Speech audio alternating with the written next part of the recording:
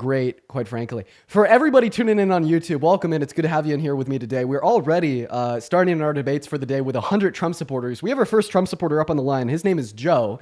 Me and Joe have already had a little bit of a conversation about abortion, and Joe is giving me an argument right now insofar as why I should be pro-life. So, Joe, I'm going to go ahead and pass the mic back to you, kind of just, reiterate how we got here and give me your position why I should be pro-life. Let's hear it, Joe.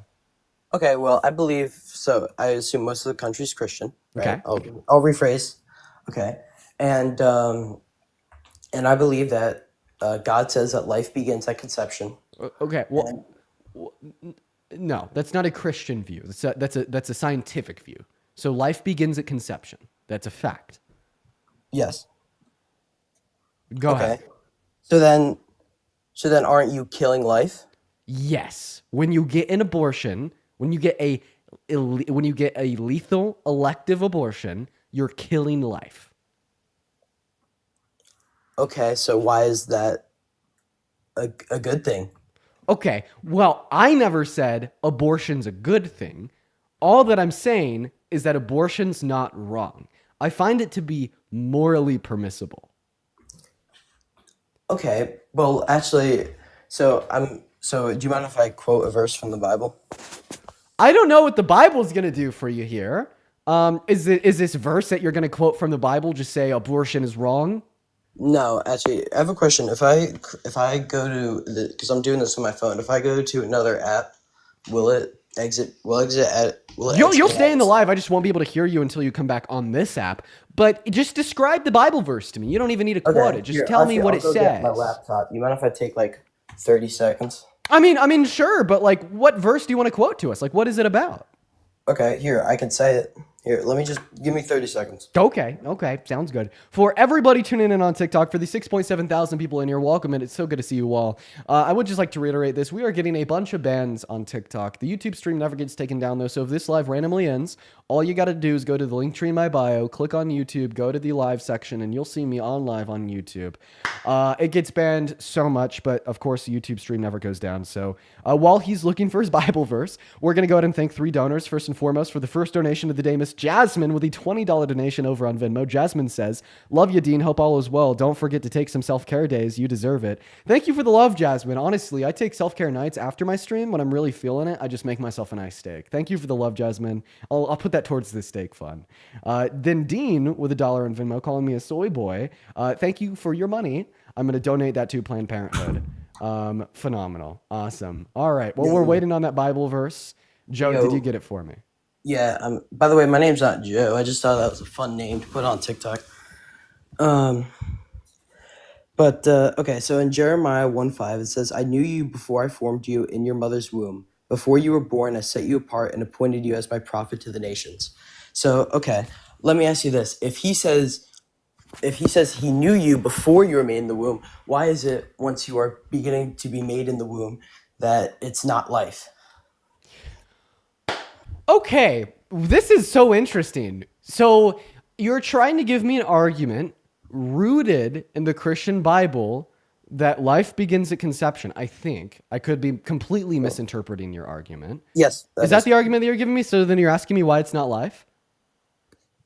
I'm asking you why it is not a life. Yes. So I told you that I think that life begins at the moment of conception. So the right answer would be it is a life. But yes, I don't think it's a life because of anything that the Christian Bible says. I think it's alive at the moment of conception. Do I need to say that for a third time? See, thank you for the galaxy over on TikTok. Okay, well, life begins as conception, right? Yes, life begins at the moment of conception. Now, where do we go from here? Okay, so then why is it okay to abort life? Because it's not always wrong to end it. It's not always wrong to end life. Do you think it is? Well, in self-defense, as you mentioned, yeah, that's okay. But if unless you're defending yourself, it's wrong to kill a life? Yes, but how are you Okay, let me ask you a question. Let me ask you a question. What's your favorite fast food restaurant?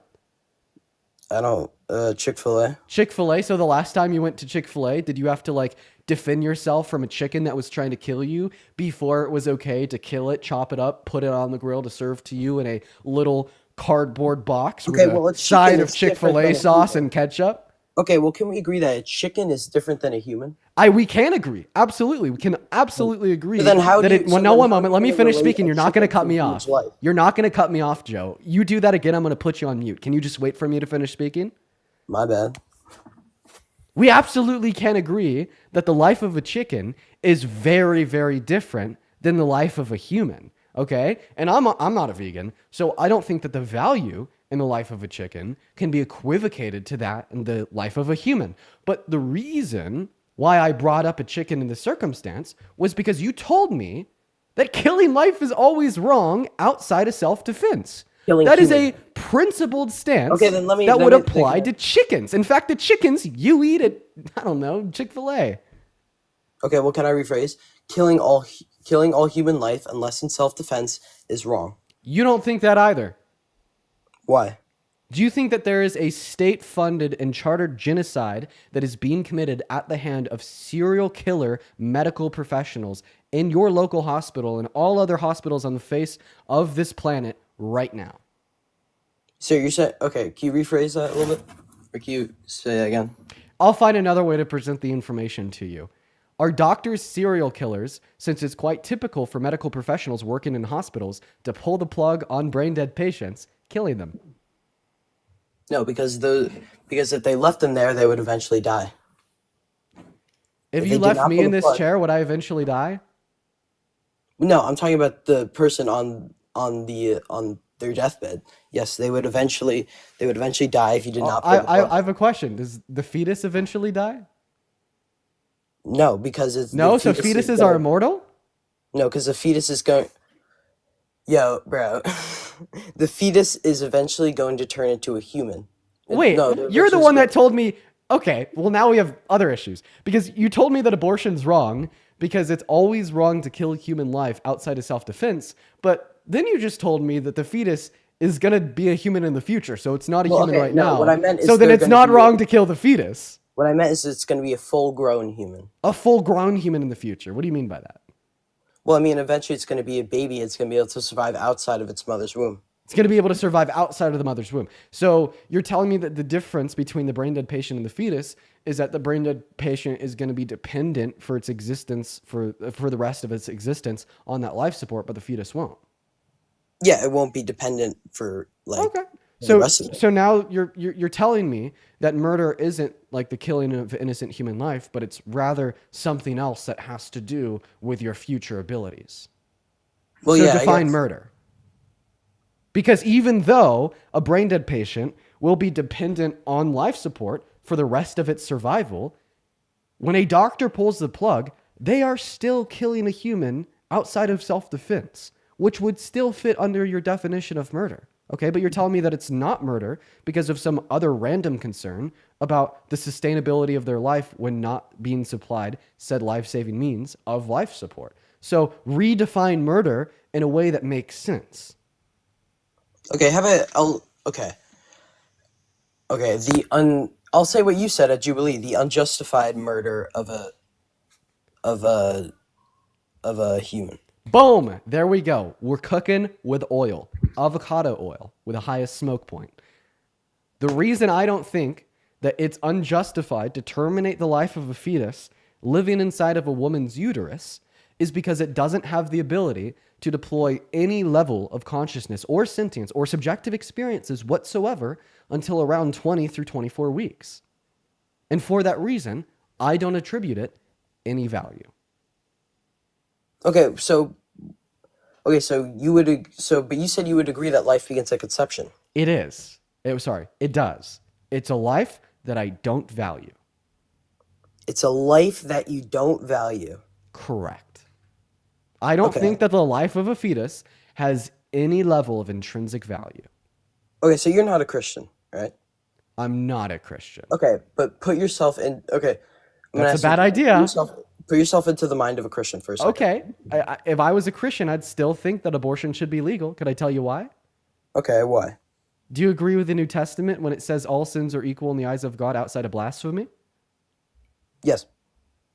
Should it be illegal to lie to your children telling them that Santa Claus exists? No, but that's like a reasonable lie. So then why should it be illegal to get an abortion? Because remember, Well, you just okay. agreed that those two sins are equally as wrong in the eyes of God.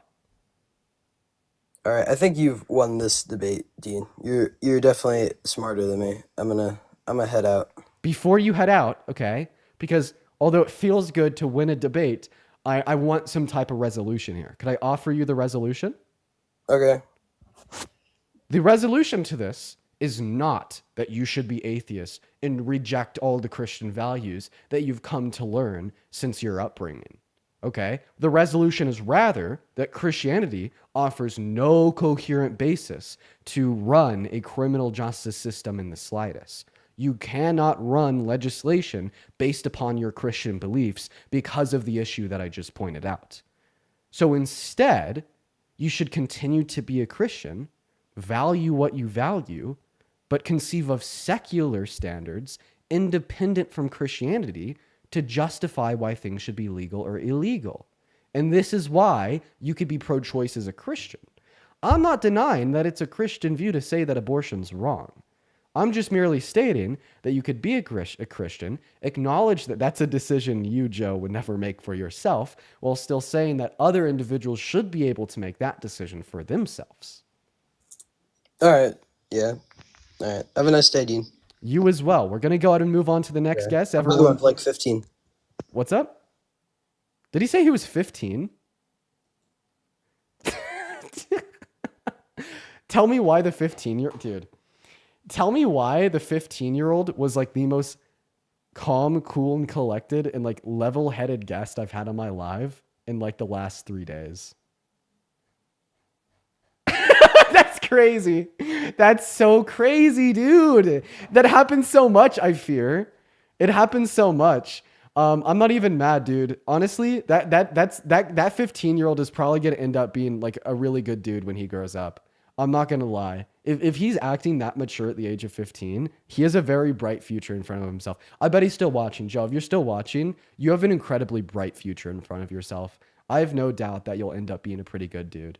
We're gonna go ahead and move on to the next guest. Everyone, just give us a moment. We got K3 loading up into the box, and yo, we just want to run through a couple donations real quick. Yo, Maria, thank you so much for the 250 Norwegian dollars over on YouTube Super Chat. Says here, have some Norwegian dollars. You and Parker are the reason I'm no longer a misanthrope. I don't even know what that is. Thank you for all that you do. Well, thank you so much for the love. I love my Norwegian dollars and my Norwegian friends watching. Thank you so much for the love. W Norwegian dollars and Norwegian friends. And then also Charlotte with the $10 donation over on PayPal. Thank you so much for the love, Charlotte. And then Kendall with the $20 donation on Venmo. Kendall says, your face right now is my face when I'm explaining to my coworkers how an email chain works.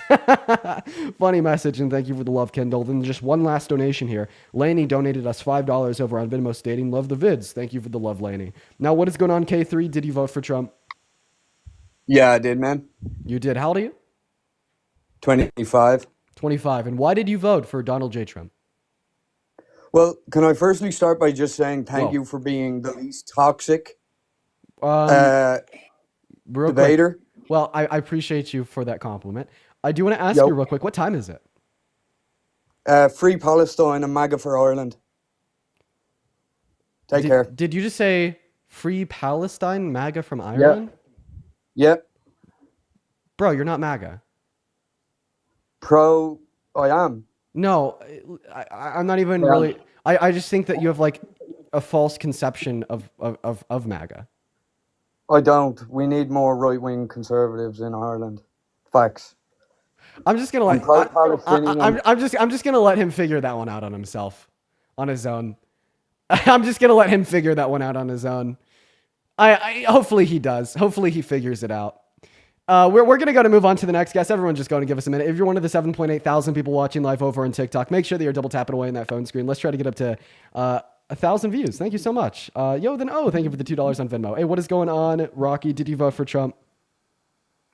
Hey, I did not, but my dad did. That's what I wanted to say. I don't know what to say to him when he's talking about immigration and stuff. What Yo, could be a I got way? you, bro.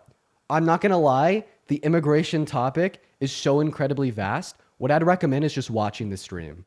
Like, I mean, obviously, immigration is a big topic that is brought up so much. if you ever just get like an hour or two of free time, just like sit and watch. You know what I mean? You will be given so many points that you could use to debate your father. What's going on, B? Did you vote for Trump? Stage fright? I get it, man. We're going to move on to the next guest. I don't think he meant to request. Everyone, just give us a minute. If you're watching and you voted for Trump, please go ahead and hop in that queue for me. We got the next guest, Jose, loading up into the box. We're going to be trying to get in. We're going to get our next debate underway as we speak. So everyone just, be patient. Sometimes it does kind of take a minute to get the next debate going. I don't know why that's the case. I mean, there's like 50 million Americans that voted for Trump. Millions of those Americans use TikTok every day. Hundreds of thousands of those Americans see my TikToks every single day. But then for whatever reason, every day, we only get like 10 of those people that actually want to come up here and debate, which is always quite funny. Daniel, what's up? Did you vote for Trump? Yeah. Age, please. I think he's a child, so we're just gonna go to move on. Then we got Jacob loading in. I don't know if Jacob is gonna load in, so we're also just gonna load in a couple other guests. By the way, hey, if you're watching the stream and you don't want to support me, keep the studio running for 4 hours a day, you can find my Venmo and my PayPal and the link tree in my TikTok bio. That's a really good way to support me. I get 100% of the proceeds on those platforms. You can also find those in the pinned message over on YouTube, as well as you can support me over Super Chat. What is up, Rio? Did you vote for Trump? My Venmo and my PayPal and the link tree in my TikTok bio. That's a really good one. Okay, sorry, they had a very crazy echo. Oh, there's actually two people. There's actually two people with a really crazy echo. Oh my God, there's a fetus with an echo. I'm so sorry, you guys. We're gonna get that next guest loaded in right now. Everyone just be patient while we get them loaded in. We get Ice Cube loaded in as we speak. Here we go, you guys. Here we go. Alrighty. Looking for that next guest. That was wild. Yeah, I don't really know what's going on today. What's up, Witters? Did you vote for Trump? Oh, shit. Did I request? Oh, my bad. No worries. It's a Brit. We're going to move on to the next guest. We got Amy loading up, guys. Please, if you're in that queue, make sure that you voted for Trump. Know the rules and respect them, please. Hello, Amy. Did you vote for Trump? Amy automatically dropped. All right. We got Marquis loading up. We got Jess loading up. We got Jill loading up. We're going to get a bunch of the cool guests up here. We got Oscar. We got Sammy. Oh my gosh, guys. We are hopefully going to be able to get our next debate ASAP. Here we go. What's up? John, did you vote for Trump? Yeah, I did. All right, John, how do you? I'm 21. 21. All right, Mr. John, go ahead and tell us all, why did you do it? Why did you vote for Trump? I've only really voted him because he's a Republican, but I don't really support Trump as a person. But so let me get this straight. At the end of the day, party loyalty is of the utmost importance to you. Not really. I just preferred him over Kamala Harris. Okay, but if you don't place much of a preface on party loyalty, then obviously what drove you to have a preference for him over Harris isn't the fact that he's a Republican and she's a Democrat, but rather because of some facts of his policy, of his plans for a country, foreign affairs, character, etc. So what about Trump makes him a better candidate than Kamala Harris apart from his party label? Okay, well, I guess John decided to head out, so we're gonna go and get that next guest up here. We got Sammy loading in. John hit it and dipped. What's up, Sammy? Sammy, I'm gonna give you about 5 seconds here to say what's up. Sammy, hit the road pretty quick. We're gonna go to get Tom up here. I always find it so intriguing how unwilling guests are to join. What's up, Tom? How we doing? Hey, I wanted to ask about your stance between the Israel and Palestine. Did you vote for Trump? I did not. I'm not American. I was just curious about your stance about the Israel and Palestine war. Okay, I'm well, it's not a war. I'm pro-Palestine, but yeah. I'd appreciate it if you wouldn't join my queue unless you are a Trump supporter. You guys, please just go ahead and respect that war. Go ahead and respect that rule for me. Please just go ahead and respect that rule for me. We're gonna get that next guest up here. What is going on, Ryan? Ryan with a $10 super chat over on YouTube. Thank you so much for the love, Ryan. You're awesome. What's going on, Jackson? Did you vote for Trump? No. Hey, man, I just want to say, I appreciate what you do. Jackson, that's very kind of you. We're going to move on to the next guest as we are just looking for the debates, but I appreciate you for your kindness, Mr. Jackson. Wow. Okay. All right. Hey, we're going to go ahead and rage debate the Republicans real quick. So there is 8.5 thousand people watching this stream. A good 3,000 to 4,000 people in here are raging conservatives that voted for Trump. You are all spineless as you're terrified of coming up here and debating me. The soy boy called you scared. What are you going to do about it? Well, there's only one thing you can do about it. That one thing would be you getting in the guest requests right now to come up here to debate me. That's the only thing you could do right now to not get dunked on by the soy boy. What is going on? Rua, did you vote for Trump? Hey Dean, I have a question on your No. I appreciate you for coming up here wanting to ask a question. Right now, just for the time being, because we've not, well, actually, we haven't talked to any Trump voter yet today, because I guess that first guy was 15. We are only looking for a Trump voter right now. Okay, we've been live for around 43 minutes. And insofar as this whole like 45-minute span, we haven't had one like actual Trump voter. I mean, we did have somebody like pose as one, but it just turned out to be a kid. But you understand what I mean. What's up, Scoobert? Did you vote for Trump? Oh, I'm on? Yeah, did you vote for Trump? Okay, hold on. Yes, I did actually. Okay, are you driving at the moment? No, I was playing GTA in the background. I didn't think I was gonna get in for a while, actually. Well, no worries. You're here now. Real quick before we start our conversation. Right. One moment. I need to thank Sniffles Of course. for the $20 super chat over on YouTube. Everyone, show some love to Sniffles. Sniffles says, started watching you about a week ago and you give me so much hope for a future. Much love to you. Much love to you as well, Sniffles. Thank you for the kind message. I love you so much. Everyone, show some love to Sniffles down below. As well as Joanne with the $10 over on PayPal. Charlotte with the $10. Jasmine with the 20 and Jasmine with the 20 cents. You guys are being so kind today. But go ahead and take it away, Scoobert. Tell us why Donald Trump was a better presidential candidate than Kamala Harris and why he still has your support today after the last month and a half of straight bullshit. The main reason that I ended up Trump, which it was actually the first time I ever voted, so it was a little bit heavy on me personally. The reason I ended up voting for him was because I felt like Kamala, if she really wanted the vote, she should have actually been doing this stuff because she was the vice president throughout Joe Biden's presidency. She could have definitely employed a lot of the stuff that she was beginning to promise at the end. And I feel like if she began to implement all of that, then she would have had my support. Because it's one thing to say things, but it's another to actually get them done. And if she actually implemented the things that she promised, I would have probably voted for her. I'm going to be honest with you. Okay, that's really why. I just want to clarify. Well, first, like the argument that you're giving us is just like a catch-22. So you can't promise something that you've already done. Okay, because if Could you repeat already, that real quick? So you can't promise that you'll do something in the future if it's something that you've already done. I think that we just need to make that clear. So every human that runs for the presidency in America has to run for the said presidency on a platform of things that they want to do for our country in the 4 years that follow their inauguration. Okay, but you cannot run on a platform of things that you've already done because definitionally speaking, a presidential platform is supposed to convey what they will do over the next 4 years.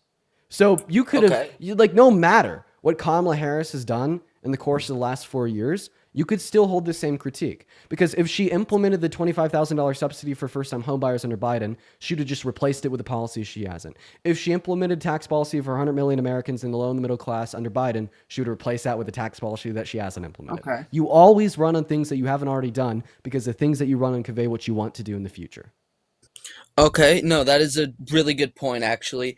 But the main thing is that she could have started implementing these things and people would have been like, oh, okay, she's getting these things done. She actually wants to make life better for all of us. She's doing these things. She's taking affirmative action. She has my vote. After seeing this, she definitely has what she has today. Oh, God, I stuttered there. Like so even when you say that she could have started implementing these things, the critique that I gave you still applies. If she already implemented them, she wouldn't be running on them at all. How about this? Here's what I think you mean to say.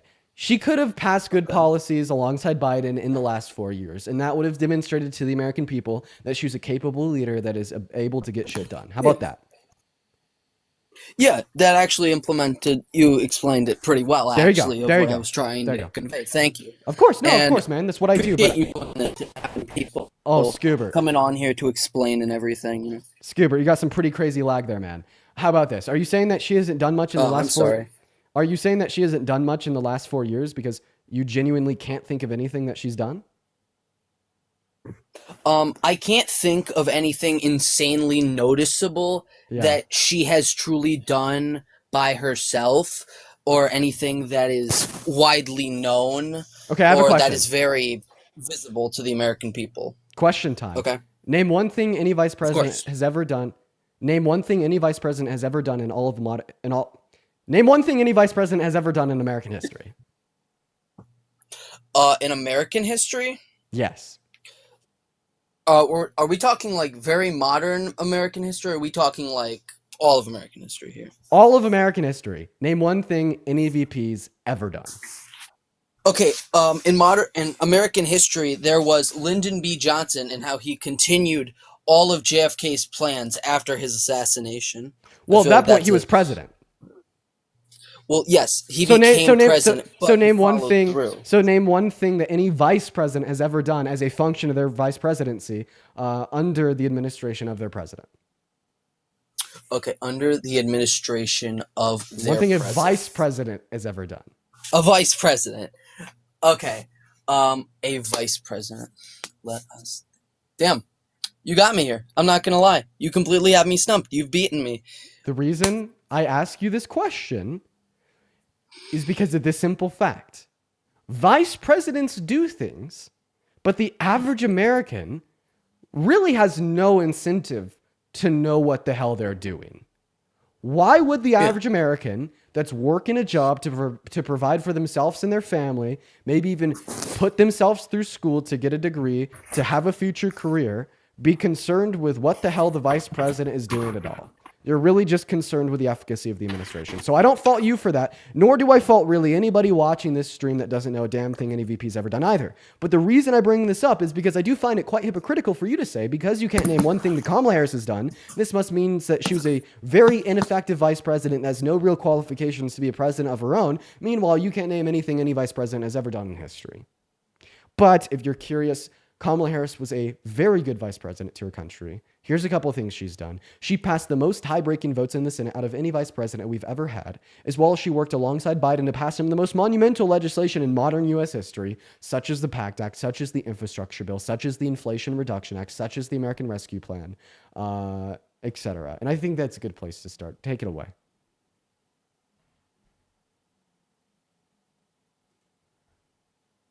You know what? I actually have a follow-up question. Can I ask you a question?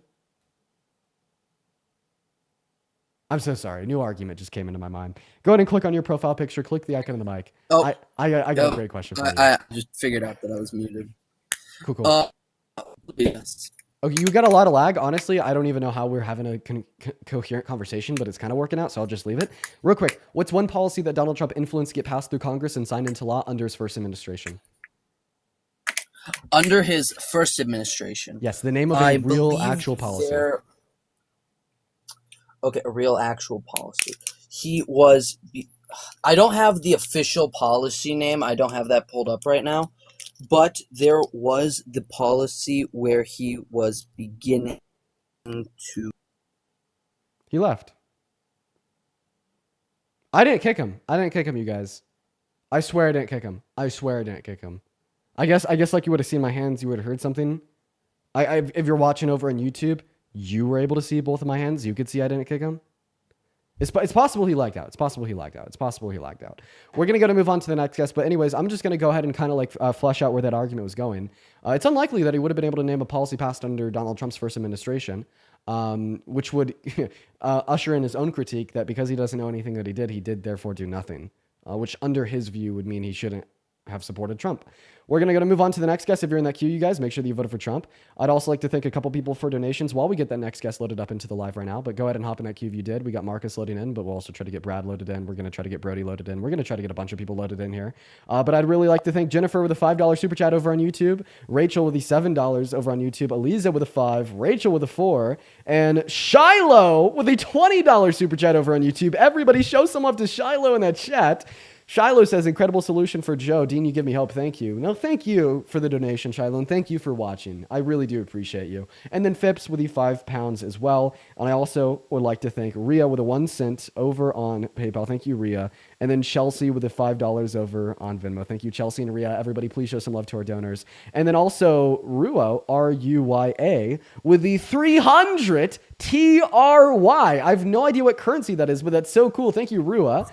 They say, my cousins voted for Trump, saying it's because of the homelessness. I'm not so sure of the U.S. I'd like to learn more. Well, in a nutshell, he's worse for homelessness as he's decreasing the purchasing power of every American that makes under $395,000 per year. As well as I'd also, real quick before we hop into this next debate, like to thank Sierra with the $20 donation on Venmo. Sierra says, so much love for you and Parker. It's been a part of my daily routine. Keep up the amazing work. Thank you, Sierra. 200 Sierra W's. And what's up, Brad? Did you vote for Trump? Yes, I did. All right, Mr. Brad, go ahead and tell us all why you decided to vote for the worst presidential candidate in modern American history. Yeah, I voted for Trump so my SNAP benefits would increase. So you voted for Trump for better social safety nets? Yeah. Okay, I'm going to go ahead and go on Google. Is Trump hurting SNAP benefits? Cool. So this actually comes from the Center on Budget and Policy Priorities, as well as the Center for American Progress, where they say that the Trump administration could leave more families hungry by cutting SNAP benefits through the new House Republicans appropriations bill for further funding. Not to mention that they also cut SNAP benefits totaling to 20 to 30% under his first administration. But he hasn't done any cuts yet, right? Yes, he cut 25 to 30% of SNAP benefits under his first administration. But I live in Ohio, and I just seen him increase every time he comes in. So you think that Donald Trump is good for low-income Americans? No, he's good for me right now. Sir, I'm going to go ahead and assume that if you are on SNAP benefits, you're obviously going to fall below certain income thresholds to meet eligibility requirements, meaning that you are a low-income American. So Donald Trump is very bad for low-income Americans. So he's actually going to make you pay significantly more in effective taxes this year compared to last just by the implementation of his tariffs. His tax plan takes money from poor people and gives it to rich people, unironically. My source on this would be the Institute on Economics and Taxation.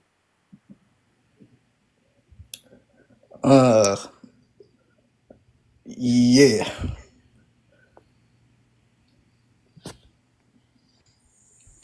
Feel free to, give me a cogent rebuttal to that as you see fit. No, he just left. Okay. We're going to move on to our next guest, Lucas. Everyone just give us a minute. And Karen, oh my God. Karen, thank you so much for the $25 donation over on PayPal. Everybody show some love to Karen. Karen says, go to law school, please. You know what? Honestly, if this whole political debater thing doesn't work out for me, I will just become a lawyer straight up and start advocating for civil rights with the ACLU or something. I'd actually find that to be quite interesting. Molly with the $5 over on PayPal. Thank you for the love, Molly. All right, what is going on, Lucas? Did you vote for Trump? No, fuck you.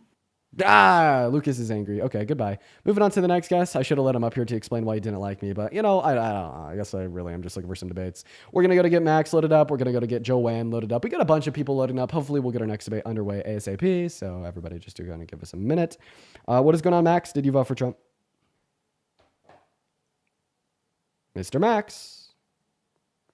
Max is not here. Okay, we're going to move on to the next guest. Here we go. We got Cud loading up in the box. By the way, I'd like to point out, you guys, the TikTok stream is very prone to get taken down. Echo. Hello. Echo. Sorry, the echo's just way too bad, man. The TikTok stream is very prone to get taken down, so if you do want to continue to watch me, if my stream were to get banned, I am also dual streaming on YouTube, as we speak. So the very easiest solution for you is to head over to the YouTube account.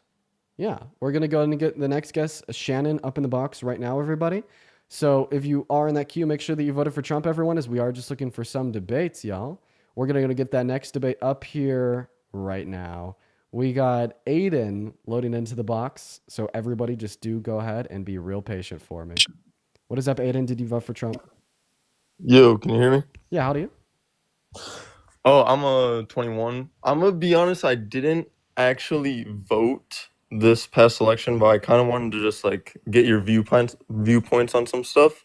Because I am pretty uneducated, but I wanted you to persuade me because I just didn't really like either candidates. I didn't fully like I just didn't really like either candidates. But the only problem I'm having with the Democrats is more so like I am just a straight white male. I don't like I just always get perceived as the bad guy, I feel like a lot of times, but I don't know, I also don't obviously support Trump and a lot of his takes on some things. And then I also the last point I'll say is I don't really stand for a lot of the pushing stuff on children. Like my biggest thing is everything should be after 18. So the whole like transitioning under 18 is kind of weird to me and stuff like that. But I don't know. I just want to hear what you have to say. Okay, well, first of all, we just simply cannot talk about TSUs on the live. Like, I mean, there's already a chance that you're going to get a flag. I'm going to get a flag and the stream could get taken down.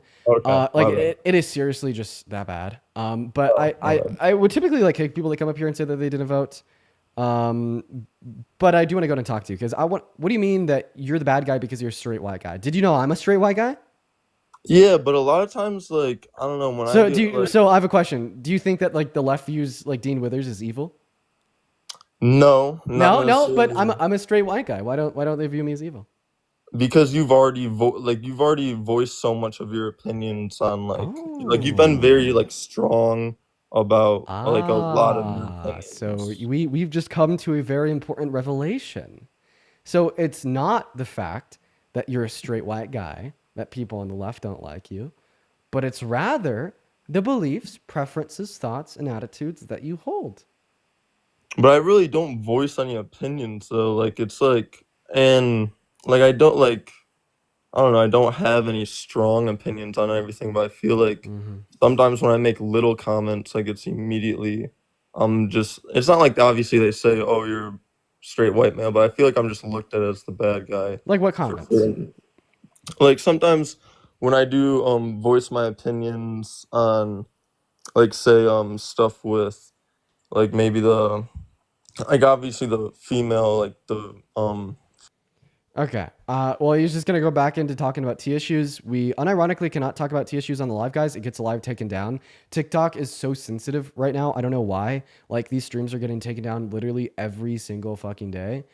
So we did just go ahead and remove him. I understand that, you know, maybe that wasn't preferable to a lot of the people watching, but unfortunately it's just something that we need to do to protect and preserve the stream. So, all right, we're going to go to get that next guest up in here right now. You guys, if you are watching and you want to support me, you can find the Venmo and the PayPal and the link tree in the bio.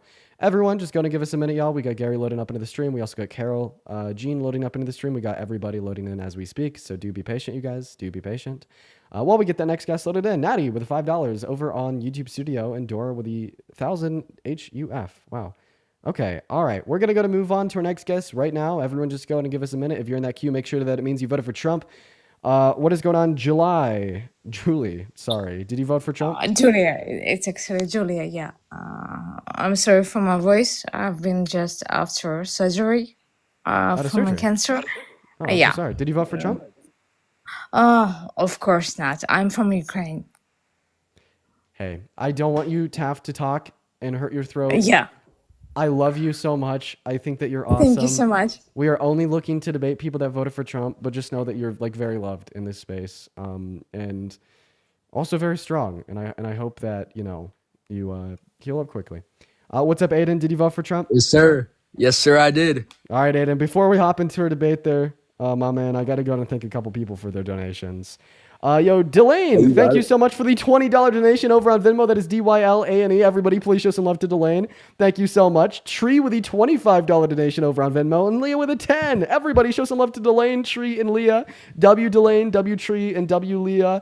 Now, shifting back to you, Mr. Aiden. Go ahead and tell us why you voted for Trump and why you still support him after the last month and a half of absolute nonsense. Because he's not Kamala. That's why I voted for him. All right. I'm going to go ahead and ask you to be as mature as you possibly can be. Is that a fair request? Yeah. But don't kick me off, though, because that just means you're scared. I'm not going to kick you. I'm not going to kick you. I'm just going to ask you to be as mature as you possibly can be and tell us. I mean, why are you saying that? It's a preemptive precautionary measure. That's all. Don't worry about it. For no reason? For the reason that I think that there's a possibility that you're very immature.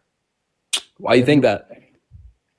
Because you just told us that you voted for the rapist with regressive economic policy that hurts anybody making under $395,000 per year, that wants to literally throw the Constitution out the window and become a dictator and erase history while hurting other countries as well as their allies and the people in those countries, like the 2.1 million Palestinians living on the Gaza Strip because he's not Kamala Harris.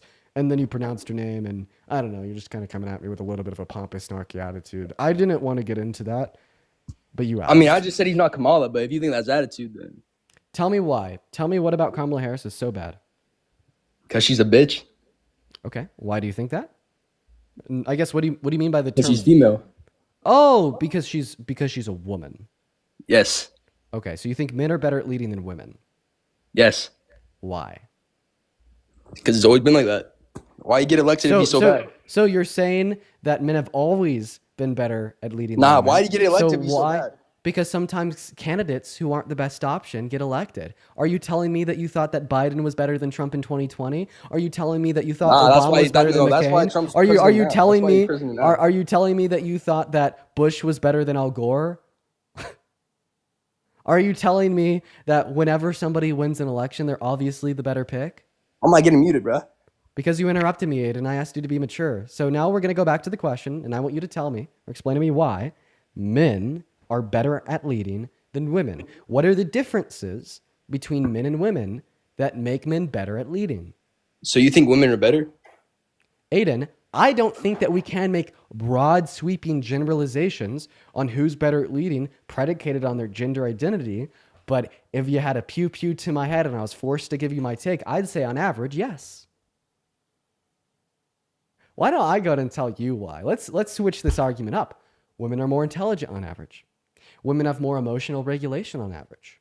Women are less likely to engage in emotional, reckless behaviors, such as violent crime, such as drunk driving or gambling, not to mention that they're more sound in a consideration of logic and strategy, and that's why they outperform men in the context of short-term trading in the stock market and in STEM-related fields such as surgery.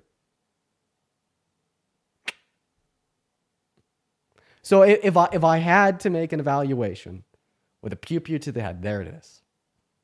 But at the end of the day, I think it's wrong to say that one gender is better at leading than the other. No, for sure. But like, you'd rather have a woman lead the country rather than a man. That's what you're saying. I don't choose a leader based upon their gender identity. I'm not saying that, but you'd rather have that? I choose a leader based upon what they want to do for the country. If it was up to you. This is like you asking me, would I rather have somebody with red shoes run the country than somebody with blue shoes? I don't think, as I've already stated, I'm not talking about colors or shoes, bro. I'm talking about genders. But I'm saying that the color of somebody's shoes is just as irrelevant to their ability to be able to lead as one's gender is. I don't think that gender identity gives us any type of reference insofar as how good somebody is at leading or not at leading. But I did give you an argument that would lead to the conclusion that women are better at leading. Can you tell me the differences between men and women that make men better at leading?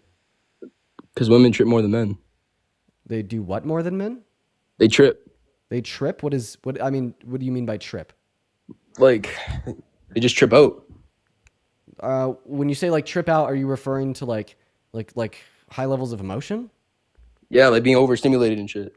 No, men experience higher levels of emotions with more emotional reactions than women. Why do men commit 92% of all violent crimes, including violent crimes that wouldn't include like physical strength, such as cyberbullying with threats of violence? Because there's more pressure on us than there are women. To do what? To like be better. To be better? So you're saying because people want men to not be to be good, therefore men bad? No, bruh. No, bruh. So then why do men commit 92% of violent crimes? Because that's just also I just want to point out that what you just told us was like incredibly fucking wrong. I mean I could just there's more pressure on men in society to be better than women, and how incredibly fucking wrong is that is. Hey man, all that I want you to do. Okay, yeah, goodbye, Aiden. Nah, that's crazy. Sorry, he got us an FYP restriction, so we had to move on. Like all that I want you to do is like literally go ask your grandma about like classes that she had to take in school. For like, what is it called? I don't know. I've had my grandma explain this to me. Like there straight up used to be classes for young women on how to be proper, like on how to act proper in a society. Like there's always been more pressure on women. to be like better, quote unquote, compared to women, compared to men. What's up, AMA? Did you vote for Trump? Etiquette. Yes, etiquette classes. Yes. Unironically, go ask your fucking grandma about etiquette classes, okay? Like, for so long in America, like, women had to seriously go through etiquette classes to learn how to be, like, a proper woman. And you're gonna sit here and tell me that men are held to a higher standard to be better than women in society? Be so fucking for real. What's going on I'm just gonna call you the official. What's up? Did you vote for Trump? Yeah, I did. You did? How do you? 26. 26, great. Before we hop into our debate, I want to go ahead and thank Sandra for the 15 pounds over on YouTube Super Chat, saying much love from Germany. I do really appreciate you for that love, Sandra. Everybody, please show some love to Sandra down below in that chat, literally right now. Thank you so much, Sandra. You are awesome. Huge shout out to Sandra. All right, man, go ahead and tell us why you voted for Trump. I'm all about ethnic cleansing, yo. You're not about ethnic cleansing? I'm guessing. No, I said I'm all about it, 100%. Are you rage baiting? No, I'm being dead ass. Okay, so why do you think ethnic cleansing is good? I mean, I'm surprised that those words are coming out of my mouth, but here we are. Get them out of there. Okay, why? Why not? Why not? Because it's a human rights violation. There's one reason, right? Okay. Fuck it. Okay, fuck it. Why? Sophia, thank you for the $10 over on YouTube Super Chat. I do really appreciate you for the love. I just want to ask you a quick question here. How many continents are there? 1,100. Yeah. And how many branches of government are there? Trace. 3? Can you name them? Yeah, sure. Do it. So you got the executive branch. You got the judicial branch. Mm-hmm. And then you got the legislative branch. Yeah, I mean, I just watched you wait for the chat to be able to name them until you did. I would also like to ask you one last question here. When do they celebrate 4th of July in the UK? On the 5th of July. The 4th of July is a specifically American holiday. Obviously. Yeah. Anything else you want to share with us why Donald Trump is a better candidate than Kamala Harris? No, that was it. No, that was it. Could you spell ethnic cleansing? No. ETHNICCLEANISNG. I have no fucking clue what he spelled, but it definitely wasn't ethnic cleansing. We're going to go to move on to the next guest here. Everybody just going to give us a minute, y'all. What's going on, Bobby? Did you vote for Trump? Bobby, hello? Okay, well, Bobby just dipped, so we're going to move on to the next guest. Everybody just go and give us a minute, y'all. Hey, by the way, if you're watching and you want to support me, you can find my Venmo and my PayPal in the link tree in the bio over here on TikTok or in the pinned message on YouTube, or you can also support through Super Chat. Hey, what is going on, Kevin? Did you vote for Trump? I actually vote for Kanye. Okay, bro. What is up with all the rage baiters? Nah, I'm dead. I'm fucking with you. Yeah. All right, we're gonna move on to the next guest, bro. Did anybody see like the interview? Like, I'm not gonna say anything more than that because I don't want to give it unnecessary advertisement. But if you know, you know, dude. Holy shit! I mean, you guys like all know my thoughts on Kanye, but like, he's so corny. Like, you all know my thoughts. You don't even ask me. Of course, it's insane. Of course it's so bad. Of course it's racist. Of course it's like all of these terrible things. But like, he is so fucking corny. That was such a hard watch, not only because of what he was saying, because of how goddamn corny he is. I'm evil. Oh my God. We're going to go ahead and move on to the next guest. We got Real King loading up into the box. Everyone just go ahead and give us a minute, y'all. Do be patient, you guys. What is going on? Did you vote for Trump? Real King? What's up? Yeah. All right, bro. What's that? Well, I want to go back, first of all, to what was the claims you made before? I've been on for a while and half paying attention. I want to go back to the claims you made to the guy about the dictators. Oh, okay. You're referencing like the first claim on the live. So somebody came up here and asked me if I thought that Trump was a fascist. I said yes, and he asked me why. Then I identified how he would align with like the 14 like pillars of fascism. Okay, so that's the part I wasn't fully paying attention to. Okay. Could you go into that? Well, it's honestly like quite a long discussion. What I'd recommend doing is like just seriously going on Google, typing in the 14 defining characteristics of fascism, and I feel like you can kind of walk yourself through why a liberal might say that Trump would align with those things. I guess I could describe them on the live, but it is like it'll seriously just be like 3 minutes of me yapping. Okay, got you. If you want me to do it though, let me know and I will. But it's gonna be like a holy yap. It's okay. I'll look into it after for sure. All right, cool. What'd you my vote next for? So for me, it was more of the lesser of two evils. I'm not necessarily a massive supporter, but I will say one thing that sold it for me was in a certain interview, she said she was asked what would she do different under the Biden administration or from the Biden administration, and she said nothing comes to mind. Yeah, because I think that she's proud of a lot of the policy passed under the Biden-Harris administration, and I have to absolutely agree. Their domestic policy was like top tier. It was very, very good. Would you be able to name one bad domestic policy that the Biden-Harris administration passed? A lot of bad things went on during the administration. For example, people coming in the country that didn't belong coming in. You Talking had about undocumented migrants, right? Yes, correct. Yeah, the Biden-Harris administration had better proposed immigration policy than Donald Trump. Why were these policies not implemented? Why were they not implemented? Well, the bipartisan border bill, which is what I'm referencing, wasn't implemented because Donald Trump told the Republicans in Congress to vote against it because he didn't want the Biden-Harris administration to pass better policy than him. So why, under the administration, where I live, were bus loads coming in for free? And So getting are you talking about getting free hotels? So you're talking about asylum seekers. It's because a lot of people were seeking asylum during COVID. But a lot of these people turned out to be gang members in my area. You're talking about asylum seekers being like gang members? I don't think that's true, man. I mean, I came into contact with them. There were gang members coming in for free. So undocumented migrants are 2 times less likely to commit violent crimes compared to natural-born U.S. citizens. So, there's a lot more this is even natural-born US like citizens. asylum seekers. Asylum seekers are even less likely to commit violent crimes. So I'm going to go ahead and dispute the validity of your claim. Do you care? Do you care like about like violent offenders roaming free in the streets of America? And you think that the Biden-Harris administration was bad because they allowed that to happen? Yes, that's Would you think correct. they're worse if they intentionally caused that to happen? Well, yes, that would be worse. Yes. Do you think that'd make them go down as one of the worst administrations in modern American history, if not all of all of American history? If they intentionally cause violent offenders to be roaming free in the streets of America, maybe they let them out of jail or something.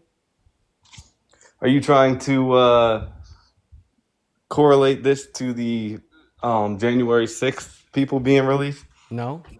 I support his January 6th pardons. I'm asking you about the Biden-Harris administration because you might be able to change my mind here. So just out of curiosity, if they willfully and intentionally let violent offenders out of jail to roam free in the streets of America, would they go down as one of the worst administrations in American history? Not necessarily the worst. There's been some bad ones, but No, yes, I it know, would be but good. one of the worst. Yeah, sure. Okay, so I lied to you. That was a correlation to January 6th. And Donald Trump did willfully and intentionally let 60 violent offenders that beat up cops and drove stun guns into their necks trying to kill them that then pled guilty to their crimes and got locked up in jail out of jail with a presidential pardon labeling them as patriots. So does this mean that Donald Trump's administration has now gone down as one of the worst administrations in all of American history? So if you're going to use the January 6th rioters as as an example of that, then you have to then admit as well that the people that were rioting during the BLM times should be held to the same standard. Yeah, I have a question. Who is one BLM rioter that drove a stun gun into the neck of a cop that Biden then called a patriot and let out of jail? They were destroying innocent businesses that had nothing to do with the problem. Oh, okay, so then answer my question. Name one of these rioters that assaulted a cop that the Biden-Harris administration called a patriot of this I thought country you and guys let out of didn't jail. like cops.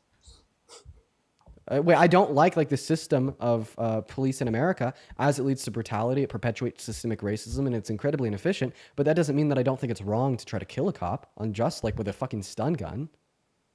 So is it then wrong to try to kill an innocent business owner? So name a BLM rioter that tried to kill an innocent business owner that got locked up that Biden then called a patriot and let out.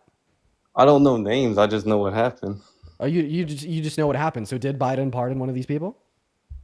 He didn't have to. They didn't get locked up to He begin didn't with. have to. So then what's the correlation here? Because I'm specifically asking you a question about your president, Donald J. Trump, willfully and intentionally letting a violent offender out of jail to roam free in the streets, labeling them as patriots, saying them that they were politically prosecuted. And then you're taking that as an opportunity to completely pivot, completely change the conversation back to the BLM riots, which, by the way, didn't even happen under the Biden-Harris administration, happened under Trump's administration. And you're trying to make a correlation. And I think it's really funny when you try to make a correlation here, because you obviously don't give a shit about the violent offenders that Donald Trump let out of jail for beating up cops on January 6th, but then you pretend to give a shit about BLM rioters and protesters who were like predominantly Proud Boys that were actually doing the bad stuff. But I want you, without pivoting, to respond to my question. Do you condemn the Trump administration and label them as one of the worst administrations of all of modern American history for willfully and intentionally letting violent offenders that beat up Trump's trying to unalive them out of jail, calling them patriots to roam free on your streets, sir? Because when I asked you the same question about the Biden-Harris administration, you didn't have to think about it at all. You didn't have to sit there and ponder for a damn second or two. You told me with a straight face, with full conviction, that they would go down as one of the worst administrations in our country's history for exactly what Donald Trump did. So tell me, do you hold that same energy towards Donald Trump, or do you instead completely deflect, deny, and change your stance just because it's no longer the 82-year-old white guy that's a little bit incoherent, but now it's a 78-year-old fucking rapist that's a little bit orange? No, I don't agree with your correlation there. I don't think it's the same thing. Okay, so you do not think that Donald Trump pardoning DJ Rodriguez was Donald Trump willfully and intentionally letting a violent offender that beat up a cop out of jail to roam free in the streets? I don't think that was necessarily the right move there, but it's not the same. Explain, do you agree or disagree that Donald Trump pardoning DJ Rodriguez, who pled guilty into driving a stun gun into the neck of a cop on January 6th and went to jail, that Donald Trump then pardoned, was it an example of Donald Trump willfully and intentionally letting a violent offender that beat up a cop out of jail to roam free in the streets? Is that an adequate, appropriate, and honest evaluation of one of Donald Trump's pardons, or is it incorrect? Is it incorrect? It's not equivalent to what you were stating, but I don't think I necessarily... Just answer my question. I just did answer your question. No. Is it equivalent or not equivalent to Donald Trump willfully and intentionally letting a violent offender out of jail to roam free in the streets? I think I said like 3 times it wasn't equivalent to what you just said. Okay, so are you saying that Donald Trump didn't intentionally pardon DJ Rodriguez? Are you saying that Donald Trump didn't willfully pardon DJ Rodriguez? Are you saying that DJ Rodriguez was not a violent offender? I think DJ Rodriguez deserved to remain in prison. I will say that. You're not answering my question, because I gave you 3 characteristics of what I perceived Donald Trump to have done. I said that Donald Trump willfully and intentionally let a violent offender out of jail to run free in the streets. And you're saying that that is not an appropriate evaluation of Donald Trump's pardon of DJ Rodriguez. So tell me why it's inappropriate. Are you saying that that's not an appropriate evaluation because he didn't willfully do it? Are you saying it's not an appropriate evaluation because he didn't intentionally do it? Are you saying that it's not an appropriate evaluation because DJ Rodriguez was not a violent offender? I said your original statement was not an equivalent accusation, is what I said. Well, I'm asking you about the statement. Donald Trump willfully and intentionally let violent offenders out of jail that beat up cops to roam free in the streets. Is that an appropriate evaluation of Donald Trump's pardon of DJ Rodriguez? That's an appropriate evaluation. Okay. So would you ever support a president that willfully and intentionally let violent offenders out of jail to roam free on the streets? Again, when it's that versus the same but worse, yes. Okay, so what did Kamala Harris do that was worse than willfully and intentionally letting violent offenders out of jail to roam free in the streets? Name one action that Kamala Harris partook in that was significantly worse. They showed their support for the rioters that were destroying the businesses that I mentioned before.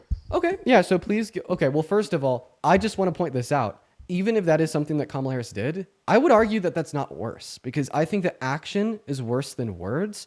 And you're saying that Donald Trump not only showed his support for the people that tried to kill the cops, but actively let them out of jail to run free in the streets. Meanwhile, Kamala Harris just merely showed her support to the rioters that threatened the lives of business owners. So I actually still think that if that is something Kamala Harris did do, it's still not as bad as what Trump did, but still simultaneously speaking, that is not something that Kamala Harris did. They did. They both voiced their support, but also you can't actively release someone who hasn't been imprisoned. Okay, so it should be pretty easy to find where they voice that support. Go ahead and give me a quote from Kamala Harris, where it's evidently clear that she is supporting the violent rioters that were threatening the lives of business owners. Man, you think I keep these things like on hand? These were live streams I watched during COVID. Well, I do expect you to provide evidence for your claim. Now, I will not be condescending or rude to you if you don't have the evidence on standby, but I will provide you with an ample opportunity to now leave the TikTok app while still connected to the live. Go to Google and find evidence. You will remain connected to the live. We just simply won't be able to hear you until you get back, and we don't mind waiting. All right, give me one. All right, while he's looking for that, we're going to go and get another guest up here just so we could have a debate in the meantime. If you guys are enjoying the live, guys, make sure that we're double tapping and sharing the stream out with a handful of friends.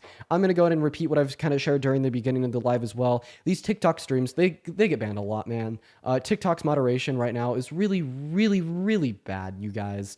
If the stream gets taken down, and you'll know that it gets taken down because it'll just randomly stop, go to the link tree in the bio, and you can find me live on YouTube. What is up, Carol? Did you vote for Trump? Yes, I did vote for Trump. Fetus. Okay, moving on to the next guest. Just give us a minute here. We got Antonio loading up into the box, y'all. Everybody just going to give us a minute while we get that next guest up here. We got Grace loading in. We honestly got a lot of people loading into the live right now. I think that we'll be able to get another debate going really, really, really quickly here. We got Shannon loading up. Hey, what is going on, Gracie? Did you vote for Trump? No, but I'm going to say something. You're an awesome person, Gracie. We're going to go to move on to the next guest, Traffic Sig 250 here. We're going to go to move on to the next guest. What's up, Traffic Sig? Did you vote for Trump? No, wait, I didn't mean to join. You didn't mean to join? No worries, man. Guys, make sure if you're in the queue that you mean to be there. Now, you could very easily figure out if you're in the queue by just looking down at the bottom of your phone screen and checking real quick. And you know, just please leave if you're not a Trump supporter. It'd make this stream a lot easier on me and everybody else here while we have this guest down there looking for their evidence. So let's go and get that next guest loaded in right now. We got a couple people loading in. I feel like we'll be able to get the next debate ASAP. I guess while we're waiting for everybody watching, if you guys could please double tap on that phone screen, that would be great. Yes, I did vote for Trump. All right, River, least obvious troll ever, right? Yeah. That's what I thought. Next guest is loading up. Here we go, everybody. What's going on, Lobster? Did you vote for Trump? Yes, sir. Awesome. Before we hop into our discussion, I got quite a few people to thank, honestly. Jennifer, thank you for the $10 super chat over on YouTube. W's for Jennifer in the chat. Jennifer says, you should set aside some time to talk to your supporter and friendlies. Dude, I agree. That'd be a lot of fun. Sophia, thank you for the $10 super chat as well, saying, hi, Dean. Me and my friend Ella watch your streams all the time, so thankful for what you're doing. Thank you for the love, Sophia. That's awesome. Everybody, show some love to Sophia. And then also Thomas with the $20 donation over on Venmo. Let's go, Thomas. That's so kind of you. Huge W's for Thomas down below in the chat with a $20 Venmo donation. We all love you here. We all love you here. I'd also like to thank Annie for the $20 donation on PayPal. 200 W Annie's down below. Annie says, Dean, I just blew the Starbucks. I'm just not going to read that. Cheryl, thank you for the $37 donation over on PayPal. Holy crap, Cheryl. That's so much money. That's so kind of you. Thank you, Cheryl. Cheryl says, thanks for being you. You have a wonderful and bright future ahead of you. Thank you so much, Cheryl. Dude, at least 400 W Cheryl's down below. And Elizabeth with the $20 donation as well. 200 W Elizabeth's down below in the live chat. Show love to Cheryl. Show love to Annie. Show love to Elizabeth.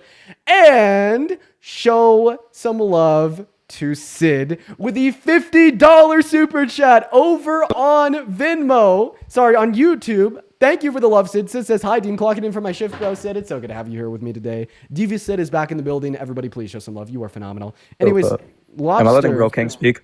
Because he just joined back. What's that? He just joined back, Real King. Am I letting him speak? Or because he just joined back after he's getting his evidence from Google? You let him leave. Yeah. Like, is he speaking for me? Yeah, do you mind waiting? Yeah, sure. I don't care. Awesome. So Real King, go ahead and take it away, man. All right, so I didn't find anything on mainstream Google. Of course, you never do. Dude, come on. During the time. No. Did you mean that? Mean what?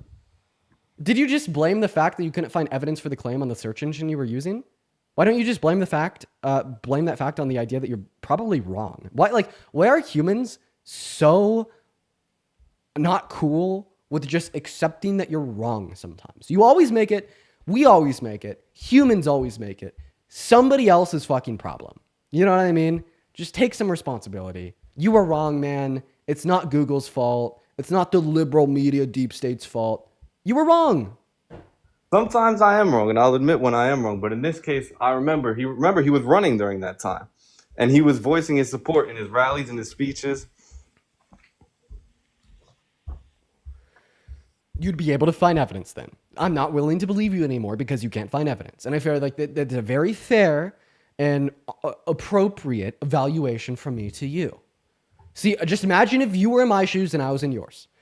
I make a terrible claim about Donald Trump. I said he did this really bad thing. Okay, then you're like, Dean, I can't believe you unless you give me evidence. So I'm like, okay, I'm going to go try to find some. And I spend 5 minutes Googling and I come back empty-handed and I say, well, it still happened, but obviously this liberal search engine wasn't willing to give me the evidence.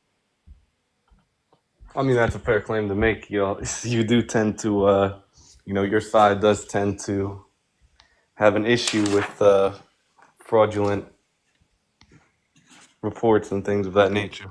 No. Well, how about this? I think that mainstream media could lie, but I think that nobody lies more than Donald J. Trump.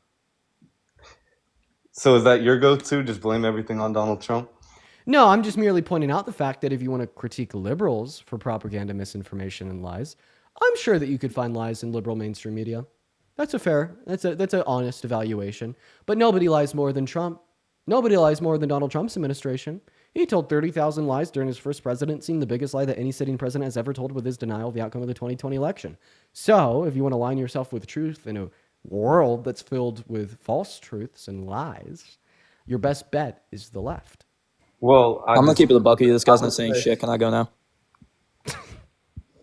I would say I don't want to talk about his first administration because I was 12 years old, but he's doing what he said he would do right now. I'll tell you that. Okay. So what's your favorite Donald Trump policy that he's implemented since the start of his second administration? Getting violent criminals back. Yo, I've waited for my fucking turn. Please go. Jesus Christ. Yo, do you want to pull up for a fade, bro? TikTok live is insane. Oh my God, it's not that deep. Please go. It's not that deep, but you're the one yelling at me. So I just want questions. I want to be educated. I want to talk about fucking politics. You're on my dick for no reason. Please go. Jesus Christ. Bro, suck my dick, pussy. Yeah, it's probably fucking 2 inches. Get the fuck out. Come collect your fade. I'm looking for it. Fucking teeny weeny. Get the hell out. God damn. Pull up to Tom's River. Pull up to Dean, Tom's River. please kick this kid. Please. Fade. Please. Thank you. Okay. Yo, dude. Yo, MAGA on MAGA warfare. I just want to clarify, the only reason why I kicked him there was because of TikTok terms of service. That shit, like what he said will get me banned. It's even quite possible that what you said will get me taken down. My bad. I didn't mean to. I'm not that aware of TikTok POS. So I do just kind of want to reiterate for everybody watching the live right now, for the 9.3 thousand people in the TikTok, if the stream does get taken down because of what Lobster said or what that last guy said, just go to link tree in the bio, go over to YouTube. But Lobster, you voted for Trump? Okay, so I'd like to say yes, I did, but I had somewhat of an open mind before the election, and I kind of have a question/statement. I voted for Trump because of my belief on his gun policy. Now, here's the question for you. Kind of, what is your stance on gun control / Kamala Harris's? Because I kind of need to be educated on that. It's more of a question than a statement. Okay, yeah, for sure. So, I mean, like, my stance on guns is pretty simple. I think that individuals should be able to own guns. I just think that there should be more restrictions. I mean, if we're licensing one's ability to drive a motor vehicle because of the threat that they could propose if used in the correct manner to other individuals on the road, I think that we should do the same things with firearms. And, I think that's a pretty, like, common sense idea. Insofar as what Kamala Harris's stance was, I don't think that she really had a solidified stance. I know that under the Biden-Harris administration, they didn't pass any gun control whatsoever. They just kind of did advocacy within different groups across America. But like, she did say that she wanted to try to ban ARs. But I could like give you with a certain degree of confidence that would not have happened under her administration because of the incredibly conservative leaning Supreme Court as is. So it's likely that under like a Trump administration right now, or if Kamala Harris became president and was serving right now, then we wouldn't really see any material difference insofar as a policy that is or isn't implemented as it does relate to gun control. Okay, that was mainly my question because I found the Kamala Harris administration to be kind of vague on their gun control stance, because the kind of term that I find thrown around in the left is assault type weapons, which is very vague when it comes to gun terms, which is why I was a little bit confused on what their actual plan was. Again, question for you, quote unquote, do you believe in banning assault type weapons? I don't know if I have a stance. I'd probably have to put more thought into it. I think that like I'm probably like not as educated as I should be as it relates to gun control as is, just because it wasn't like there was no material difference insofar as a policy from either candidate. Like, I'm sympathetic to a lot of arguments that it would relate to banning them, but I think that there's like other methods that could be explored, such as simply like heavily restricting ownership to like specific licenses, and that's why I just pretty agnostic right now. But why did you vote for Trump? So what made Donald Trump a better candidate than Kamala Harris?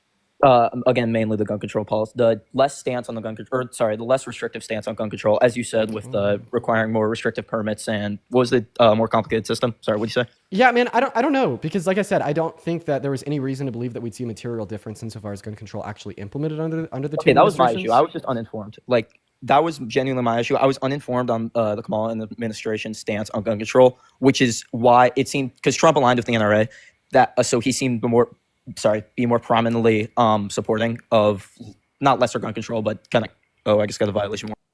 Yeah, he got flagged for the statement. Luckily, we didn't get a flag. So we're going to move on to the next guest. Sorry, Lobster. Lobster in the chat just said, what do I do? How did you type that so fast after I just removed you? Dude typed, what did I do in the chat? Like, literally, like a fucking picosecond after he got banned. Dude, what? How did he do that? How did he type that so fast? That was so fast. No, dude, it was from what you said to the first guest when you joined in. TikTok TOS is heavily restricted. I wish that I could have a longer conversation with you, honestly. We're going to move on to the next guest, everyone. Yeah, L TikTok. I'm not going to lie. I wish I could have had a longer conversation with him. We're going to get that next guest up here. We got Michael. Not to mention that he was absolutely fucking cooking that other guy in the live. He was absolutely cooking him. That was crazy. What is going on? How do you? Hello. Hey, what's up? Did you vote for Trump? I did not vote. Would you have voted for Trump? If I had a gun to my head and I had to vote, I would have. I'm of age. I didn't care for either party. Okay, I guess we'll go to move on. I feel like if you were like more sympathetic to saying that you would have voted for Trump in retrospect, like I would leave you on the live, but I don't know. We're gonna move on to the next guest. We got Katie loading up in you guys. If you are in the queue, make sure that you voted for Trump. We are just looking for Trump supporters. Then I will just go ahead and repeat this for like everybody in the stream. If you are one of the 9.4 thousand people in the stream right now, and the stream does get taken down because TikTok really does like to ban us a lot, go to the link tree in my bio, go to the YouTube, and you will see my live stream on YouTube where it will continue, and you can kind of keep up to date with where we're going, where we're moving for other debates, etc., etc. But hopefully we'll be able to make it through the entirety of the day without a ban. That's kind of the hope. What's up, Katie? Did you vote for Trump? I did not, but I would have. Okay, how do you? If I had voted. I did not vote for anyone. How do you? I am currently 18. I was not 18 when the election took place, but yeah, sure. I live in a conservative house, so I probably would have also voted for Trump. Sure, that's fine. Let's just get a quick confirmation on the age. What year were you born in? I was born in 2007. 2007. February 8th, 2007. Okay, yeah, you would have turned 18 after the election. That's fine. That's fine with me. Yeah, so why do you support the Trump administration? For me, it would have been more of a situation with the housing prices. I feel like under the Biden administration, housing was really extremely expensive. And when Kamala went on the show and she said that she wouldn't do anything different than the Biden administration, that sort of sparked a red flag for me that I wouldn't be able to buy a house when I move out of my parents. Katie. So that was mostly my reason. Katie. Kamala Harris ran on housing affordability policy. And in fact, the policy was designed for you, a first-time homebuyer. So she ran on a $25,000 subsidy. She wanted to give you $25,000 to buy a house. Okay. Then why didn't she mention that when she was asked what she would do differently? It just seems to me that there was some sort of. I want to clarify. So she was asked a question: what would have you done differently than Biden? That was probably what she would have done differently in the last 4 years. Not with her campaign moving forward. And she made this housing affordability policy literally so well known. In fact, I'd even argue that her $25,000 housing affordability policy was her most known policy of the entirety of her administration. So I just want to ask a quick question. What is Donald Trump's housing affordability policy? See, that I'm not entirely sure on. Okay, I told you I lived in a conservative house. And I'm getting the information from my parents. But as someone who is currently I live in New Jersey. Wait. What did your parents tell you his housing affordability policy was? Again, they told me was that his main goal was, number one, to get illegal immigrants out of this country. And when there are illegal immigrants in here, they are purchasing houses and they're just skyrocketing prices, everything like that. Plus the other aspect, I actually did have a question for you on this. Housing prices go up. Housing prices go up when it is the case if we were to do mass deportation. Do you want to know why?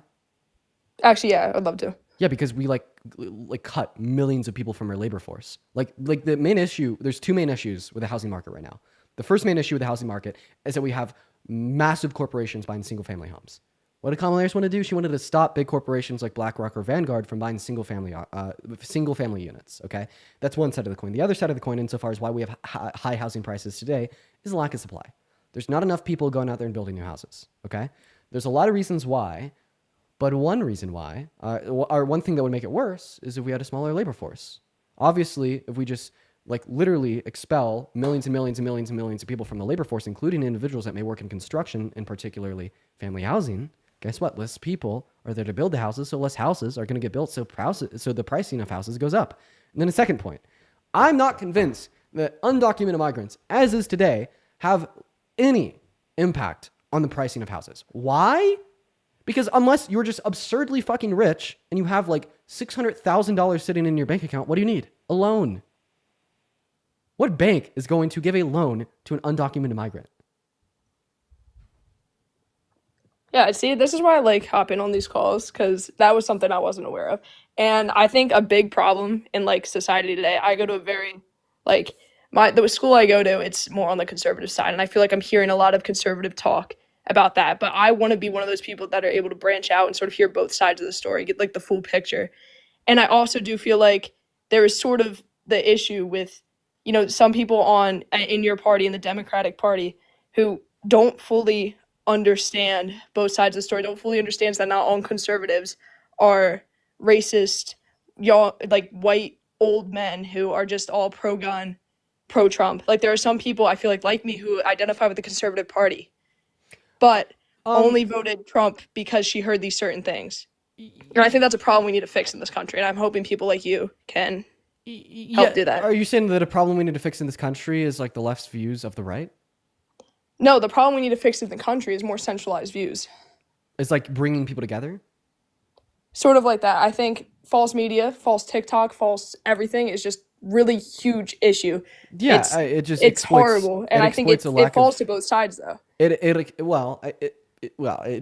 disproportionately falls to the side of Trump. I mean, the only reason why I think that Donald Trump is a popular and very successful politician in America, in modern American history, was because he was the first one to really recognize that you could exploit ignorance, you could exploit a lack of critical thought, and you could exploit a lack of education on politics and surrounding social issues by lying to people with confidence, with no remorse. I think before I will say I'm Trump, very disappointed in his overseas policy. I really thought with him in here that he would de-escalate the situation in Ukraine and Russia, and it seems like he's sort of doing the opposite. That was another reason why I probably would have gone on the side of Trump. Yeah, I'd like to just finish real quick, but that's good that you recognize that policy is bad. I think before Trump that we didn't really see such a willingness from mainstream politicians to just lie to their base. Okay, would I be crazy if I said that no politician had ever lied before Trump? Absolutely. I'd be so crazy if I said that. That's not what I'm saying. What I'm saying is rather that I don't really think that we've seen a politician as willing and as happy to be an opportunist in the sense of lying to your base without remorse for literally only trying to put yourself further ahead. And that is what MAGA ushered into the GOP. And that is now what the GOP stands 10 toes in the sand behind. And that is why we see such a high level of exploitation of political ignorance and lack of critical thought and education today in America compared to what we've seen in the past. And I will say I do appreciate you for kind of being honest and coming up here to engage in a critical discussion. I do think that obviously if you're being raised in a conservative area with conservative friends and a conservative family, that you are going to accept conservative views. The reason why I think that is obviously true is because, I mean, it was the same way for myself for a long time. But I think that engaging in these discussions is really, really good. So is there anything else you want to talk about before I move on to the next guest? I sort of also wanted to talk about just the foreign policy. Like, Donald Trump, I feel like, has completely lied about what his plan was. Are you 16? I am not 16. I'm getting reports that in your bio on another platform it says you're born in 08. Just be honest. Just be honest. I was born in 07. I was born in 07. Okay, all right. But and I'm not going to baselessly believe the people in the chat. You can kick me if you want, just for your own safety. That's all right. I can give someone else a chance. No, I'll just double check what they're saying. Go ahead. I just wanted to talk about foreign policy because Donald Trump has completely lied. But one of the reasons I think many people in America voted for Trump was because of his foreign policy, saying he was going to de-escalate the situation in Ukraine. And I'm just sort of curious, like, Democrats have a history of going to war. Look at Vietnam with Lyndon B. Johnson. Do you think that maybe there was some sort of, like, reason, like, what exactly would have Kamala done differently in this situation? From Trump or Biden? From both.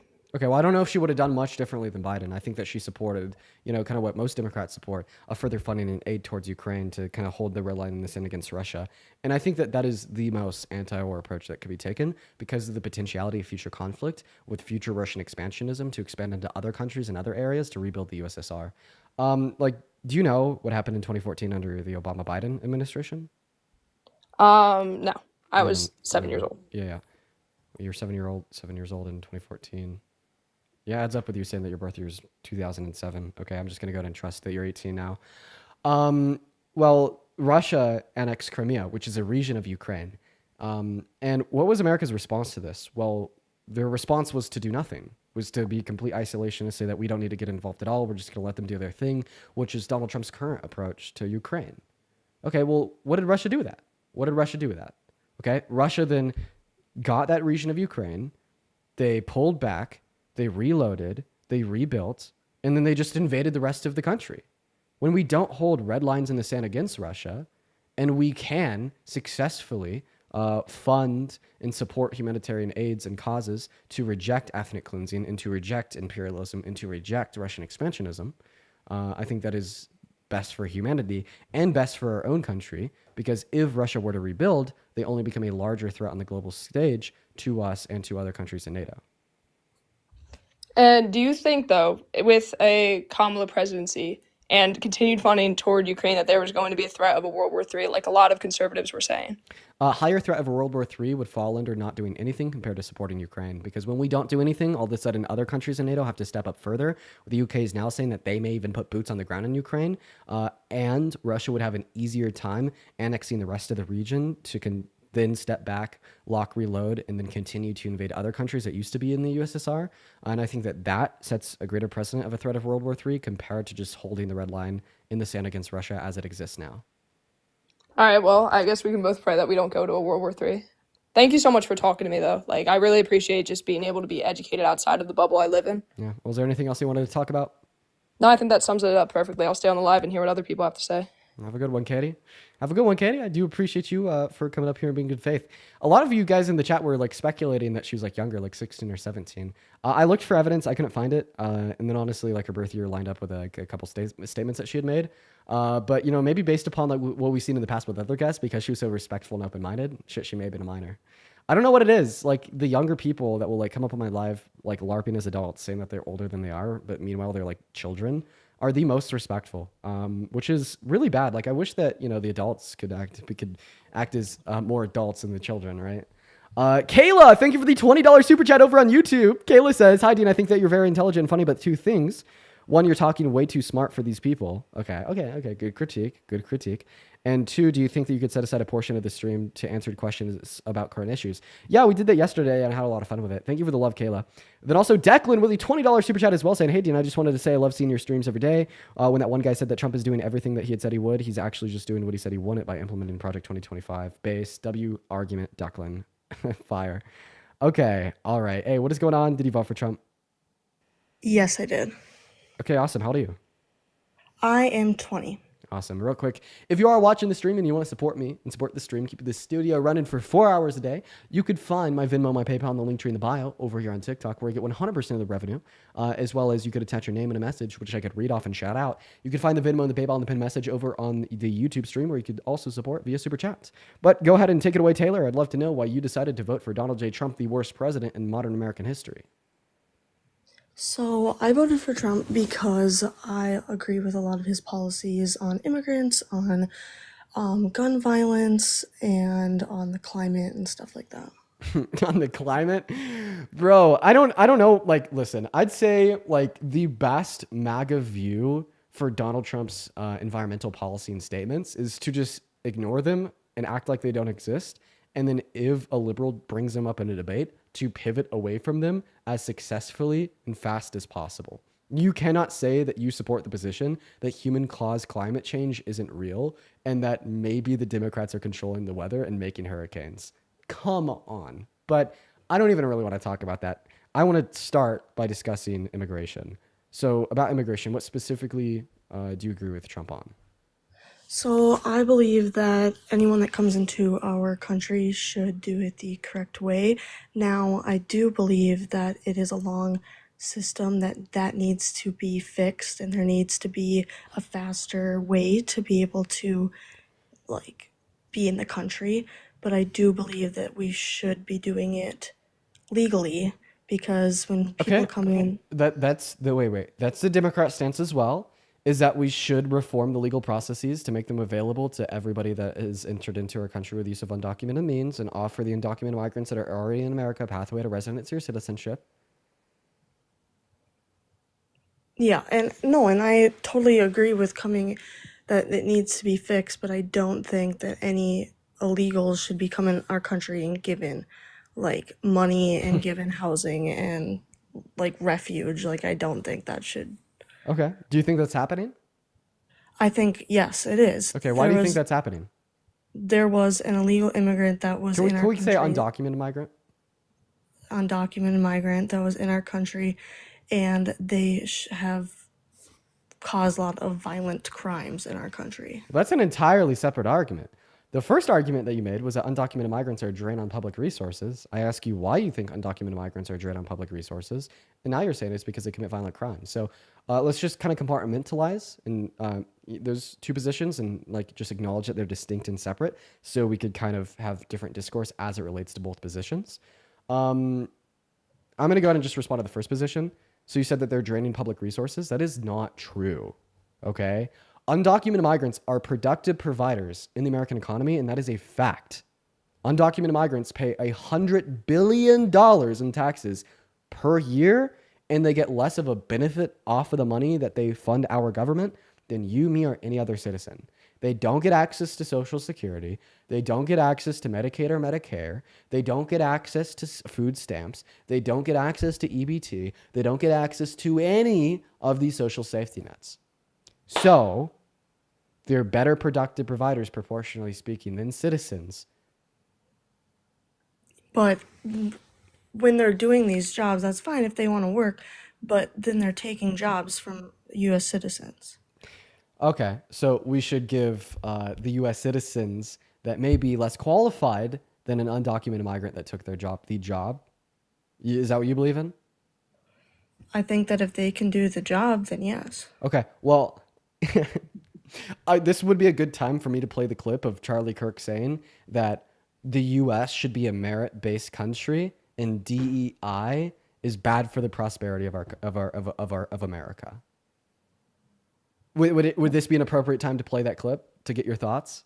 Because you do understand what you're advocating right now is for a suppression of undocumented workers that may be more skilled than an American worker to complete a job that would lead to more efficient, more productive, and better economic outcomes to give a precedent to the American worker, even though it would slow GDP growth, it would reduce the productivity of our labor force, and lead to less efficient outcomes. I believe that if they're illegal, they should not be able to have a job in the United States. So yes, I do believe that it should go to Why? the US. Wait, why do you think that? Why? Why Because don't they you think that didn't come in our undocumented migrants should be able to work? Because they're not in our country legally, so why would Okay. they get the benefits of our country? Wait, but you understand that it's not just like an exclusive benefit for the undocumented migrant in the fact that they get to support themselves, but it's also a benefit for a country. This is why I think that a lot of people on the left accuse individuals on the right that hold these positions as being racist or xenophobic, because you were literally so hell-bent on punishing undocumented migrants, even though the only reason they entered into the country with the use of undocumented means is because of how Republicans and Democrats have completely neglected the legal means of entry into our country for all of modern American history. But you're so hell-bent on punishing them that you want to hurt and punish yourself, and you want to hurt and punish all other American citizens, and you want to punish the American economy as a whole. It's like you guys talk about wasteful expenditure. You guys talk about reducing the size of the federal government and making it more efficient. But then as soon as the conversation shifts to immigration, you literally want to make our government and our economy less efficient. You're like, oh, yes, I want to forego $100 billion per year in taxes because undocumented migrants don't deserve those jobs. I want to forego a portion of $1.7 trillion added to the American economy in the next 10 years because undocumented migrants came with the use of illegal means. Like, obviously, this is the worst plan conceivable to mankind because of the inefficient, bad outcomes that it produces, not only for them, but for us too. The better route is maybe just offering these undocumented migrants in our country that have not committed violent crimes a pathway to residency or citizenship. I do, yeah, no, and I totally agree with making Stella, it think of the easier. galaxy. I do believe that it should be easier to become a citizen in our country. I don't disagree with that. I'm just saying that the people that are in here illegally and know that they're in here illegally and not trying to become a citizen, that is what the citizens of the United States should have the priority over them. Okay, because we need to focus on our own country. Let me just, dude, that is focusing on our country. I just told you why. I think I have a good way of driving my point home here. What is the purpose of a government? To help the states and control laws and policies in our country. And what is the purpose of laws and policies? So that things don't go nuts or go crazy. So to produce good outcomes for the state or for the country, right? Yes. Okay. So we should realistically only be advocating for laws and policies that lead to good outcomes, right? Yes. So what's the good fucking outcome that mass deportation or taking the ability to work on an ITIN away from undocumented migrants serves? Well, when we have illegal immigrants in our country, we're not giving those opportunities to the citizens in our own country. It creates more opportunity for American workers because it enforces the labor force of America and grows the American economy, industrializes American manufacturing, which creates more jobs for more people. It still doesn't solve the fact that they're not in here. Yeah, that's where mass amnesty comes in. The way that we solve the fact that they do not have a legal status in America is mass amnesty, which is offering them a pathway to residency or citizenship.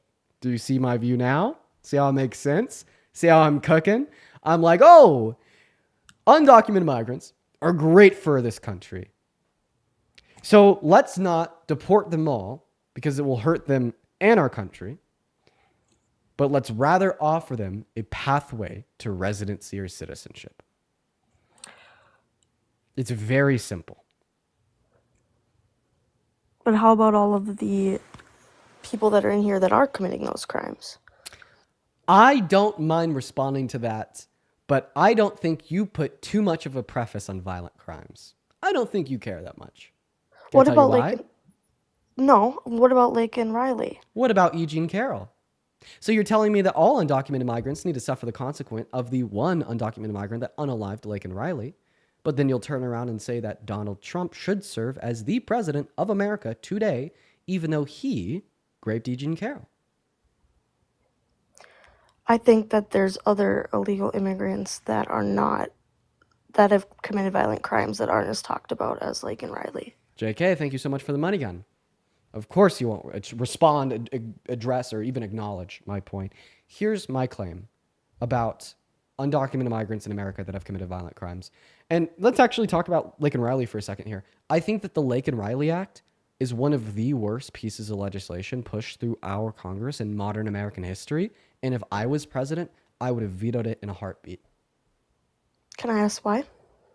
Because it deported undocumented migrants that were merely accused of committing violent crimes, and it did not give them any due process where they were given an innocent or guilty conviction. That's really bad for two reasons. First, it's bad for the reason that of an undocumented migrant was accused of committing a violent crime, when in all reality they didn't. Well, now we're punishing somebody for something they didn't do. The second reason was because if they are accused of committing a violent crime that they did do, and they are deported, Well, it's not like they're going to land in a jail cell in their home country because there's no due process in America. They're going to go back to their home country and roam free as an innocent person, meaning that this child rapist could go out and rape another child. We need to give them due process in America, not only for their own concerns, but also for the safety of others.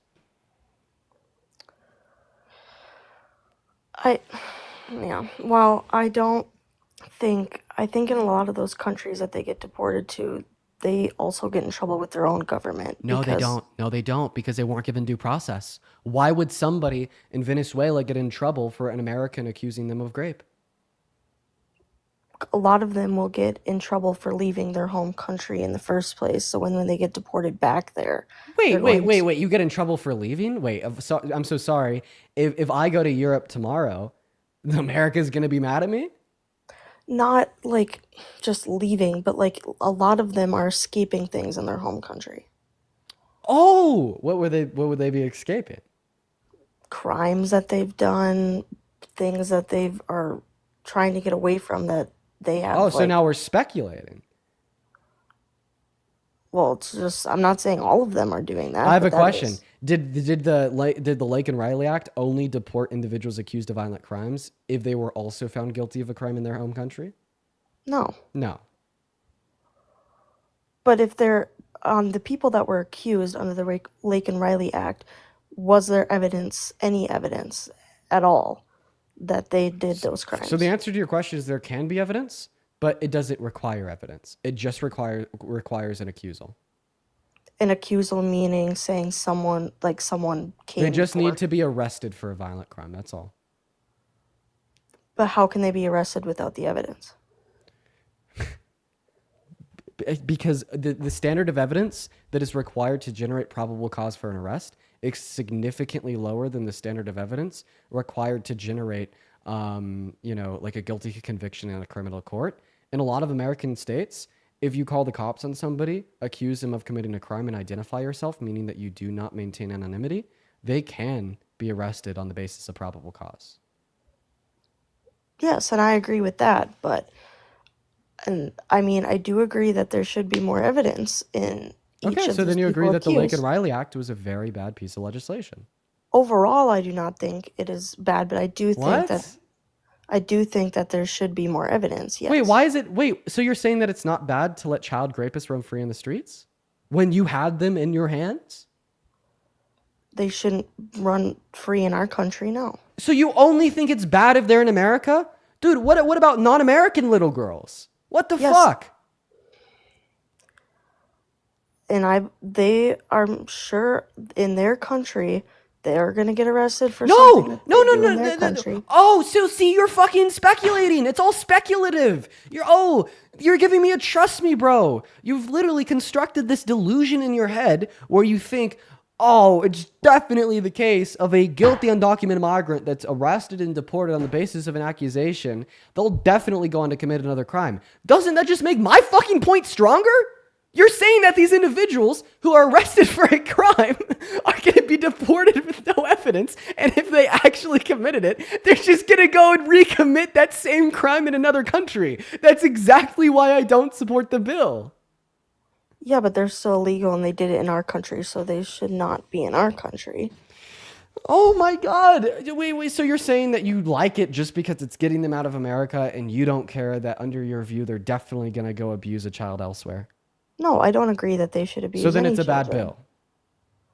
I don't overall agree it's a bad bill. There's things that need to be improved. Bro, wait, I'm so sorry. Why is it a good idea overall, in this overall sense, to either falsely convict and punish people that are innocent, or to deport somebody that's guilty to roam free in the streets to rape another kid?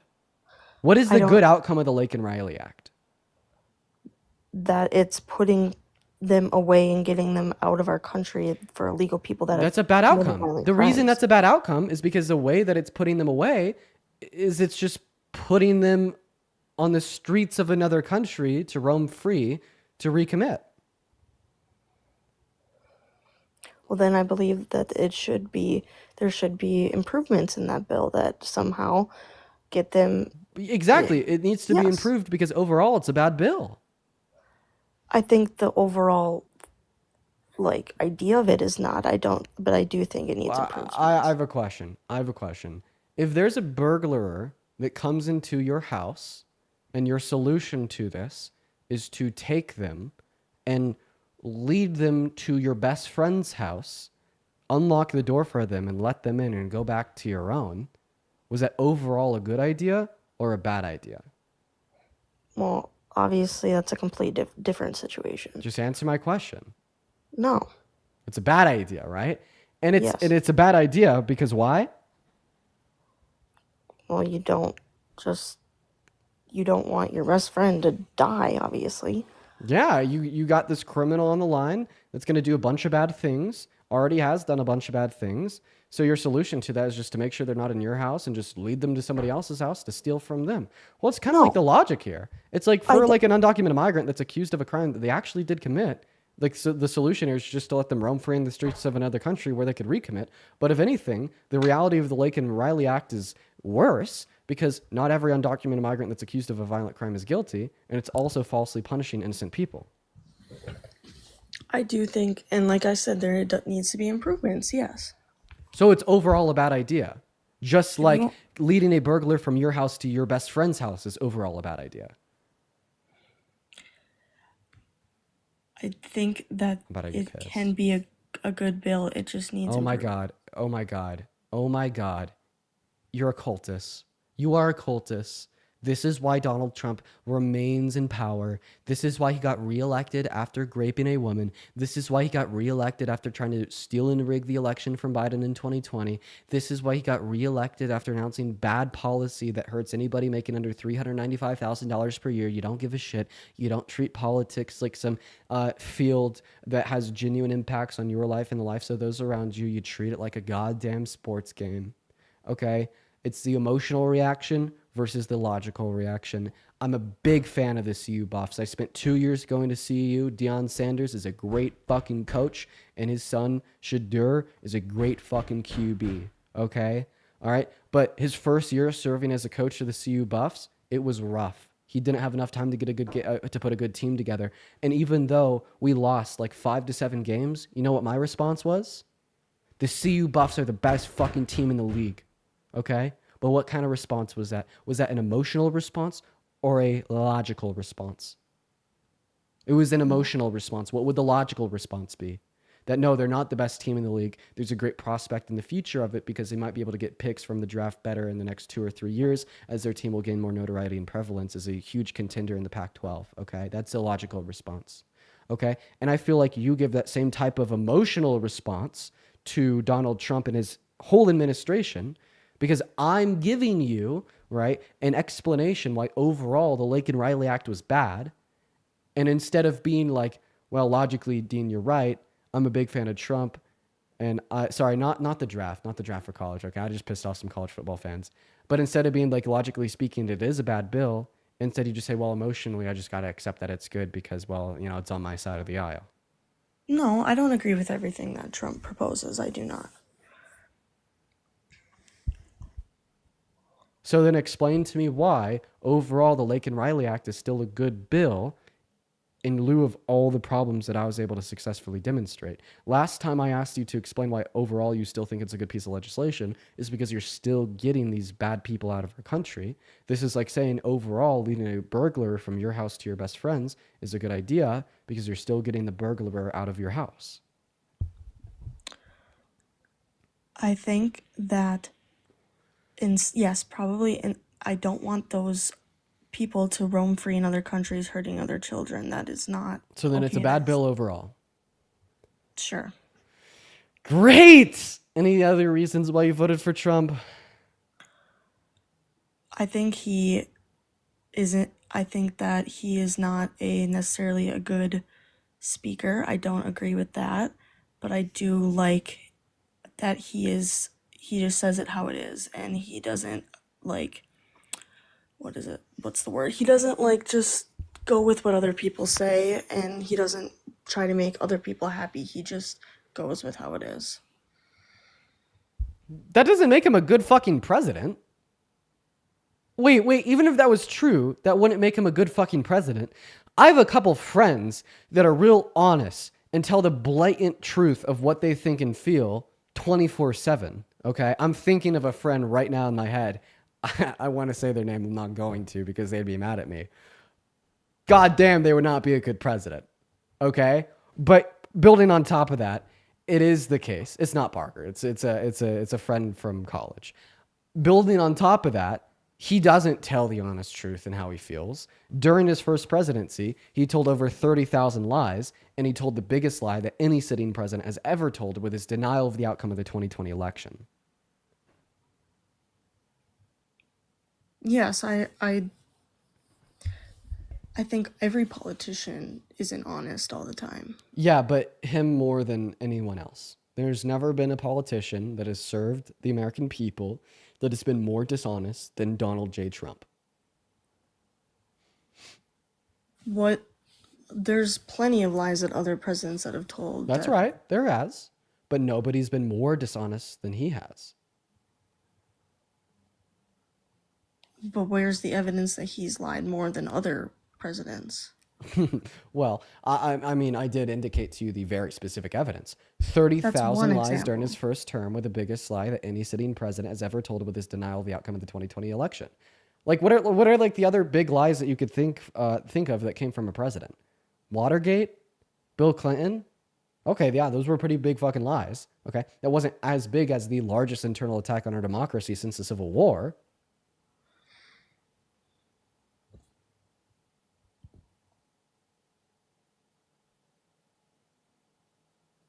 Oh, she left. Okay.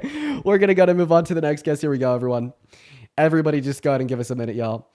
We got the next guest loading up in. If you are in that queue, make sure that you voted for Trump, y'all. By the way, Parker should be joining us pretty soon. And by the way, guys, please make sure that you're double tapping, sharing that live out with a couple friends. I'm pretty sure that we actually got a live restriction, so I don't think this live is pushing out to anybody new. So we just have to fucking brute force it by spamming the likes, spamming the shares, spamming the taps. We got to absolutely brute fucking force this shit. Okay, you guys? By the way, I don't think this is the Parker. What's up, evil Parker? Did you vote for Trump? Yes, I did, honey. How you doing? That's pretty good accent. Good troll. We're gonna move on to the next guest. Here we go, everybody. We're gonna get Mason up. Yo, Gracie with the 14 Canadian dollars over on YouTube super chat. Thank you for the love, Gracie. Everybody show some love to Gracie. And then also Beth with the $5 as well. Sun with a 5 and Wanda with a 10. Thank you so much. Actually, Wanda with another 10. Thank you, Wanda. You're awesome. All right, yo, what is going on, Mason? Did you vote for Trump? Mason's not here, so we're going to go ahead and boot him and move on. Also, Megan with the $15 donation on PayPal. While we're getting that next guest up here, I want all 9.5 thousand of you beautiful souls to spam W Megan in that chat. Megan says, thanks for all that you do. I wish it was mandatory to learn about cognitive distortions universally. Like conspiracy theory and how to avoid it through critical thought. I agree, Megan. Then, oh my God, yo, Melissa! Oh my God, Melissa with the $50 donation over on PayPal. Holy crap, Melissa. Dude, everybody, please show some love to Melissa down below in that chat while we are still working on getting that next guest loaded up into the stream for the $50 donation. Melissa says, please continue to educate the American people because, oh my goodness, they need it. Dude, Melissa, I'll never stop. It's what I love to do. I will never stop. 500 Melissa W's. Then also Kira, Kera, with the $5 on PayPal, and Elizabeth with the 20. Thank you for the love, Elizabeth. All right, we're gonna get that next guest up here. But also O with the $5 on Venmo saying don't dumb yourself down for the dummies. I mean, I think it's important to use consumable rhetoric to a point though, but I do appreciate you for the love. All right, moving on to the next guest here, everybody. Just go ahead and give me a minute. If you're a Trump supporter, go ahead and hop in that queue for me. And if you're one of the 9.3 thousand people watching the stream, go ahead and start double tapping. Hey, what is going on, Cookinator? Did you vote for Trump? I did not. Okay, then you actually are a good cook. Great. I had the best roast ever conceived of by any human mind ever for Cookinator. If he did tell us that he voted for Trump, I'm not going to lie. That would have been great. But, you know, good thing that they didn't vote for Trump. That's a W at the end of the day. All right, moving on to the next guest. Here we go, everyone. Dude, be patient while we get that next guest loaded in. We are looking for that next guest. Everybody in the queue seems a little bit scared, as it is. We're going to get Liam up here. We're going to get Luke up here. We're going to get Delilah up here. We are getting all of the Trump supporters loaded in, you guys. But they're actually leaving faster than I can invite them. These Trump supporters are scared today. Okay. We have 9.2 thousand people in here. There's at least 4,000 to 5,000 Trump supporters. If you're a Trump supporter watching this live and you're not in that queue, you're scared of the soy boy. Okay? Okay? You're very scared of the soy boy if you're watching the live and you're a Trump supporter and you're not in the queue. Let's go ahead and make that one clear while we're trying to get the next guest up in here. So how about you have a spine, stop being scared of the soy boy, and hop in that queue if you voted for Trump. Okay? All right, you guys. Nigger. Okay, I do apologize for that person coming up here and screaming the N-word. All right, we need to go over this. If the live gets taken down at any point today, ladies and gentlemen, here's what I want you to do. All 9.3 thousand of you guys. I have a link tree in my bio. If you go to the link tree in my bio, you'll be able to find something that says YouTube. Click on the YouTube, go to the live section, and click on the current live stream. And in fact, I'd really appreciate it if you guys would start spamming in the chat, go to YouTube if live ends, just so all the new people coming in can know that as well. What's up, Will? Did you vote for Trump? Yep. All right. How old are you? 18. 18. What year were you born in? Like 2007. Yeah, get out of here, bud. Fetus. Moving on to the next guest, we got Coach loading up in. Isn't that funny that we have, actually, it's not fucking funny. It's sad. Let me restart. Isn't it sad that we have more Trump supporters that are willing to come up here and like spam slurs than they are willing to debate? Coach, what's up? Did you vote for Trump? Yes, I did. Awesome. Before we hop into our discussion, I have two people to thank. Oh my God, Janet. Janet with the $50 super chat over on YouTube. Diva Janet is back in the building with us today. Diva Janet says, keep it up, champ. Janet, I love you. We love you. Everybody loves you. You're an absolute queen. 500 Janet W's. And then also, yo, Erica. Dude, you guys are being so incredibly kind today. I do not deserve this. Oh my God. Erica with the $75 donation. Holy shit. Erica says, thank you for all the logic and truth you speak. You give me a little more hope every time I listen to you. Erica, I love you. That's so kind of you. Show some love to Erica, everybody, right now. Show some love to Erica. That is so incredibly kind, Erica. Thank you so much. And then also Tiana with the $5, Alyssa with the $10, and Amber with the $10 as well. Show some love to Janet and Erica, as well as Alyssa, Tiana, and Briar with the $20 super chat over on YouTube as well, saying, looks like we're having a good day. We are having a pretty good day. Thank you for the love, Briar. Show some love to Briar as well. Now, Coach, passing the mic back to you.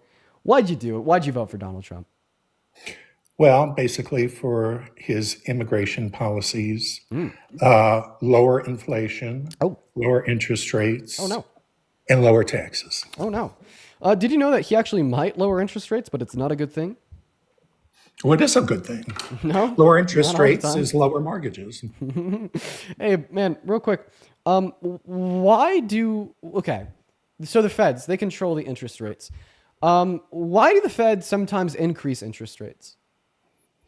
To slow down inflation. Smart guy. You're intelligent. You're right. They increase interest rates to reduce consumer spending to slow inflation. So here's the thing. I have a question. In a recession, is there typically a lot of inflation? No. So where are interest rates going to go during a recession? They'll go down. They'll go down. The Atlanta Fed went from projecting a 4% growth in the American GDP on the day of inauguration in the first financial quarter of 2025 to now projecting a 3% decline in the GDP. And now Goldman Sachs, as of today, is projecting an even higher likelihood for America going into a recession in the next two financial quarters. So I'm actually willing to accept that it's possible that interest rates will go down. But I'd argue that the only reason the interest rates would go down is because America is heading towards a recession. Okay. Which is not something we want. No, but with lower interest rates, you will get growth in the economy. But listen to this. With lower interest rates, people spend more money, which expedites GDP growth. But the only reason people are spending more money is because interest rates have gone down because America is in a recession. So you're basically saying, let's get in a hole that's 5 feet deep so we could dig our way out 3. No, that's not what I'm saying. This is like that's saying, what you're saying. like this is like the equivalent of like, imagine I voted for a candidate that's just going to cause hyperinflation in America. This is like me saying he's going to increase average wages because of hyperinflation. Trump's going to cause interest rates to go down because of a recession. Did that happen during his first term? No, I'm just making No, like it a didn't. I'm making a hypothetical analogy, Well, sir. don't make hypotheticals. Let's talk facts. You want to talk facts? So you can't understand abstract thought, you third grader? Okay, really? Want to play that game with me? Let's be civil. You said, you want to talk the right way. Let's talk the right way. You don't have to start calling me names. Oh, I didn't call you a name. I just compared you to third grader. Can I tell you why I did? And I'll be nice afterwards. Because I need to be more chill. I'm too condescending. Guys, I'm going to check myself. I'm being way too condescending right now. I need to calm it down. Whoa. Okay. Keeping myself in line. So the reason I compared you to a third grader, which I apologize for, is because you told me that we shouldn't deal with any hypotheticals and we can't critically think. So we've been using hypotheticals to critically think to better understand the world around us since third grade. Remember the math question? But here's the thing. Okay. You only use it when it's to your advantage. Because when someone else talks about hypotheticals, then you go right into facts. So I see what you're doing. It's only to your advantage. So typically when I'm debating people, I do debate to my advantage. I don't debate against my advantage. Why would I do that? Well, of course not. So let's talk about some of the facts. Are you seriously critiquing me for just being good at arguing for what I believe in? Is that the critique? Is You're a new good, is but this a new some of MAGA your meta? facts are wrong. Like what? Let's go back to the Lake and Riley Act. Okay. I think your facts are wrong. Now, maybe I misunderstood you, but did you say the Lincoln Riley Act said that those people were to be deported? Because that's not part of the act. Okay, so maybe I just listened to Trump too much. What does the act do? Tell us. Well, they're to be detained, not deported. So they're just which is a big difference. So they're just kept in like ICE detainment facilities? Well, I thought you were wrong. Okay, well, yeah, sure. If it doesn't deport them, but it rather just detains them, I still disagree with it. I don't, because and I can tell you why. Here. Because the argument goes from saying that we're going to deport individuals for an accusal without due process so they could roam free in the streets of another country, Well, they're already to saying that illegal. we're going to keep individuals in internment camps without due process. Like that's really fucked They're up, dude. already here illegally. They still deserve due process. Let's get them off the streets. Wait, dude, they deserve due process. What the fuck? Are you saying that They're still undocumented gonna get their migrants due deserve process, the but they're gonna be undocumented detained migrants deserve until to they get sit it. in detainment centers indefinitely? Not indefinitely. Who said indefinitely? Well, I mean, typically individuals that like commit a violent offense are not approved bail unless they're a rich white man that works in a big corporation. So I think that the Lake and Riley Act, if what you're saying, which is just a hyper-glamification, which is likely false, and I would love to bring Matt up to describe why you're wrong, is true, how about we just deny bail to violent offenders? No, because if we're somebody talking about if somebody's arrested, people that are here in our country. if somebody's talking arrested for like child rape, I don't think they should have bail.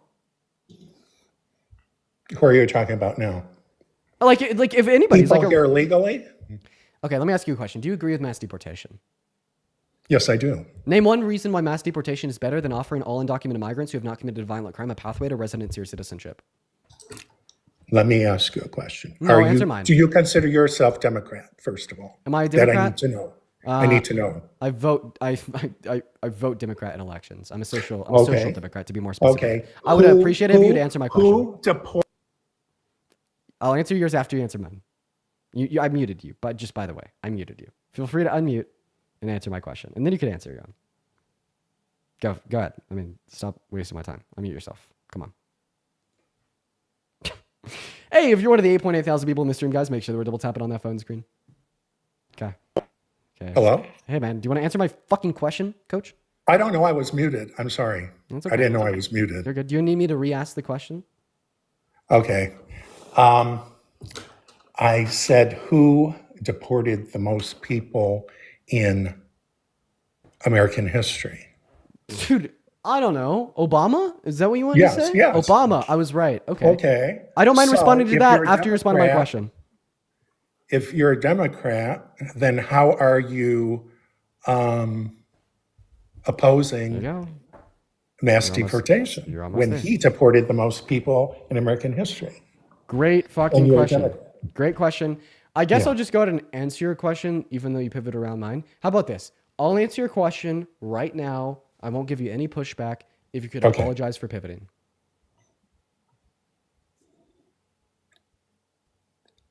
Apologize to. Did I pivot? I'm Yes. sorry. Okay, I apologize. I didn't know that I did that.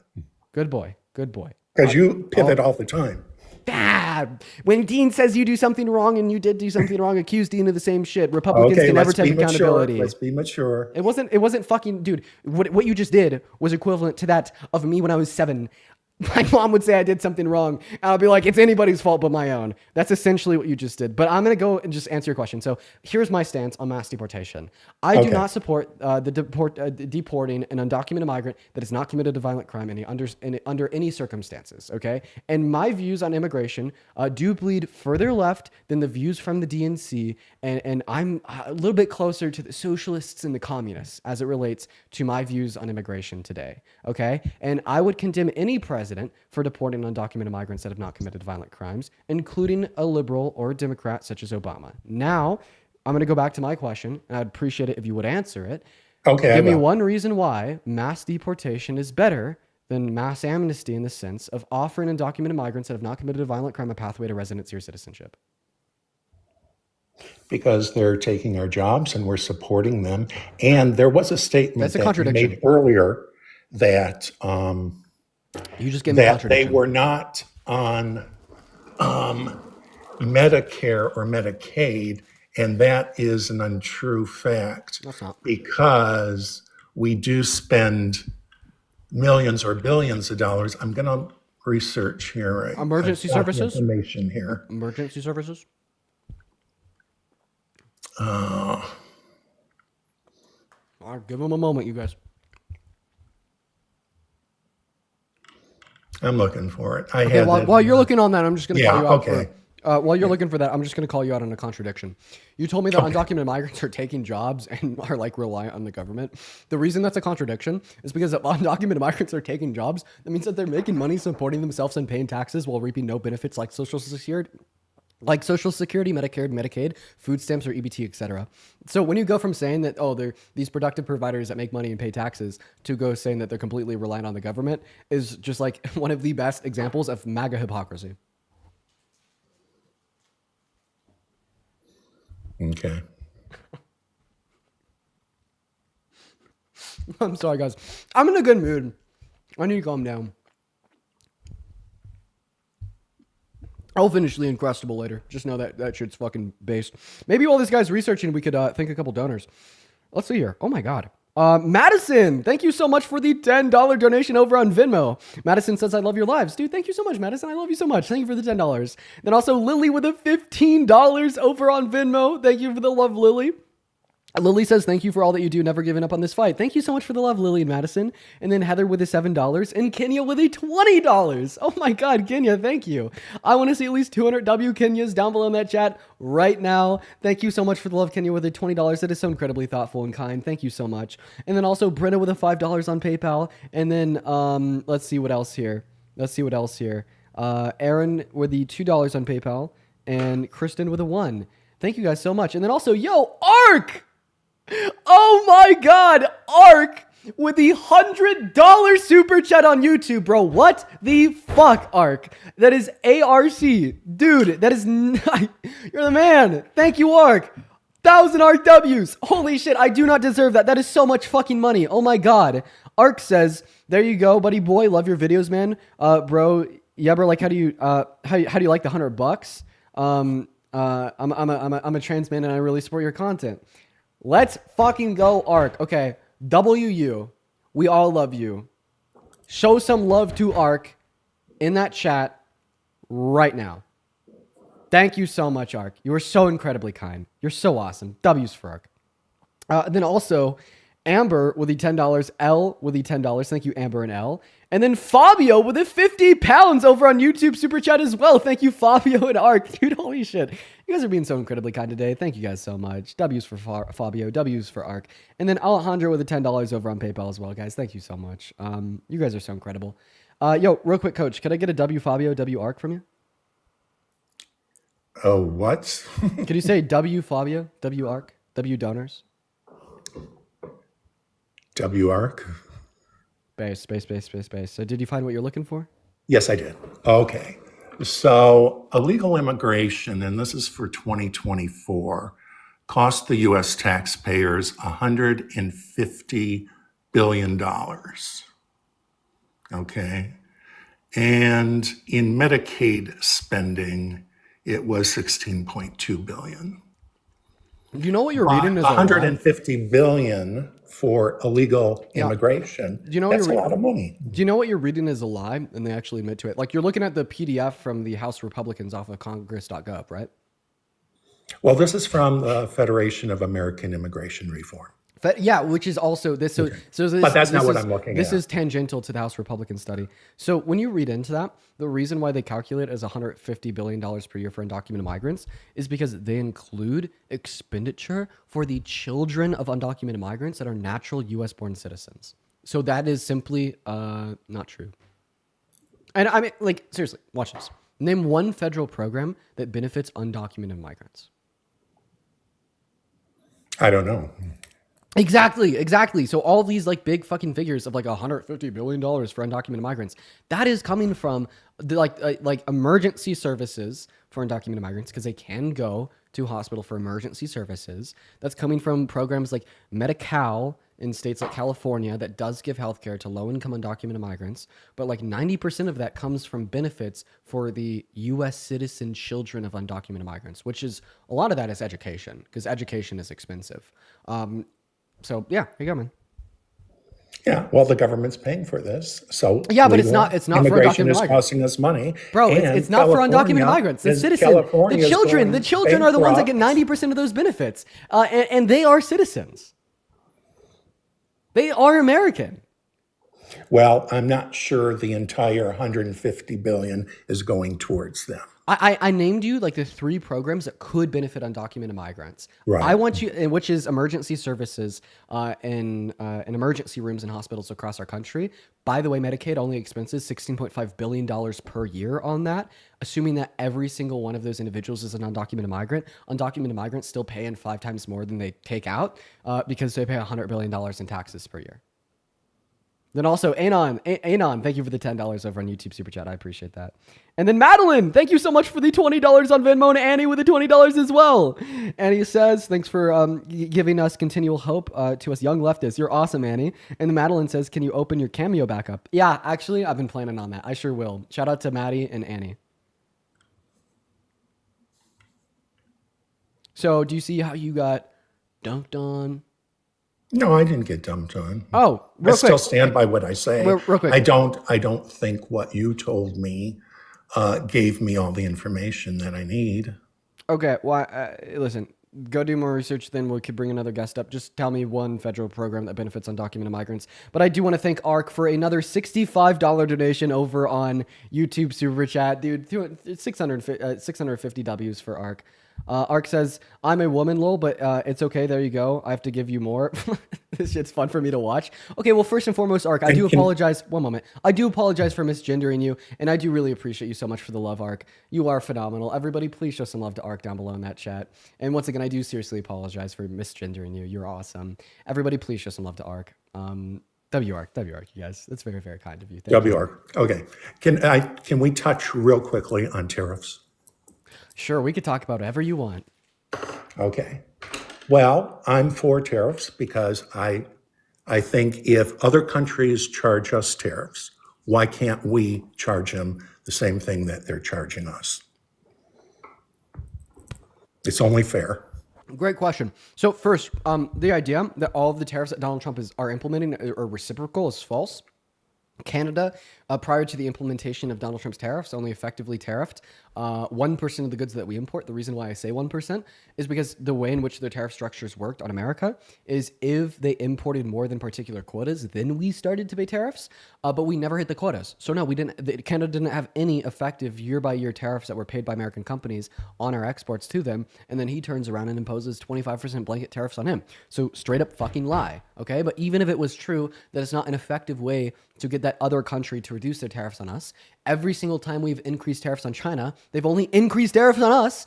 And this is evidently true. If you look at a graph of every time we've increased tariffs on China in accordance with U.S. agriculture exports, they fucking plummeted because China's counter tariffs. The only effective way to get other countries to reduce their tariffs on America is to enter into trade agreements with them, okay?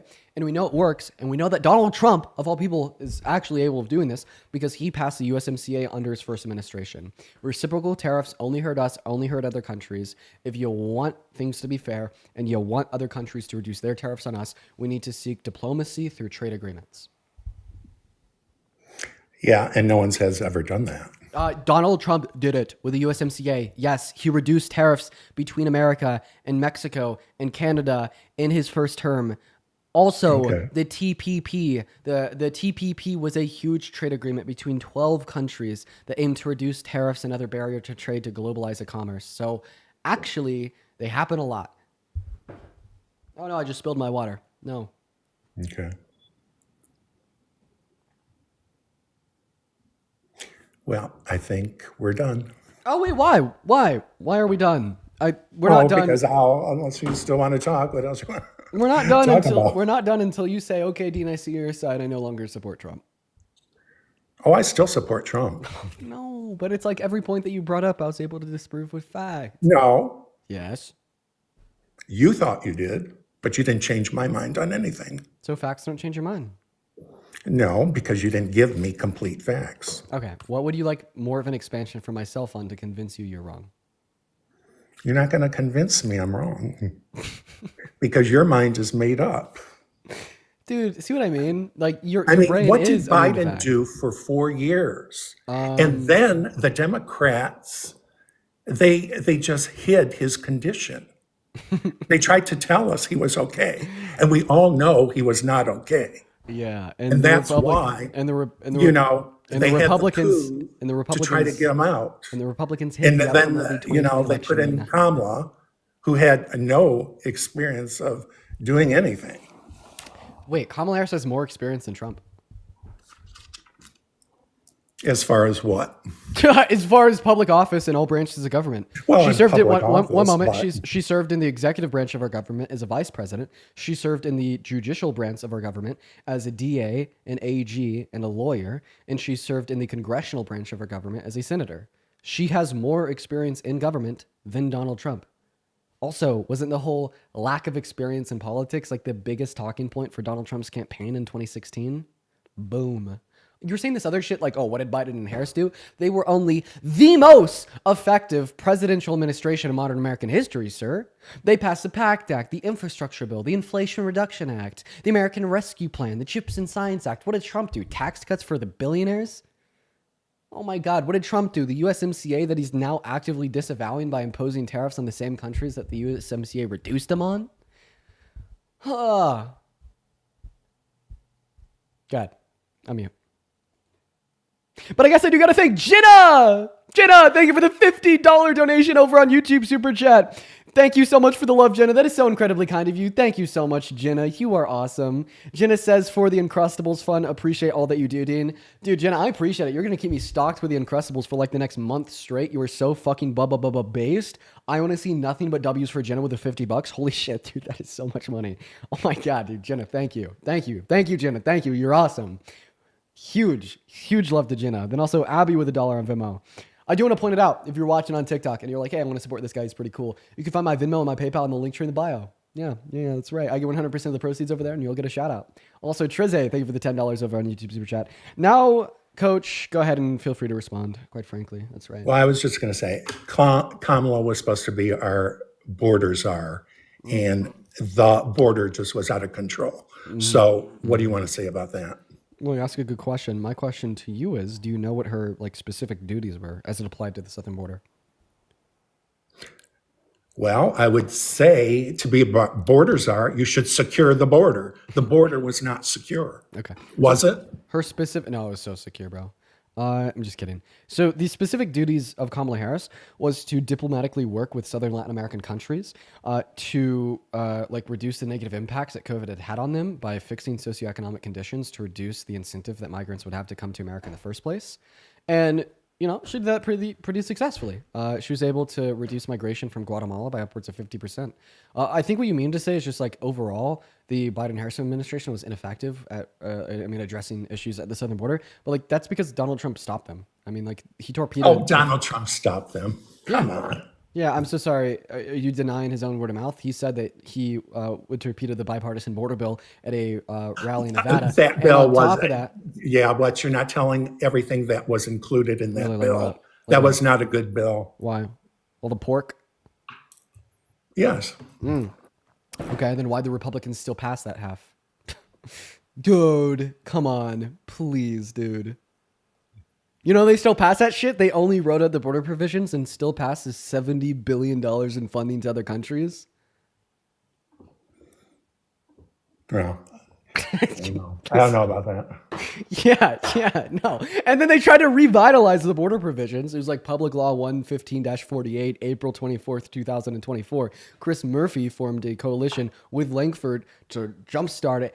And they just, wanted to push this solo border bill. And it didn't get past the House committees because Donald Trump had already told the Republicans that he didn't want it. All right. Okay. Well, thank you for your time. Hey, you as well, Coach. I hope that you have a good rest of your day, man. Okay. Bye. We're going to move on to the next guest. Everyone just go ahead and give us a minute. All right. Let's see what we got here. If you're in that queue, make sure that you voted for Trump. I actually saw a pretty funny comment on this clip of the lives the other day. Someone was saying Dean is clip farming on bot lobbies. Thought that was funny. All right. Hey, what is going on? And did you vote for Trump? Hello. You can hear me? Okay. Oh yeah. What time is it? 11. I didn't technically vote for Trump. Okay. We are just going to debate people that did. I guess we should go over the rules again. If you're in the queue, make sure that means that you're from America, you're at least 18, and you voted for Donald J. Trump. What is going on, Brian? Did you vote for Trump? No, I didn't. But All right, moving on. Here we go. Everybody just go ahead and give us one moment. Quite frankly, we got Cassandra loading up in the box. Here we go. Doesn't look like Cassandra's joining. We'll also get this doctor's loading in. Dr. Tammy is loading in. Please load in, Dr. Tammy. Hey, thank you for the sunglasses. I appreciate everyone for all the gifts on TikTok today. You guys are awesome. All right, we got Pierce loading in. We'll see who's next. Here we go. What's up, Pierce? Did you vote for Trump? Yep. How old are you? 21. Phenomenal! Before we hop into our debate, I got to thank a couple people. Clea with $3 over on PayPal. Thank you so much, Clea. Everyone, show some love to Clea. Then Leah with a $20 donation over on Venmo. Thank you for the love, Leah. Leah says, thank you for radicalizing you. Let's fucking go. I radicalized Leah. Fucking base. Let's get it. W's for Leah getting radicalized by me. That is awesome. Then also, Minashi, thank you for the $10 over on Venmo. I don't even want to read their message off there. That's crazy, but thank you for the $10. All right. Yo, then also Valerie, thank you so much for the $20 super chat over on YouTube. Thank you so much, Valerie. 200 Valerie W's. Valerie says, I hate politics, but you make it fun. I try to, and I mean to make it fun for you guys, but also for myself, dude. I can't just have boring debates for 4 hours a day. But anyways, Pierce, go ahead and unmute yourself and take it away, man. Why'd you vote for Trump? Yeah, because of you guys. Yeah, you hated the guy on the phone screen so much that you voted for Trump.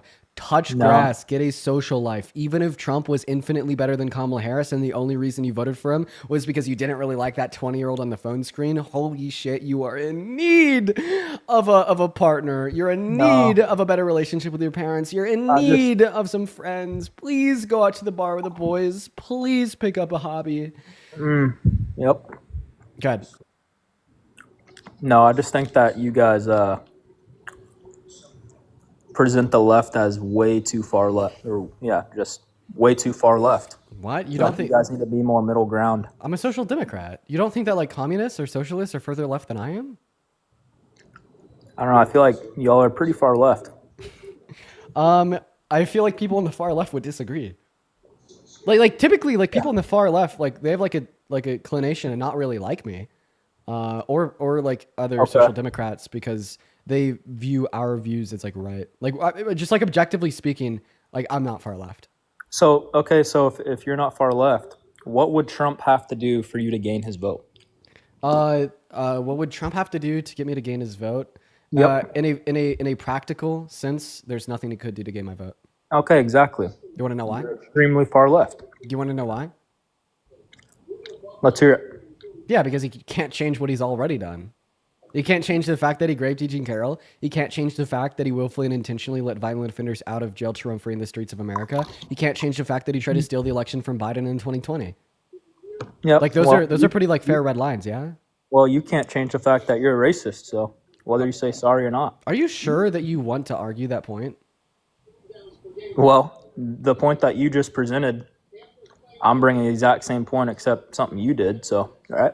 Okay, do you think that a child rapist could ever be forgiven? Yeah, anybody can. Can Hitler be forgiven?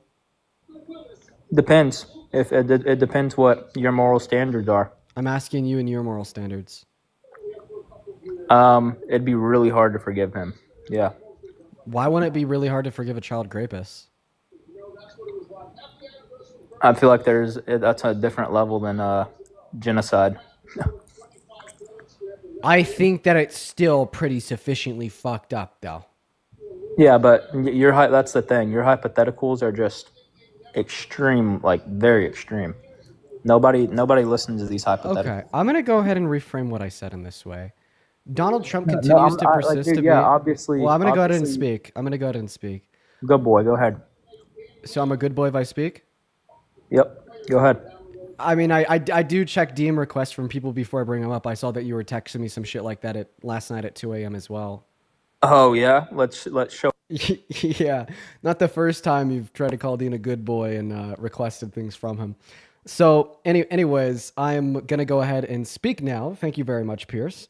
So to pick up where I left off, I did bring up the fact that Donald Trump can't change the fact that he tried to rig and steal the outcome of an election and the constitutional crisis in which he continues to set forth, and how that impedes upon the functions of the American democracy and erodes our checks and balances, and how he continues to do so until today. I'm sorry, that was crazy. I'm sorry. That was crazy. Pierce wasn't actually in my DMs, I swear to God. I was slandering his name. But anyways, to continue to pick up where I left off, for you to compare this to like me saying the N-word when I was 14, saying that I'm still racist today, I believe is a bad comparison. The reason I find this to be a bad comparison is that I've very obviously changed who I am as a person and the way that I treat the world around me and the way that I continue to, walk my path of political debates and content creation on the internet, as well as my interpersonal relationships. Meanwhile, Donald Trump continues to set forth new unprecedented attacks and threats to America as a whole, and continues to disrespect our Constitution and our civil rights, liberties, and freedoms. Okay. Yeah, well, I disagree, but let's... How can you disagree? Yesterday he said that he wasn't joking and he might run for a third term. Okay, yeah, no, let's talk about... Wait, address that, because you said that he doesn't continue to set forth these threats. Yesterday he set forth a threat. I mean, that's not a threat. But... It is. It's a threat to our Constitution. What's the 22nd Amendment? Yeah, 8 years, 2 terms, whatever. Yeah, but let's be real. That's never going to happen. I mean, Okay. Do you Okay. genuinely think that he's going to go for a third term or make an attempt to? Make a legitimate Oh, attempt to. making a legitimate attempt to go for a third term. I absolutely believe that will happen. Yes. Well, yeah, that's just delusional. Wait, You're why? just delusional. So why is that delusional? What in the slightest? You understand that Steve Bannon has been working on creating plans for Donald Trump to run for a third term for the last year and a half, and Donald Trump has quote unquote joked about running for a third term for the last year and a half as well, until confirming to an author from NBC yesterday that he quote unquote is not joking, and that there's multiple methods that he could use to go about it. And he even described one of these methods. He said that he could have JD Vance run for the presidency with himself as the vice president. And there is other methods that he could try as well, but he's unwilling to describe them now. I'm so sorry. Saying that he might actually end up doing that is delusional. Well, I guess it's just a wait and see game, and we'll see who's right. But we could obviously use the facts I just shared to create an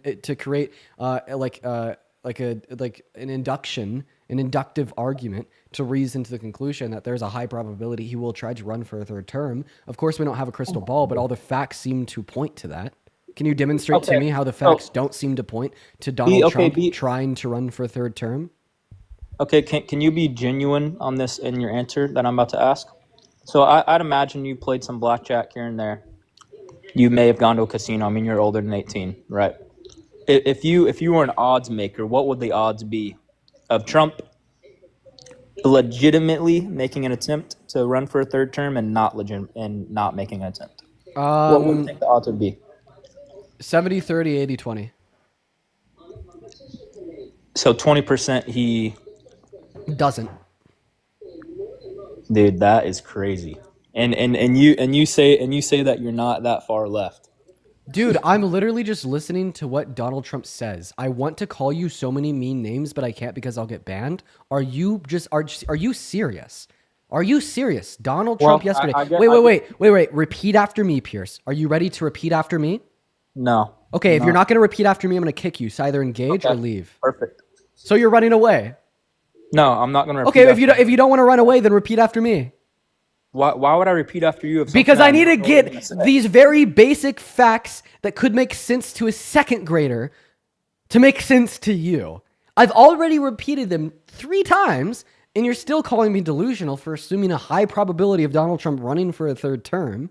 So now I think I literally need you to repeat after me for you to understand. Donald Trump said, and I quote, "I am not joking.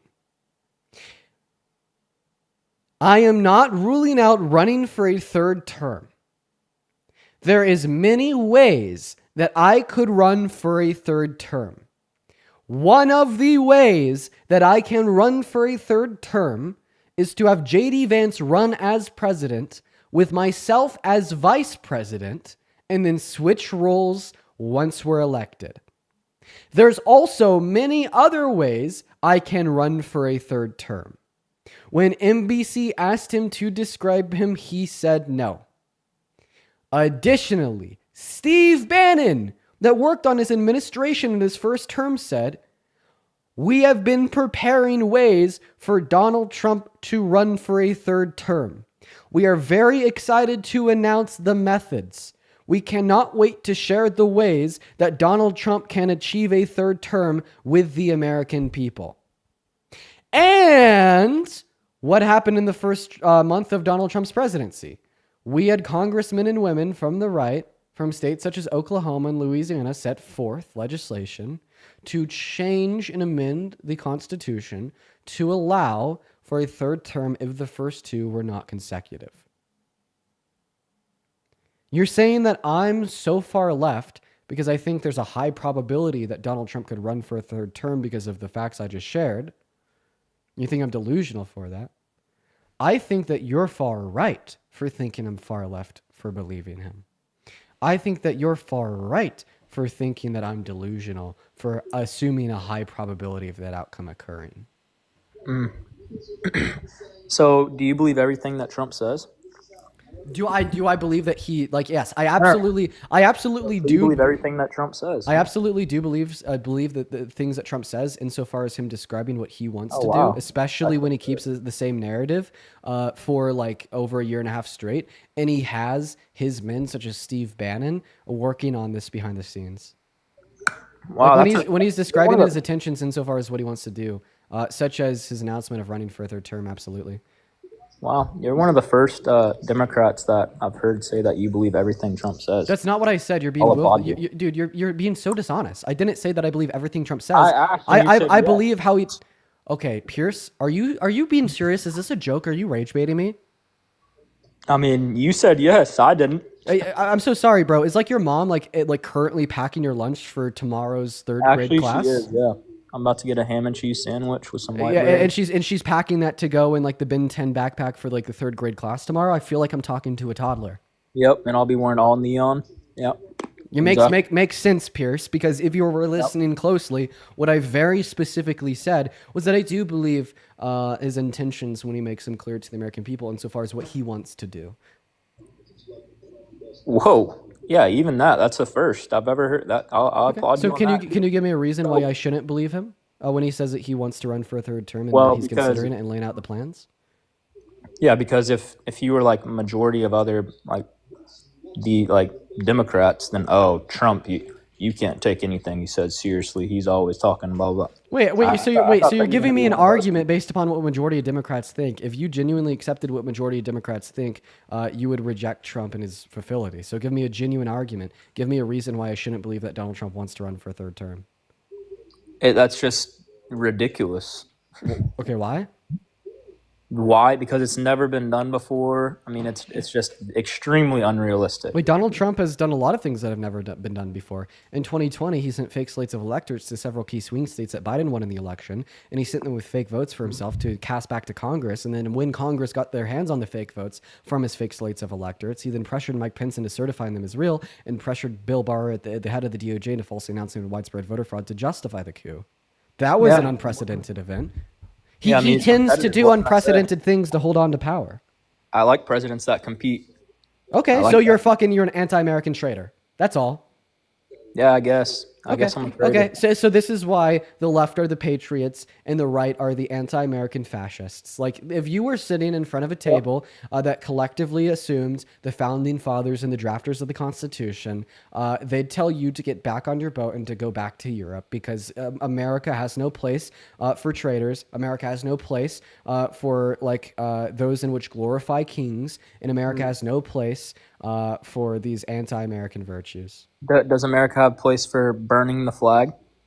America actually does have a place for burning the American flag because of the American Constitution, as the Supreme Court has ruled in the 70s that burning the American flag is constitutionally protected. So the answer to your question is yes. Wow. Well, that's Wait, horrible. can you name one Trump policy that you like? Yeah, I mean, I think that the wall, or not the wall, I think that the southern border, him being really vocal about that, I think that's good. Oh, so I didn't say words, silly goose. I said policy. Name one Yeah, Donald I Trump don't- border policy that will serve to reduce undocumented migration in the long term. I don't study policies, I listen. Exactly. I think it's funny that the most insufferable rage-baiting guest of the stream so far can't name a single policy he supports from the candidate he voted for. I think that we see a very strong correlation between virtues of... I think that we see a very strong correlation between virtues of anti-intellectualism, a lack of education, an absolute disdain for critical thought, and like this whole rage-baiting gotcha, Donald Trump, like a sentiment that we observe in guests like Pearson. Yep, exactly. You got me. But I all these synonyms that you look up on your like vocab app, that's not going to win people over to the left. You understand that, right? So you're saying that I'm an ineffective debater because I have a big vocabulary? Yeah, your average American doesn't care about you using big words and talking fast. 1 second. And to be honest, your average American doesn't care about the exact policies. Yo, guess what? Devour fetulence. Fetulence. That's what I want you to do. Do you know what that means? Devour fetulence. It means eat shit. W Milchick. Okay, if you know, you know. We're gonna move on. If you know, you know. If you know, you know. W Milchick. Okay. All right. We're gonna move on to the next guest. Everyone, just go ahead and give us a minute. Go ahead and give us a minute. All right. We're gonna go ahead and get our next guest up in the box, y'all. Be patient, y'all. While we're getting our next guest up in the box, we got the right choice loading in right now, everyone. What is going on in the right choice? Did you vote for Trump? Yes, sir. All right, before we hop into our debate, I got a couple people to thank here. Thank you for the $2 over on Venmo. Elizabeth, thank you so much for the $5. You guys are so incredibly kind. Then also Buck with the $5 on PayPal, and Haru with the 20 cents, and then and Tony with the $20 over on PayPal. Thank you so much for the love, and Tony. Everybody, please show some love to Tony down below in that chat. That's so incredibly kind of you. Thank you. Then also D with the $2, Sean with a 5, and Alexis with a 2. I don't know where Parker is. I'm actually going to go ahead and text him. But anyways, tell us why you voted for Trump. I just think he's the strong leader that we need in a tough time of transition, especially with global tensions rising, China making a move for the global power dominance. I think he's the right person to lead us in the right direction. Okay, he's definitely not a strong leader as it relates to like global conflicts. Like he absolutely bent the knee with no backbone to Putin. I believe that's incredibly clear. The strong leader in the circumstance of the Russian invasion of Ukraine would be Kamala Harris, because she had unwithering respect and support for the victim state of Ukraine in the attempt to fight against the ethnic cleansing and annexation at the hand of the Russian Federation. So unironically, the strong leader in the context of global conflict would have been Kamala Harris. Well, I think that remains to be seen. No. Kamala Harris supported the meat grinder of a war that was turning out to be with no end in sight. And so I think the stronger leader is somebody who can bring people to the negotiating table. It hasn't happened yet, but there's strong talks. Wait, why in hasn't the it happened works yet? still. He said that he would end the war in the first 24 hours after inauguration. It's now been months. Why hasn't he been able to resolve anything yet? I mean, nobody that supports Trump really expected him to do it within 24 hours. I know you place this expectation on Trump not to tell the truth. It's crazy that that's true. No, it's just effective rhetoric that energizes his base.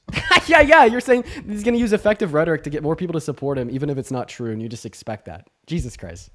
Well, no, it's exactly predictable to the type of person he is. But he did start working on it on day one. I knew he wasn't going to. Like, I have a 12-year-old son, and he says, "Is he really?" When he said that, when Biden was still president, my son asked me, "Is he really going to do it within 24 hours?" I'm like, "No, but he's going to start working on it right away." But his plan doesn't work. His plan doesn't work of like revoking support from Ukraine and just kind of leaving them alone. That's a bad plan that has historically failed. I mean, there's all the variables that go into this it's not the same situation, hasn't been replicated. I think that the closest approximation that we've seen was Russia's annexation of Crimea in 2014, when the Obama-Biden administration literally did nothing about it and ignored it, and then Russia, of course, went on to step back, reload, and then invade the rest of the state. Obviously, we need to be holding very strong red lines against Russia, and I mean, there's also other reasons that we need to be doing this as well. I mean, because when we don't hold that strong red line, but the rest of NATO does, that increases the probability of a third world war. Because what's going to make Putin more pissed off at NATO? UK putting boots on the ground as a smaller, weaker country, or America kind of running the front line, supplying Ukraine with over $30 billion per year? I don't think having a good relationship with Putin is a terrible thing. That's the thing. Everyone demonizes just having a cordial relationship when they have power. China is a growing threat, and if they are, the unintended consequence of NATO expanding east is that Russia has had to rely on China and become pretty strong allies with them, and that's not a great thing for us. They're already in. They got they made that BRICS committee or whatever they got going on, and if they have some leveraging power to undermine the United States dollar in the oil-dominated industry, which has historically been dominated by the dollar, and if they undermine the United States dollar and find their own currency, that's going to be really bad for the American economy. What does Putin want? What's up? What does Putin want? He wants the same exact thing probably Trump wants, to leave a great legacy on his country and be remembered as a great leader that did great things for his own nation. I have a question. Who would you vote for? Putin or Kamala Harris?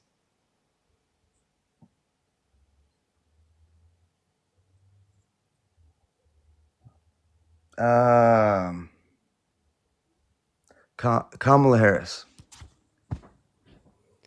Who would you vote for? Putin or Biden? Still Biden. Yeah, I'm not a. Why did that take so long? Oh, you're only in my left ear, Parker. Sorry. Then also, yo, Morgan, thank you for the $10 donation over on PayPal. I do really appreciate you for the love, Morgan. Alexis, thank you so much for the $5 on PayPal. Buck with the $5 as well. Thank you guys so much for the love. And then Mulaney, thank you for the $20 donation over on Venmo, saying I really love listening to you. Dude, W Mulaney down below in that chat. W Mulaney down below in that chat. You are so awesome, Mulaney. And then O with the $10 as well. Thank you so much, O. And then we did go ahead and we did get suspended until tomorrow on the DNC Dean TikTok account, which is very unfortunate for harassment and bullying. I think that we might actually be able to get that appeal go through because I don't know if we were personally harassing or bullying anybody. We need to go ahead and get Parker up. Yo, yo, yo, yo, yo. I joined and you immediately got banned. Yeah, fuck you, Parker. That was my fault, bro. It's your fault. It's all your fault. I'm just kidding. My microphone sounded like it was double. Dude, I have the whole setup, bro, for the microphone. No, it's just going in through the left ear. So there's like probably like the aux cable was just like unplugged a little bit. Yeah, maybe. Yeah, anyways, we got taken down. For everybody tuning in to the YouTube live, welcome in, everyone. That was a great TikTok live, first and foremost. I'd say that we actually had some decent debates. I'm really sad that we got banned. I'm going to keep an eye on this appeal. Do keep in mind, though, you guys, like, this is really bad. Because if we lose access on this account and I get an account warning, then we can't go live from the DNC Dean account for another 90 days. And we already can't go live from the DNC Dean, from the main account for 90 days. So RIP. I really hope that that appeal ends up going through. I think it will. But hey, I actually want everybody in the YouTube live watching right now. We have over 4,000 people in here just to do one thing for me real quick. Everybody like the live right now. Seriously, like it, and subscribe, and that will be phenomenal. But anyways, Parker, we need to strategize here a little bit. What is your plan? What is my plan? I have about another hour here on live. We could go live from the second account at It's Not Dean, and we could hop on there for an hour. Then I could shoot you over a raid. None of my accounts have pushed that I have right now. All my accounts are cooked. Yeah, I'm down for that. Well, I'm going to go ahead and maybe like wait another 3 to 5 minutes to hear back on the appeal on DNC Dean. I'd say it's likely that it goes through just because it was a hate, harassment, and bullying ban for me. Is that the account warning? What's that? Do you have an account warning if you get this ban? I think so. I do think so. But I have a feeling that like this appeal is going to be approved. It's actually not approved and it was denied. Nice. Well, let's check everybody. Let's see. Welcome to the same position I'm in. We're all banned on every single one of our accounts. What do we do? Okay. Well, hey, actually, luckily, it did not give us the account warning. So that's a W, everybody. That means that we still do have access to the DNC Dean account, and we'll just be able to go live on that again tomorrow. I know, saved by the bell. So we're still good. We're still good. What I am checking right now is if we have live access on the second account at It's Not Dean, and we do. We do. You want to go live on there for an hour? Yes. Okay, cool. Well, I'm going to get set up on there. I'll probably be live on at It's Not Dean in the next 5 minutes. I just have to kind of switch my mic over to the phone, get it all set up, and then I'll be good to go. All right, see you soon, Parker. All right. Yo, hey, bro, guys, we have 5,000 people in the YouTube live. Can I say that you guys executed perfectly by coming over to the YouTube when the TikTok gets banned? I want a WA in the chat for all the super chatters. Thank you so much, Catherine, for the $10 saying this is for Dean and Winnie, who use some of the wonderful synonyms. We appreciate around here. Keep up the wonderful, phenomenal, marvelous, and astonishing, amazing, and tremendous work. Catherine, thank you so much for the $10. W for everybody coming over here. You guys made the right decision. That's awesome. I'm proud of you all. Wow. I think this is maybe the most people I have had in a YouTube stream, which is just absolutely insane. W for everybody all around. W for everybody all around. While we're getting set up to go live on @itsnotdean, because there's like 2 things I got to do in that chat right there, right now. Let me know how you were enjoying the TikTok debates today. I actually thought they were fun. I thought they were good. I've been thoroughly happy with the live today. It's actually been a good day. Not that many trolls. You know what I mean? So effing fire. Yup. I agree. Okay. All right. So here's what we're going to go ahead and do. I'm going to go use the restroom real quick. It's been 3 hours on live. I'm drinking my coffee and my water. So I got to go hit the potty. But when I get back, we're going to go ahead and go live on @itsnotdean, and we'll be live over there for an hour. So yeah. I'll be right back, everybody. Just, hang out, talk to other people in the chat. I'll be right back.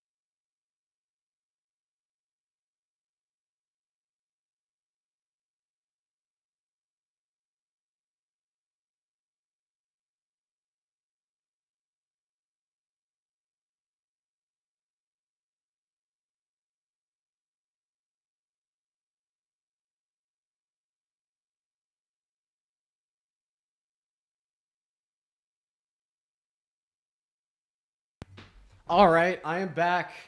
Why do you guys do the Eldeans? Every opportunity you get, dude. I'm so sorry. I washed my hands. I did it. I washed them real good. They're squeaky clean. My hands are squeaky clean.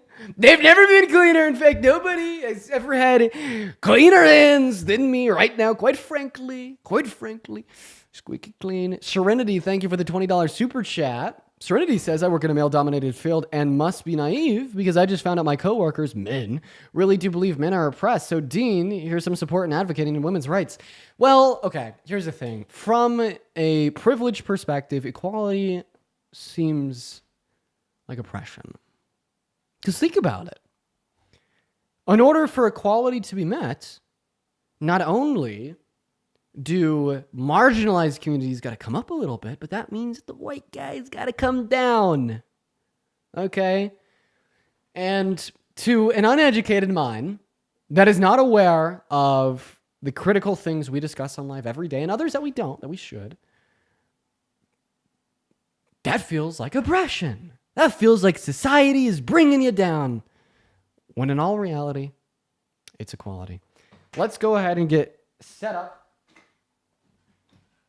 for a TikTok live. Here we go.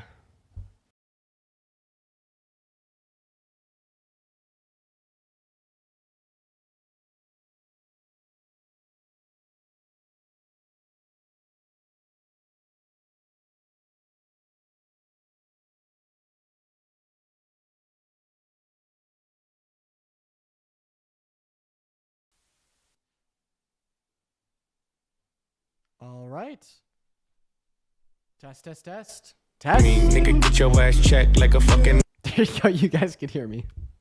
And you could hear a TikTok playing on my phone. All right. Let's go ahead and hop on live.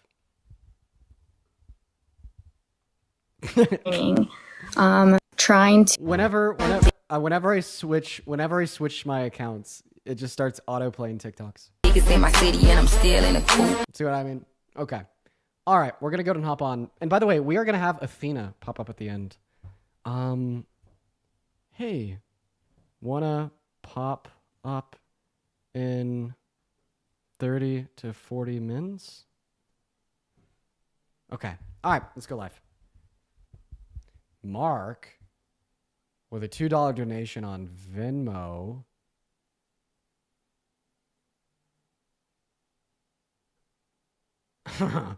Mark said, use me king.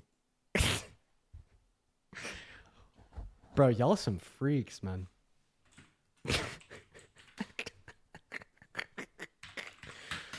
Kill me, I swear to God. You're gonna kill me. Y'all some freaks, dude. Okay. What am I gonna do with you guys? Let's get that live going. All right. We're looking for a background. Where'd it go? Oh, there it is. Beautiful. 8? That's... Dude, somebody in the chat said 8? Crazy work. Crazy work. Give me a minute. I'm just getting like the YouTube opened up and everything on the computer now. Because I typically have it open up on the laptop you see right here, but I don't know. It's my phone's in front of it. It's hard. Hey, let's look at how many likes the live stream has. Let's see where we're at. Right now, the live stream has 2,000 likes. If 500 people like the live stream on YouTube right now, I'll go live.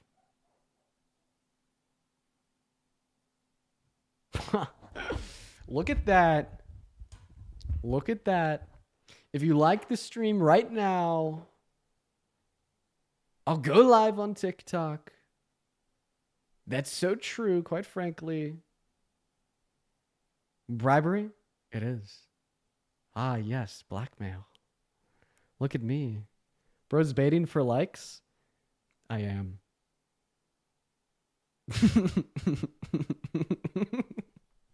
All right, 2.2 is good enough. I love y'all. You guys are awesome. We're live on It's Not Dean on TikTok.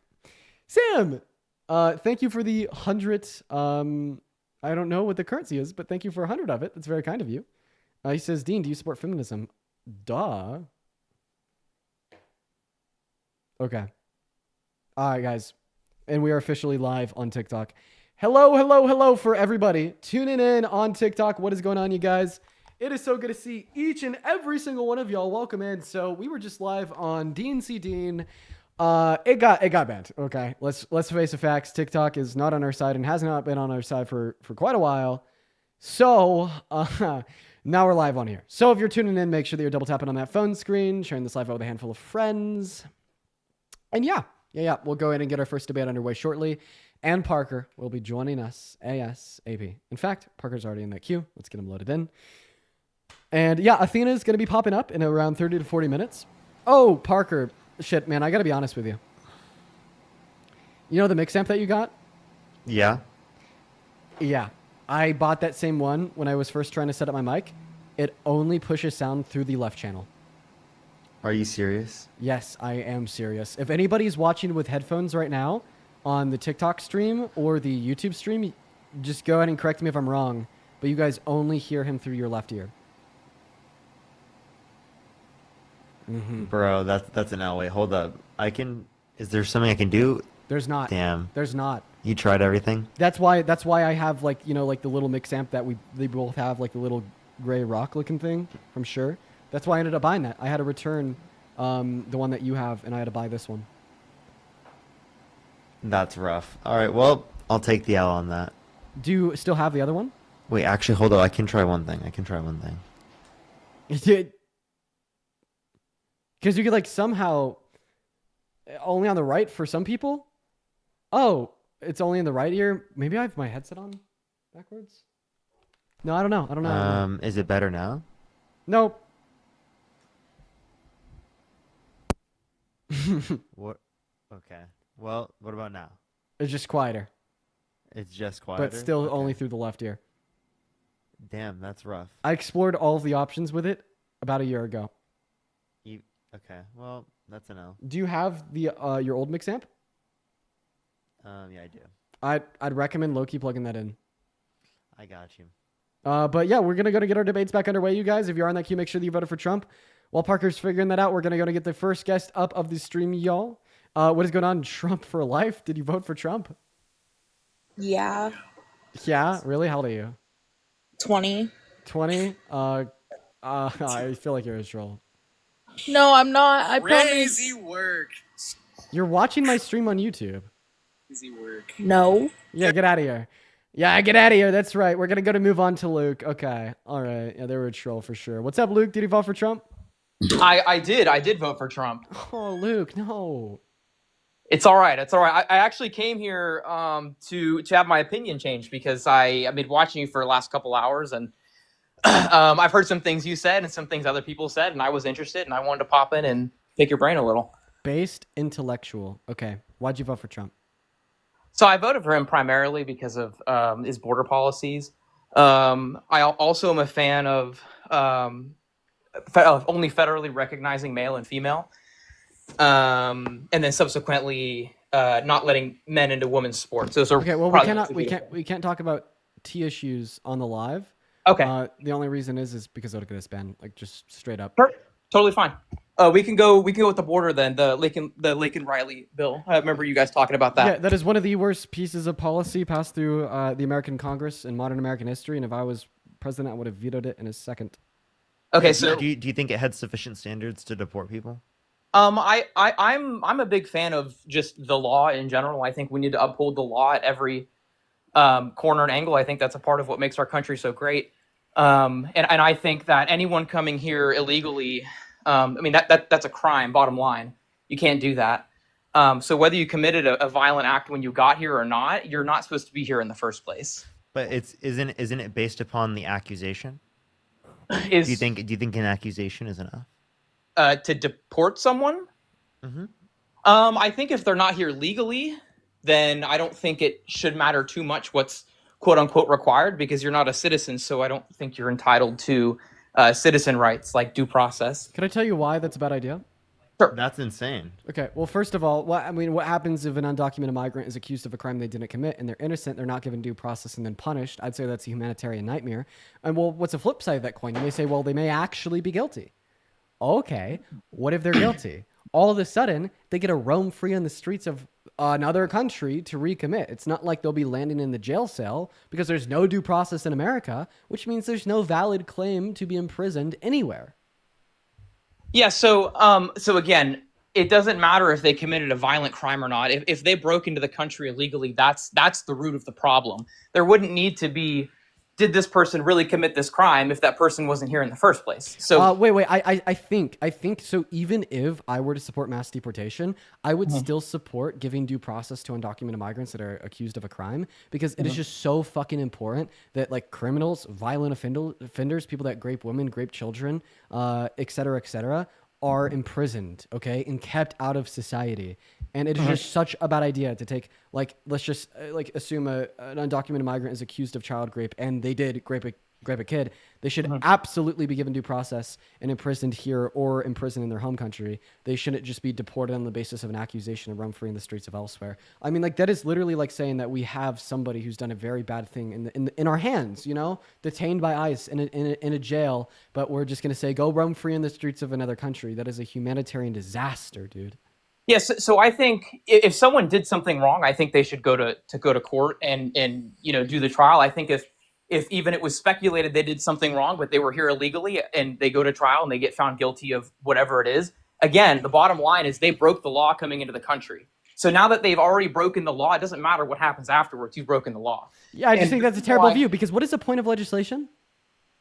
I don't know. Enlighten me. I'd say that the point of legislation is to make living conditions better for the people in our country, right?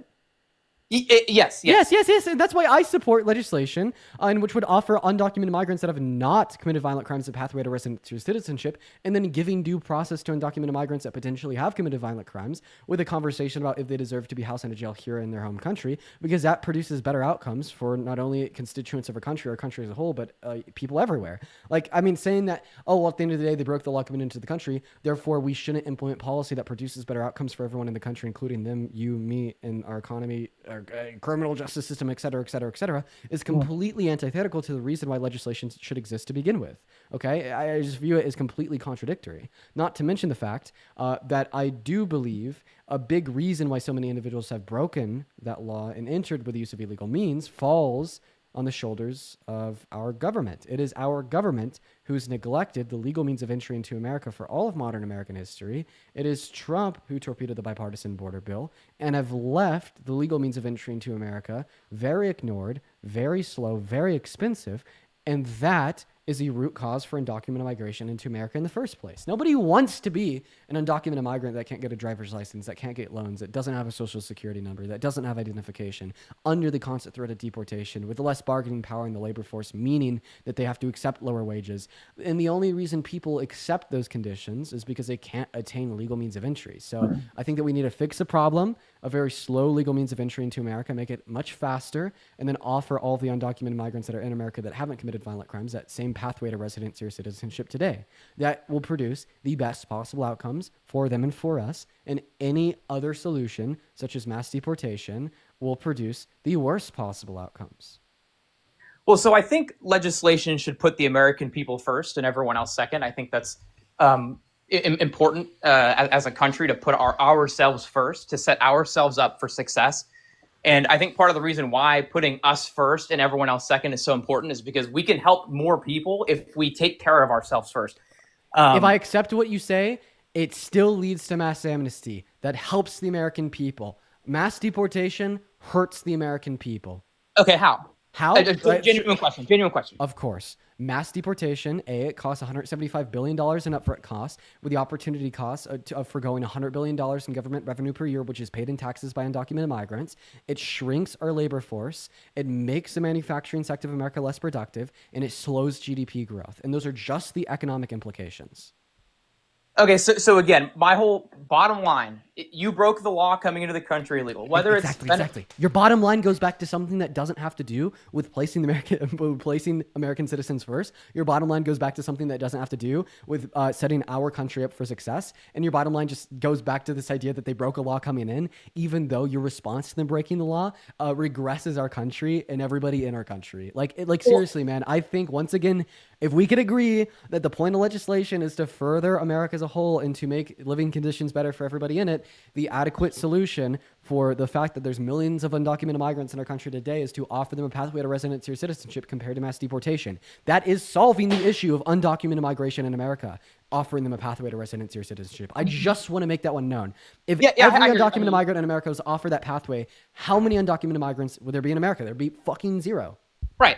Well, so what you said, if undocumented migrants had a way to citizenship, so they already broke the law, and so in response to them breaking the law, we offer them a place to stay. That doesn't make any sense to me. Okay, then you're just being willfully ignorant, because I explained to you exactly how that makes sense. I do agree Luke, with you. you offered someone who committed a crime the position of presidency, so I'm really confused. Yeah, it was 20 years ago, and you're right. I honestly don't know. The crime was not 20 years ago. No. Okay, so when was it that I must have the falsification of business records in the first degree? Didn't that happen based upon 2016? Okay, right? Gotcha. I thought you were talking about E. Jean Carroll. We could talk about. We're talking about the crime. He's a 34 count felon. Okay, sure. So I mean, if you want to reference that as well, I mean, that's also something that you shouldn't award a person who's done the presidency for. Well, I think misclassifying documents, I mean, that's obviously it's a crime. I mean, he got in trouble for it or whatever. But I don't think misclassifying documents is necessarily a reason to say someone shouldn't be Well, president. I don't think someone coming into the country for a better life is necessarily a reason why they should be deported. If they haven't committed any violent crime, if they don't have any criminal history that's bad, right? Why would I want them to be deported? right? Like that seems to be a bit ridiculous. I think that they would be a great contribution to our society, and I think that that's just indicative of the fact that our system takes too long for people to go through the legal means. I'd like to I correct you agree. there, I think Parker. it's I'd like to correct you there, Parker. You said that you think they will be a great contribution to the society. Undocumented migrants as demographic are a massive contributing demographic I to wasn't American meaning society as a that. whole. And I know that you weren't meaning that. The only reason I wanted to butt in and say that is just to further fucking demonstrate the point that undocumented migrants in America today only help our country and everybody in it.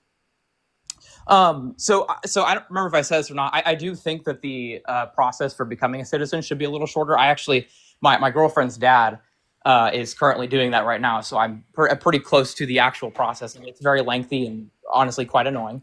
And I also have a particular closeness to undocumented migrants, as I work in a field that I actually happen to work around a lot of them. And I can tell you firsthand from my personal experience, sometimes they don't get paid in paychecks. Sometimes it comes in the form of cash, which means they're not paying taxes, which frankly means we're not paying taxes. Wait, what? Because we're giving them cash. So because they're getting cash, they're not paying taxes, and they're just taking the cash home. This point works He against just you. disputed this. Well, I mean, actually, what he's saying is true for some. What your argument should be is that undocumented migrants are more likely than citizens to accept wages under the table.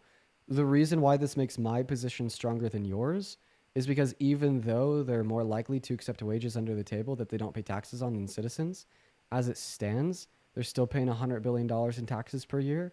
The reason why they're more likely to accept wages under the table is because they don't have permanent residency or citizenship.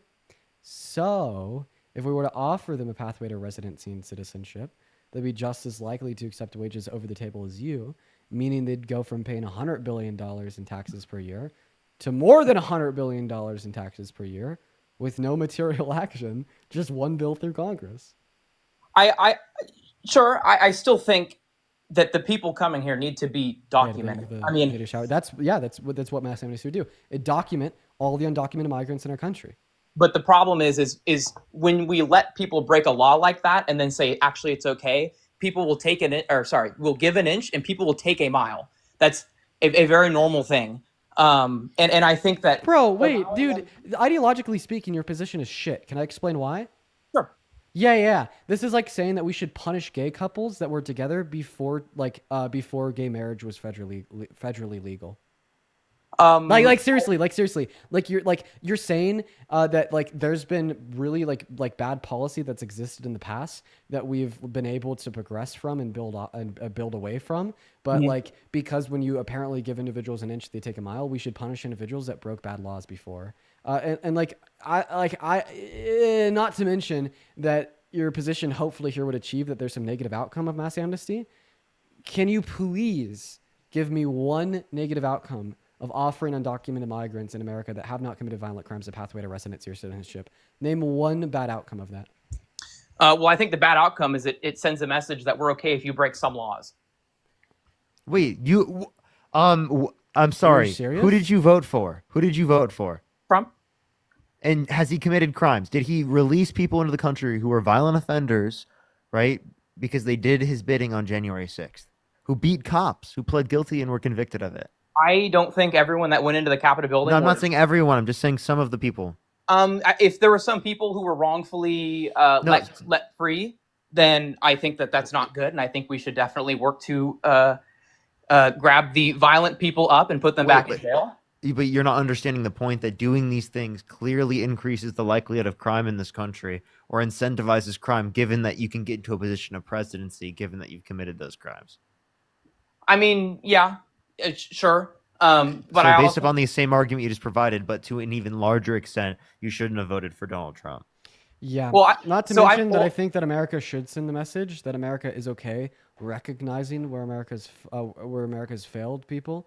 and offering undocumented migrants that are already in our country a pathway to residency or citizenship is recognizing that we don't place racism first, we don't place xenophobia first, we don't place bigotry first, but we rather place the prosperity of America and the people within it first, while also being able to recognize that America has failed with their immigration policy in all of modern American history, and that failure of not adequately addressing the legal means of entry into America is what has directly led to millions of individuals having incentive to enter into America with the use of illegal means. Yeah, So- I think our immigration policies for doing illegally, like I said, need to be updated and changed. I think it's a very long and arduous process for seemingly no reason. Listen, my argument is that offering undocumented migrants a pathway to residency or citizenship would send a good message, not a bad one. It would send a good message to the rest of the world, yes. But the implications in the States, I don't think would be as good. Name one material implication that would be bad. Well, so for example, like I said, in my field of work, I work with a lot of undocumented people. A lot of the jobs that they have, other people want, but they don't get put there because it's literally crowded with undocumented people. Like that's borderline the entire workforce of the business. So your critique is that undocumented migrants work? What's your critique? My critique is that there are American people who would love to go and work for me to do the things I need them to do, who are here legally. Well, then why don't you just hire them? Because it doesn't quite work that. I really wish I could, but there's a lot of you can. If you can't hire them now, what makes you think you're going to be able to hire them after people are deported? Well, so what I was saying is these. Yeah, go. I just don't get it. You're saying that it's a bad thing that undocumented migrants are more qualified than Americans? No, I'm saying it's a bad thing that Americans are not getting these jobs because there are other people filling it in. Why are the undocumented migrants filling it in? Wait, are you hiring people, Luke? Not directly, but to an extent, sure. Okay, so then why don't you hire Americans? So I try to when I can. The problem is we get our workers from a pool of union workers, so it's not anything that I really get a say in. I have to pull from this pool. So what your argument would be is that you wouldn't hire any immigrants? Any illegal immigrants, yes. I wouldn't hire any illegal immigrants. I would hire immigrants. And I have a question. If someone did hire it, like an undocumented immigrant, should they be held accountable by the law? Honestly, I'm gonna keep it real. I don't know. I haven't. You don't know? So the undocumented immigrant should be held accountable, but not the business that tried to take advantage of them? Well, so like I'm saying, there's some corners that I haven't quite cleared yet.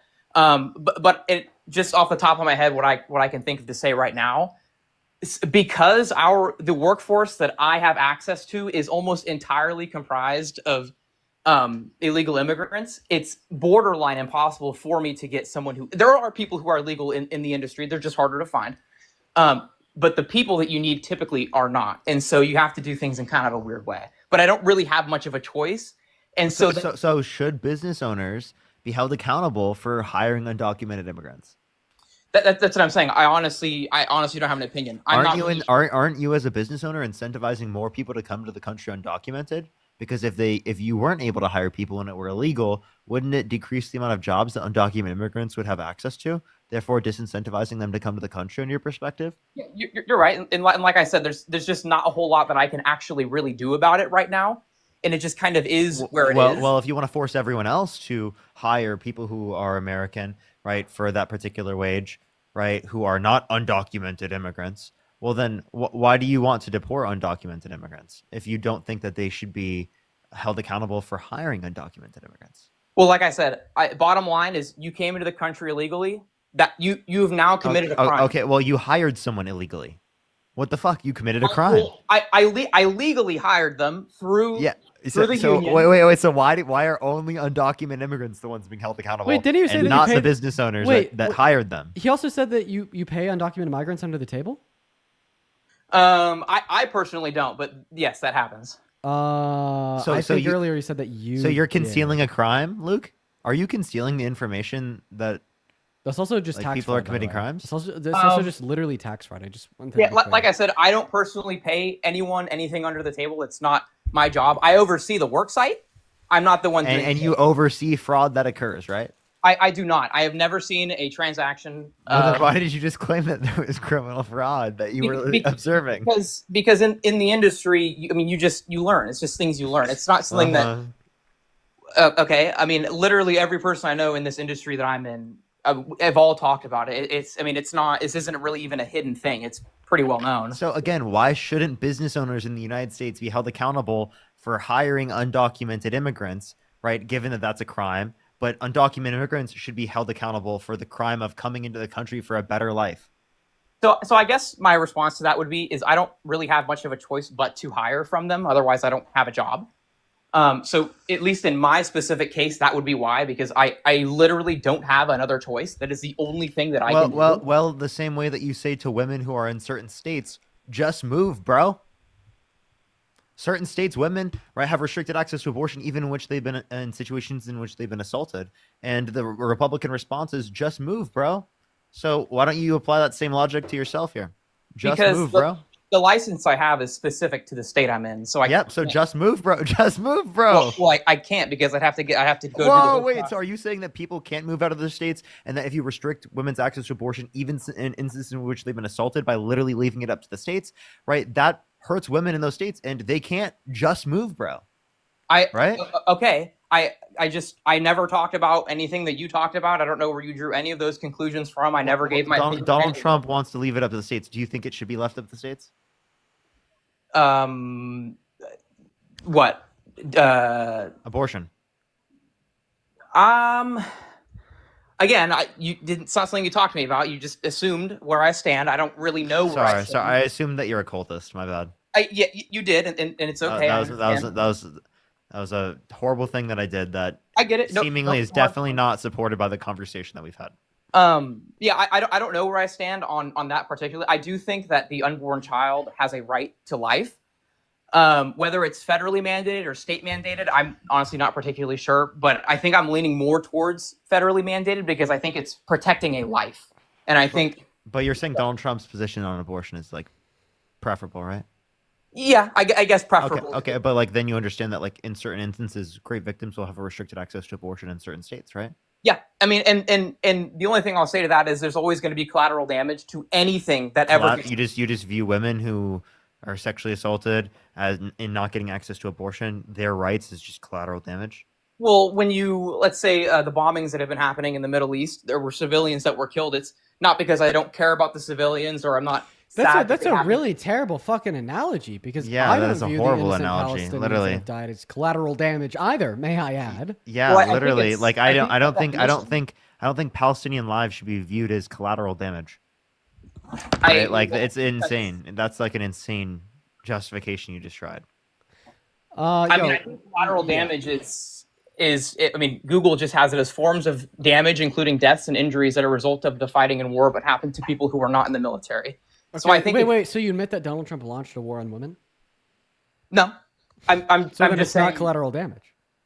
Well, it said at the bottom, but happened to people who are not in the military. So I'm using it as the $5. Thank you, Sam. I'm using it as more of a broad term of there are going to be some consequences to just about any action that's taken, and sometimes. I'm not saying I'm for it. I'm not saying I'm happy about it. But sometimes it does happen to people where they're not able to get the care that they need. Dude, I think that calling rape victims and innocent Palestinians that have lost their lives collateral damage, but then saying that a fucking clump of cells has the right to life that should be federally protected is so incredibly fucking insane and twisted. Yeah, but women's rights to abortion and to be protected in access to abortion, even in instances in which they've been assaulted, shouldn't be federally protected. But a fucking embryo's right to life should be federally protected. Please make it make sense. We're talking about sentient women that are literally have been assaulted, right? Have been victimized, and you're saying that they should be victimized even further by the state after that type of treacherous event. No, they should definitely receive the care that they need. So there should be federal protections, right? So do you value the federal protections of women in those types of circumstances or girls in those types of circumstances more than you value the fucking embryos? I value if a woman was raped with a G, I think she should be totally entitled to get whatever medical procedures she needs to get done. Abortion, right? Yeah. There you go. I don't think someone who just goes that should be federally protected, right? Yes, those specific people, yes. Okay, so then again, you disagree with Donald Trump's position, and you think that it's not a legitimate thing for Republicans just to be like, just move, bro. So clearly, in the circumstance that you don't have this exception taken care of, well, then why are you specifically imposing that Donald Trump has better policy on abortion when Kamala Harris would have protected it in that circumstance? Again, I never said Donald Trump had a better policy on abortion than anyone else. It's not a statement I made. Well, I mean, shit, what are your thoughts? Who had the better position, Kamala It's Harris worse. or Donald Trump? So Kamala Harris is a better position? I think Donald Trump has a better position. I'm not saying he has a perfect position. I'm not saying. Parker, stop making all these assumptions that are correct, dude. Seriously, man. That is so unjustified of you to make these correct assumptions. Again, I'm not saying I agree with Trump to a T on everything that he does. I think he's going in the right direction for some of it. I think that, as you said, a clump of cells should be protected, because I think when you break it down from your start of your life is when you were created, when your parents did the thing, and there you go. That's now you. From who you are right now to when you were a cell, you're the same person with the same parts. You haven't really changed much. Huh, thank you so much for the $10 super chat over on Vim. I got a couple of super chatters to thank. Thank you so much, Hunt, for the $10. Then also, you have changes, but also, when you grow, Nick, thank you so much for the $3 Canadian, and Nolan with the $20 Canadian. Thank you, Nolan. That is so incredibly kind of you. Everybody, please show some love to Nolan in that chat, as well as Jenna with the $20 over on Super Chat. Jenna says, "Just wanted to say I appreciate everything that you do." Thank you so much for the love, Jenna. And then Positively Nat with the $10 and Frog with the $10 as well. Thank you, everyone, for the love. Good. Yeah, so the clump of cells you're referring to, I mean, you were a clump of cells at one point. That's right. That's right, I was. You've been the same. Yeah, at that point, I didn't fucking give myself human rights. Yeah, bro, at one point. It's a single cell organism. At one point, our biological beings did not have human rights. So a single-celled organism, you're saying, isn't life? No, we're saying we're saying it's living. We just don't give a fuck. Okay. Yeah, so here's my position. Are you ready? Yep. I don't think life that lacks the ability to deploy subjective experiences is valuable. You sorry, say that again? I don't think life that lacks the ability to deploy subjective experiences is morally valuable. I think they do have the ability to deploy subjective experiences. A zygote has the ability to deploy a subjective experience. Give it 9 months, and it will. Yeah, absolutely. It will. So it doesn't. It will in 9 months. Yeah. Okay. So then why do I value it now? Because it's going to be born and have subjective experience. Who cares? Well, I do. Is my point. Okay, so think about it this way: the sperm that led to your existence. Are you saying you valued that sperm cell? Are you saying that sperm cell had human rights because it would have led to a subjective experience, i.e., you in the future? Well, so the tricky thing is sperm on its own does not lead to life. An egg on its own. No, but it going on that route. Also, right? I want to clarify that a fetus on its own doesn't lead to life. Same with the zygote. Like they require a process. Exactly. That's my point. Okay. So wait. So does a zygote. So why is a zygote valuable, given that it requires a process to continue to be able to deploy subjective experiences in the future? Because the process, that's a natural process. That's supposed to happen. That's supposed to happen. Supposed to happen. So same thing with the sperm fertilizing the egg. I'm talking about the natural process, right? Literally 0.1 second prior to conception, that sperm naturally was going to lead towards fertilization. And that's why it led to your existence. Are you saying the sperm cell that led to Luke's existence was valuable 0.1 second prior to subjective experience? Or not, I'm probably not subjective, prior to conception? It's kind of a weird question because, I mean... No, because it seems like you're arguing for sperm's rights. Not for sperm's rights. You have to have the two meet to start to make a baby. Like, I can't say that sperm has rights because sperm is just sperm. Wait, but if you let the sperm continue its natural process, it would have led to your existence. Yeah. Right? We're talking 0.1 second prior to conception. The natural process continued will lead to your existence in the future to be able to deploy subjective experiences. Are you saying that sperm cell, because it led to that future subjective experience, are you saying it's valuable? I mean, yeah, I guess. Yes. So sperm should have rights under your view. Okay, so that's what I'm saying. You're misunderstanding me, I think. How am I misunderstanding? You just said that sperm should have rights. No, I didn't say that. You said if it was 0.1 seconds from touching the egg, would it have rights? And that means... And you said yes. faster than I can blink my eye, life will start to form. I think in that very specific instance, though you can't necessarily stop it, I think that the sperm has quote unquote rights to get to the egg that it's about to get to. Okay, so if I could like slow down time like I'm the Flash, right, and become small like I'm Ant-Man, enough to a degree in which I could prevent the sperm cell from fertilizing the egg 0.1 second prior to conception. If I killed that sperm cell, would that be murder? And should I go to prison? I don't think it would be good. I don't think it'd be moral or ethical. I don't know if I would necessarily call it murder because nothing was alive that you killed. It was the sperm cell's living. The baby that would come from the sperm cell has not been formed, so you're not depriving anything of life. But the sperm cell is living. How do you? Yeah, for a period of time until it dies. Luke, but how do you find murder? You can say the same thing. How do I with find cyanide. murder? How do I define it? How do you define it? I would say it's the unjustified killing of another person. Of a person? What's a person? Sure. Well, generally speaking, a person is a human. Okay. So would you say that killing a sperm is not murder, as a sperm is not a human? A sperm. If you had a sperm on a petri dish and you killed it, I don't have a problem with that. I'm low key helping you argue your position here. Wait, are sperm cells like a part of the human species? Yes, they are. So something that's cellular life and it's a part of the human species. Are you saying that should not be granted rights? Again, on its own, it doesn't do anything. So neither does a zygote. So what you should say there is that although sperm cell is a part of the human species, it's not a member of it. So maybe actually no, it's not a part of the human species. What is it a part of? I mean, it's part of every species. Yes, Dean, every living being is a part of a species. Well, part insofar as a member, like a member as an entity with an identity. I don't think that a sperm cell has an identity that of being a human being. I agree. Yeah, sperm cell does not have. Do you think a zygote is a human being? Yeah, I think that it becomes a human being at conception, because that's when human life starts. Okay, I think that's an incoherent stance. Because what? Yeah, you said it. Wait, so do you think that a human being starts at conception? So if it is the case that they have identical, human life starts at conception. Yeah. No, but okay, so you're. I'm not disputing that human life starts at conception. I'm saying that when you identify to be a human being, a human based being upon means like human personhood. I don't use human being to denote personhood. I use human being to denote human life. But maybe that's just like okay. What does human life mean? What is human life? You are a human that is living. You denoting an identity of an entity. What's an entity? What's an entity? Like I could give you examples or like a functioning definition, but like I'd assume that we could like both understand simultaneously what an entity is by like pointing at a fetus that is an entity with an identity that is like numerically identical to like what you or I would have.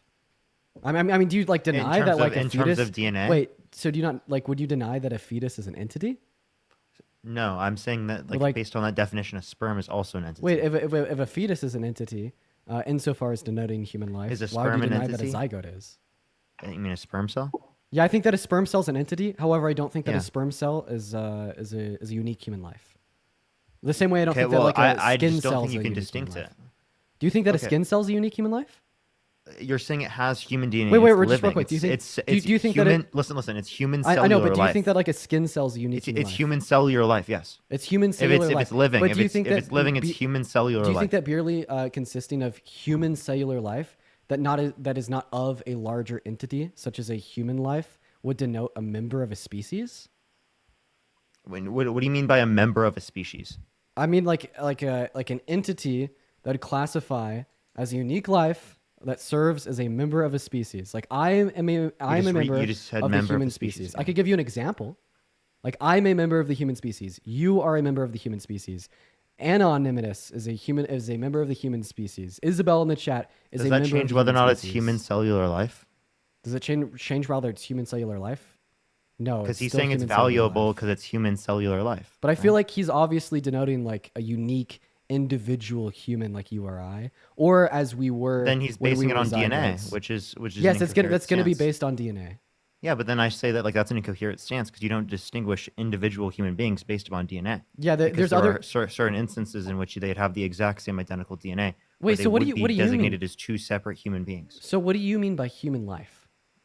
Human cellular life. It's just going to be like, wait, you, Like, what is a human I'm being just, to you?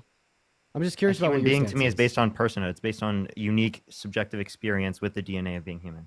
Okay, so you wouldn't say like the your human life begun at conception. You'd say that your human being life begun My at human, 20 weeks. human. I agree. Human cellular life for a distinct bit of DNA can begin at conception, but I don't see how that's anything more than that. Do you make like any distinction between the human life of a zygote and the human life of a sperm? Not in moral classification. I'm talking purely about biological descriptors. Yeah, because you're talking about two separate individual entities. And I make a big distinction between like a zygote, a fetus, or a sperm. And the reason I make a huge distinction between a zygote, a fetus, and a sperm is because the identity of a zygote or a fetus, right, has the same numerical identity as you or I. Like you and the numerical identity that you possess today was the same numerical identity that quote unquote you in a non-personhood sense possessed at the moment of conception. However, that is not the same numerical identity that the sperm cell that conceived you possessed, as it did not include the identity of the egg, right? So I make a distinction between the numerical identity that I had when I was a sperm or an egg and in which I had at the moment of conception. I'm not disputing that. What I'm saying is that if what he grants value to is the human cellular life, if it's present in both of those entities, why does he value one but not the other? Yeah, this is not a question about value, but rather a question about biological descriptors. I think like yeah, the point that I'm getting questioning the value, and you're bringing up the biological descriptors, which I'm not questioning. I think like what I heard you say, and I could be wrong, was like kind of obfuscating between like the biological descriptors and the identity of a sperm compared to like a zygote. No, I'm saying that they share the quality of being human cellular life. Okay. I think that like maybe like one could say that the quality that a fetus or a zygote possesses that a sperm doesn't have is a unique quality of being its own independent like human entity that would possess the same numerical identity as it would in 20 years when it's a person like you or I. And that's different. Then from you're the granting the future future value. So then what he's saying is then the that way, future value. that's not a value. Plus future value. I didn't make a normative description there. I'm making completely descriptive. Luke, Luke was saying Luke is just referring to the life as a value. He's not saying the life plus the future is the valuable. No, the life plus the future. I mean, it's really the future that's the most important thing. Because the fetus has a potential for life and subjective experiences. When you deprive it of that, you've taken something that could have been something. And so I think that you're and again, what I was saying was that there's also this other thing that has that potential in the future as well, which is. I actually disagree. I don't think that a sperm has the same numerical identity that it would possess. I'm not in the saying future when it that's has not what I'm arguing. I'm subjective not arguing experiences. that they have the same numerical identity. So What then I'm it doesn't saying is have that these- potential. No, it has that potential. The set of circumstances that is going to naturally occur. I don't agree. Potentially I will actually lead to this disagree. future state. I literally disagree. Dean, as it you're doesn't just possess the objectively identity. wrong. Like No, actually, because it doesn't objectively possess wrong. a numerical identity that it will. I'm in the not. future I'm not when it has arguing that. That's not the consciousness. position. I'm not saying that. You don't have to say that. I'm saying this will naturally lead to this in the future. That's all I'm saying, Dean. But it won't of the sperm. So like there'll be like what I'm saying is there's like a series of events in which will unfold, and which will lead to the existence of like an individual like you or I with fully fledged sentience or consciousness in the future. However, that entity with a consciousness won't possess the same identity of the sperm, and because it doesn't. I'm possess not the same... saying that they possess the same identity. I don't know why you keep saying that over and over again. The reason why identity is important here in this numerical sense is because as the sperm doesn't possess the same numerical identity that a fetus would at 20 to 24 weeks, then you can't say that the sperm possesses that potentiality. No, I'm saying that the circumstance possesses that potentiality. The circumstance that would involve the sperm? Yes. Yes. Yeah, that's fine. But like the sperm that's wouldn't, what I'm as it saying. doesn't possess the identity. No, the sperm leading to that set of circumstance. Does that make sense? So if you were to prevent the sperm, I think maybe that's why I'm getting confused because like any implication so if you of were the to focus on the sperm is where I fall apart. Yeah, I understand that possesses the life, and then there also like the set of circumstances possesses that if the sperm continues on that trail, that it is going to lead to a subjective experience in the future. Okay, so you're it's basically still saying like there's a set of these still- conditions that will produce this outcome in the future. Therefore, the set of the set of these conditions is like morally relevant because if you disrupt the set of conditions, that outcome won't be produced. Because they're saying what's valuable is that there's a life and that there's a set of future conditions in which there is like a subjective experience. Wait, let me And I'm saying that these reconceive. things are true in this circumstance. Let me reconceive of this in a sense because I might understand what you're saying. So imagine if like there was like the Tony fucking Stark robots from the Iron Man movies that were currently building like a robot that will possess sentience upon completion. Are you saying that it'd be morally wrong to stop the Tony Stark robots in the same way it'd be morally wrong to kill the sperm a moment before conception? Well, in that circumstance, they don't have any biological life. So what I'm comparing is that he's saying that biological life plus this future condition in which there is subjective experience is what's considered valuable. So in that circumstance, there is cellular life through the human sperm, right? And there's also a set of conditions in which will lead to a future subjective experience. So I'm just saying that both those traits, right, are present within the scenario. So seemingly under his standard, it would be considered valuable. Okay, I think this is where we disagree because I agree. I think I kind of understood with the analogy that I gave you. That, like you can value a set of conditions that will produce sentience in the future, and that's kind of where you were coming from there, and I do understand that. However, I feel like when like somebody like Luke places a preface on like the biological life with the future sentience, they're identifying the sperm or they're identifying the zygote, and they're not making an identification of the environment in which will produce the sentience in the future. And I don't think that you could look at the identity of a sperm and say that it will possess like future conscious experiences. You could look at the environment that the sperm is in, such as the future conception with the egg, and say that environment will produce future subjective experiences. However, examining the identity of the sperm on its own, it does not. Well, you ask them, why is this being valuable? They say this being is valuable because there's life and a condition in which there's a future subjective experience. Do you agree? Repeat that, sorry. So they're arguing that the being is valuable because it possesses life and there's a condition in which there's a future subjective experience. Yeah, like this life will have future subjective experiences in its future. Yeah. Yeah. So there's a condition for a future subjective experience, In and the there's future, life of the in life. the context of the sperm cell. But I think right? And it being on track to lead to fertilization. But like when I hear that, I don't hear that like the future subjective experiences as being a condition of the identity of the sperm cell, but rather a condition of the environment in which the sperm cell is in, which would Well, also the include question the is why identity of that's the a egg. morally. The question I would ask. In that Wait, can you circumstance respond to that though? Because like it's I'm- denoting like this is a future- relevant point. The personal it's not identity. irrelevant. I'm saying I'm bringing up a relevant point to what you were saying. Okay, go ahead. So the numerical identity of the zygote is irrelevant to the moral value that they're placing upon it based upon the conditions I asked for the being or for why the being has value. Well, I mean, when they like say the zygote, aren't they implicitly referring to its numerical identity in the position that they like bear more relevance from? So when you say like the numerical identity of the zygote is irrelevant, I mean, I don't think it is because I think that like you're implicitly acknowledging the numerical identity of the zygote as that's what is in reference to in the position. You know what I mean? So if I ask them again, this is the reason why I asked the question is, why does the being have value? And the being has value because of those two set of conditions. So if any condition is true in which those two things are the case, then it would have value. I don't know why you'd have to attribute it specifically to like something with a numerical identity in particular. Well, because that's been defined as of now. The being is the thing with the numerical identity. So I mean, you even just said it yourself. You're like, oh, well, we're examining this being, right? And we're going to attribute value to the being, okay, based upon these future conditions of the being. Well, you're attributing value to this being with a numerical identity, okay, and you're only attributing value to that being with this consistent numerical identity.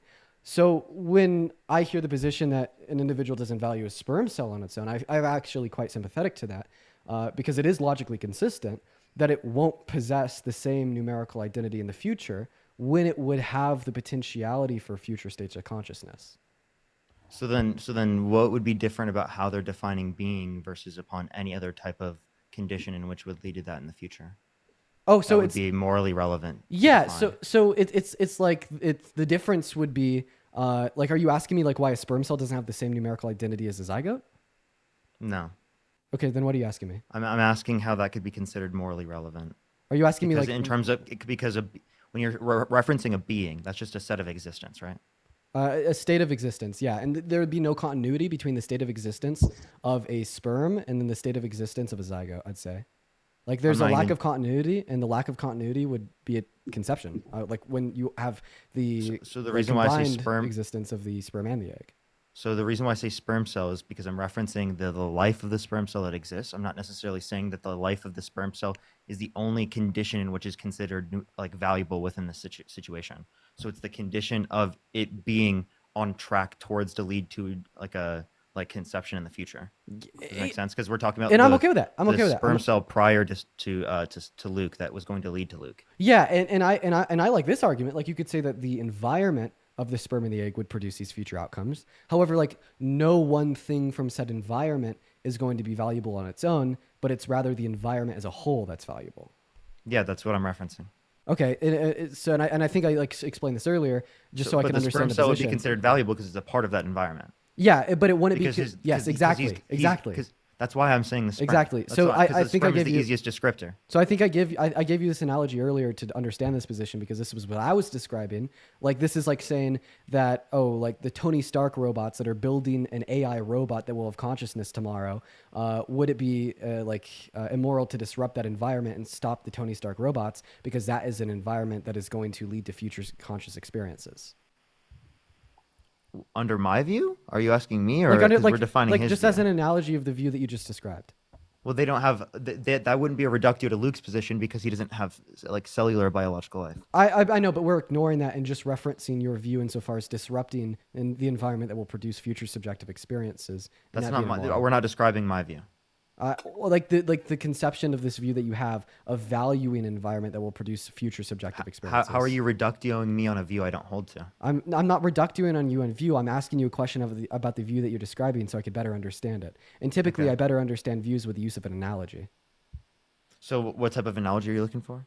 So you're describing that it's immoral, like under the view that you're describing to me, to disrupt an environment that will lead to future subjective experiences. So I'm saying, well, to better understand what you're describing to me, to make sure that I got it right, would a synonymous situation be such as Tony Stark robots from from Iron Man, like building a robot that's going to have AI consciousness tomorrow? Would it be immoral in a like way to disrupt the robots from building the AI robot? So no, because under his view, that doesn't like maintain any type of biological life, because he's saying biological life plus a future condition of subjective experience is considered valuable. Yeah, I'm ignoring the second condition of biological life, so I could understand this condition on its own. Because he's arguing in conjunction that these traits are valuable. I know, so but the I'm- only reductio I could assume of this position would be the one that I'd be bringing up right now, Well, where there is a set of biological life and a future condition in which there's subjective experience. I don't think that you're quite understanding what I'm saying. I'm just trying to understand the first criteria of the conjunction. So I'm ignoring the second one. I'm confused. Restate. So I'm ignoring the second condition of the conjunction, that being biological life, so I could understand the first criteria of the conjunction. So if I'm pretty sure what you're describing is you're saying that, well, it's immoral to disrupt an environment that will produce future states of sentience. Okay. And for me to better understand like that claim, I'm merely just applying the claim as I see it to hypothetical of saying, well, and if I were to accept this principle, would it thereby be immoral for me to disrupt the Tony Stark robots constructing an AI Iron Man that has consciousness? Because the robots are operating in an environment that will produce futures. If it was alone and not in conjunction. If it was alone and not in conjunction. But I don't see how it's relevant given that he was bringing up in conjunction. It's relevant to me understanding the view, so we don't disagree, because it's possible that we disagree as I lack an understanding. Okay. So now that I understand the first criteria, the second criteria is just biological life, okay? And I think that's where we disagree, because the first criteria would be in reference to the environment in its totality. However, you're saying that the second criteria is only in reference to one part of that environment, and I don't know if I understand that. Like, I'm pretty sure the point that Luke would be communicating here is not in reference to the environment in its totality, but rather the entity that possesses the second criteria of biological life.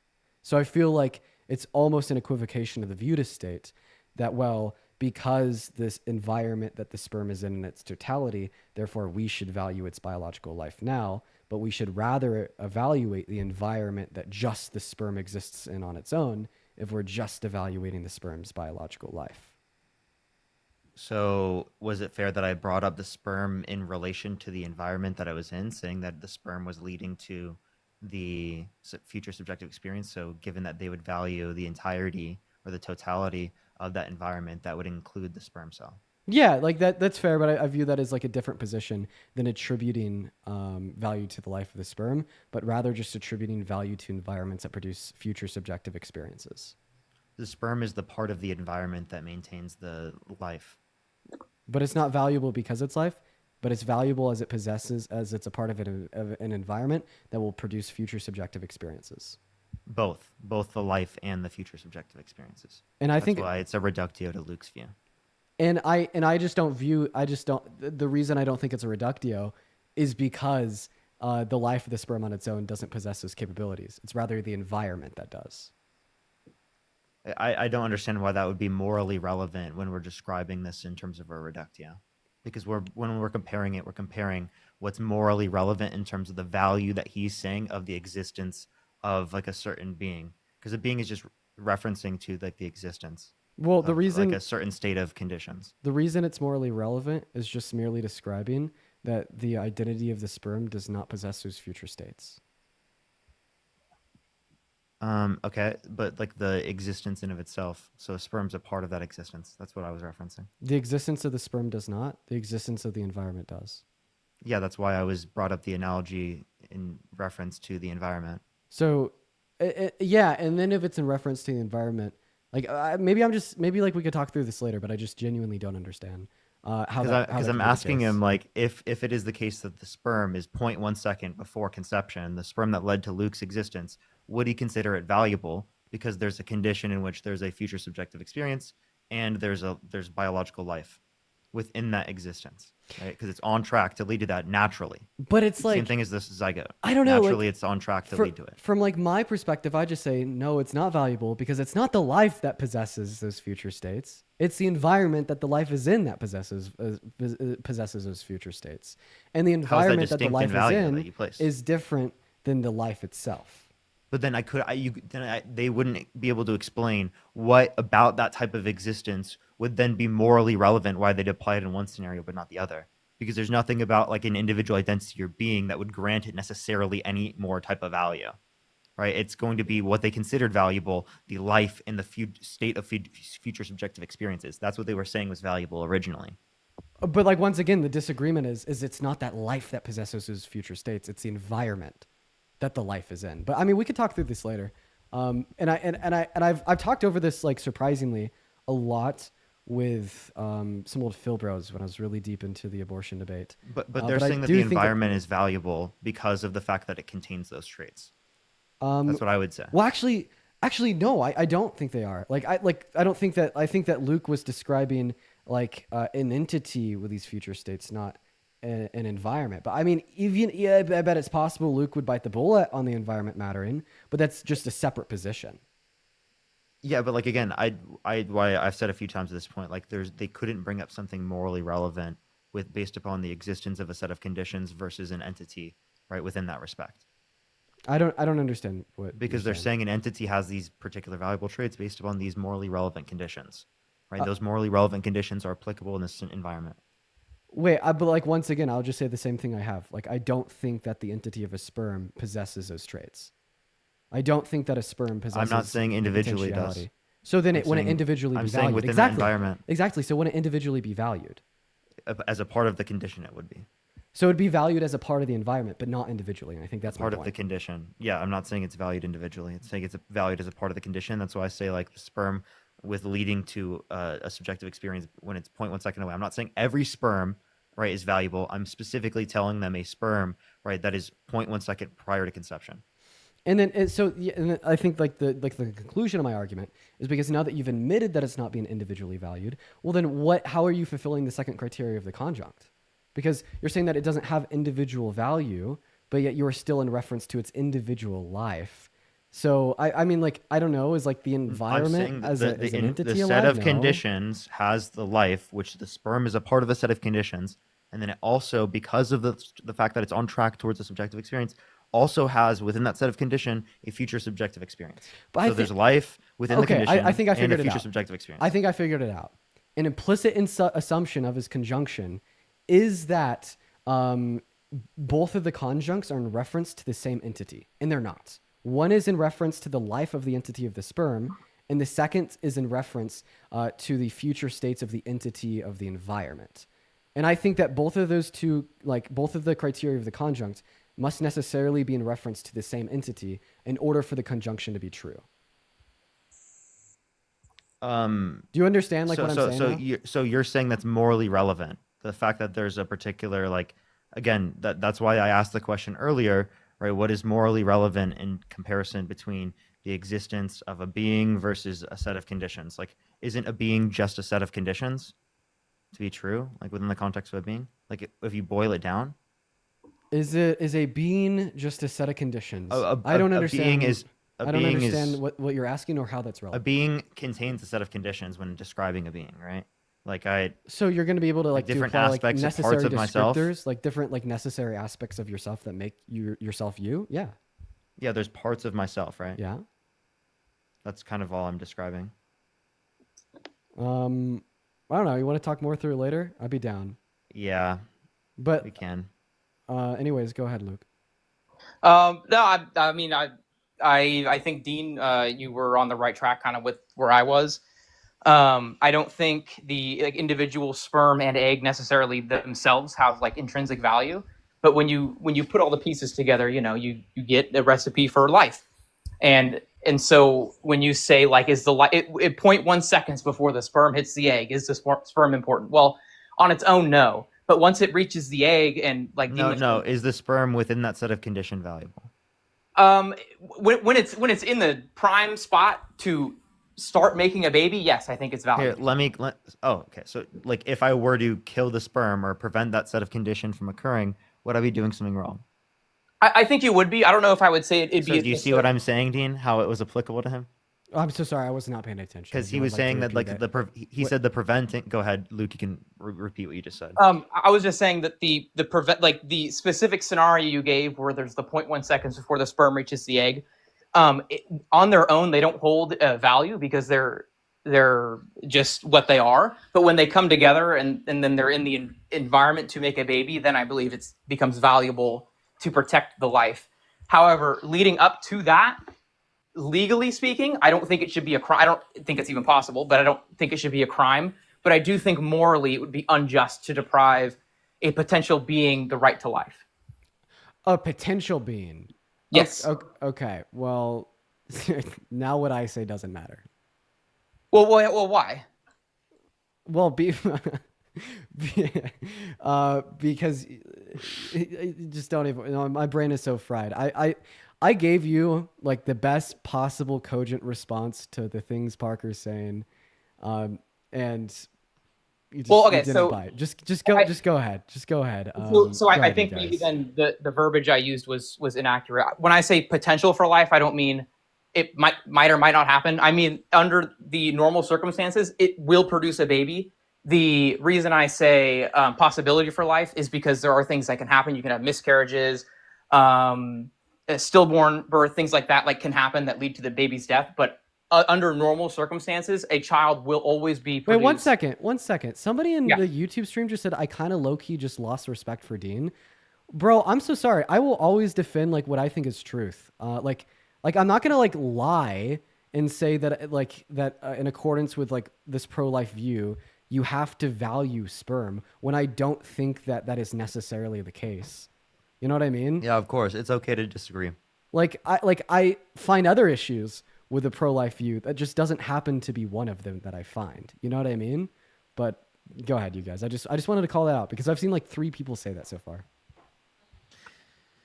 Here, I'm going to say thank you to some people though.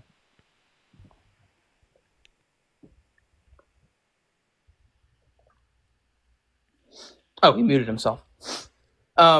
Sorry. So yeah, Dean, I pretty much agreed with you on what you said. I'm gonna just come out and say it. I think you're a whole lot smarter than I am. I'm just a military guy. Didn't go to college, and you obviously do this for a living. So, but what you were saying is I was in agreement with. So if I said something afterwards, like the potential for life, that was wrong. It's just because I'm a little stupid. But I do agree with you for the most part on everything. Not even for the most part, I agree with you on everything you said about abortion. Okay, well then the issues of your position just fall down to like the criteria of your conjunct. So you said that you value any human life with a future potential, right? Mm-hmm. Okay. So the reason why I disagree with the position of valuing a human life with a future potential is because of this. Imagine we have a brain dead baby laying on a table. Okay. Mm-hmm. Mm-hmm. In my right hand, I have a syringe filled with a serum that will make that brain dead baby not brain dead anymore. Okay. Mm-hmm. In accordance with the argument that I just viewed, that brain dead baby on its own does not have future states of sentience, right? Yes. Because it would require meeting with a syringe with a serum that will make it brain dead no more, correct? Yes. Yes. It needs external help. So would you be okay with essentially saying, fuck that brain dead baby, just it's like you have no obligation whatsoever to put the syringe in it? Does that brain dead baby have any fucking value? Even though you have a syringe in your right hand that could bring it back to a conscious experience? Yes, I think the baby has value. Exactly, but under your view, that baby is identical to the sperm cell because it on its own has no future sentience. It must meet with the syringe with the serum to give it its sentience in the future, just like a sperm cell must meet with an egg. Right. So a sperm cell on its own doesn't do anything ever. Just like the brain dead baby on its own, it needs a syringe with a serum to give it sentience. Right, but you have the ability to give the baby a syringe. Just like you have the ability to give a sperm an egg. You do, but that doesn't mean that every sperm has we'll say, right to be. Because so therefore the sperm doesn't have the right to life. The sperm doesn't have value. Therefore, this brain dead baby doesn't have a right to life. This brain dead baby doesn't have value. See, that's the issue with the stance that I find, and that's why I also argued so fucking hard on why the sperm isn't valuable prior to conception under the view, because that is true in order for like my one problem with like this pro-life view to be valid. A sperm cell can't develop consciousness without, I guess, maybe a brain dead baby couldn't develop consciousness without a special syringe. I think the cases are different. What's the difference? I think the difference is the baby is fully developed. I mean, it's now a child, and if wait. So then you're telling me that you don't value human life on a conjunct of humanity plus future experience, but rather because of how it looks? Well, I mean. No, when a baby is a baby, you can't deny that is a person you're looking at. That is a baby. It is a live. Yeah, so then you attribute value to aesthetics. You don't attribute value to anything but how something looks. Well, I have a question. Does a fetus look like a full-grown baby? I don't attribute to. Does a fetus look like a full-grown baby? No. Okay, then it doesn't have value anymore. Why not? Because it doesn't look like a child, and apparently that's your descriptor value. No. My descriptor value was not appearance-based. So then why the hell do you value the brain-dead baby in the hypothetical I gave you? Because you can prevent it from being brain-dead. So why would you not do that? So you could. So in other words, you're saying that you can give it future states of sentience, so you're obligated to give it future states of sentience, right? To some extent, yeah. Okay, well then Parker's right. You can give a sperm cell future states of sentience via conception with an egg. Therefore, you're obligated to. Therefore, killing a sperm cell a moment before conception is immoral. The difference is a single sperm cell is not a human. That's, I think, the problem. Is a single sperm cell is not a human. A brain-dead baby is a human. A fetus is a human. A single sperm cell and a single egg cell are not humans. They are what they are. They're sperm and they're egg. Once you combine them, now you have a human. And once you have a human, now I think we as the people have a right. So you're only obligated to give humans that on their own would never have sentience against sentience if you have the availability to do so. So do you think if we had the medical tools to bring dead people back from their graves and be alive again, that we'd be obligated to do so since they're human? No. Why not? Because they've died. They've lived their life. So you're now you're saying that you're actually not obligated to give a human on their own that wouldn't have future states of sentience. Once your life cycle is complete, that's Jackie. Thank you so much for the $10 over on YouTube Super Chat. Thank you.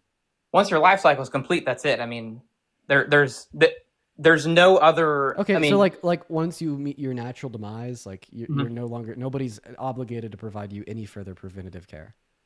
Other than like burying you and doing the proper process. I mean, wouldn't brain death of a baby be some form of natural demise, meaning that if you you would be can obligated to give it? If you can reverse it, then you should. Okay, well, I mean, what if we could reverse death? I don't think you should. I think that's. I mean, we all die at some point. It's okay. It's just, so I mean, to me, it just kind of sounds like your special plea in here. So why should we reverse in one scenario but not the other? Well, because in one scenario, it's a newborn who still has let's say, 80-year life expectancy ahead of it, and the other one. Well, actually, no, it doesn't. It doesn't have any year life expectancy in front of it. Because remember, on its own, it won't possess any future states of sentience. You have to give it the serum. I mean, sure, we can go all the way down and say a baby on its own is completely useless, whether it's brain dead or not. So should we not give a conscious baby rights because it needs external support?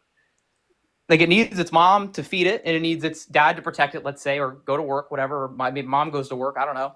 But someone has to be there for the baby. So you're arguing if the baby cannot survive without any external help, we shouldn't regard it as a life, is kind of what you're saying.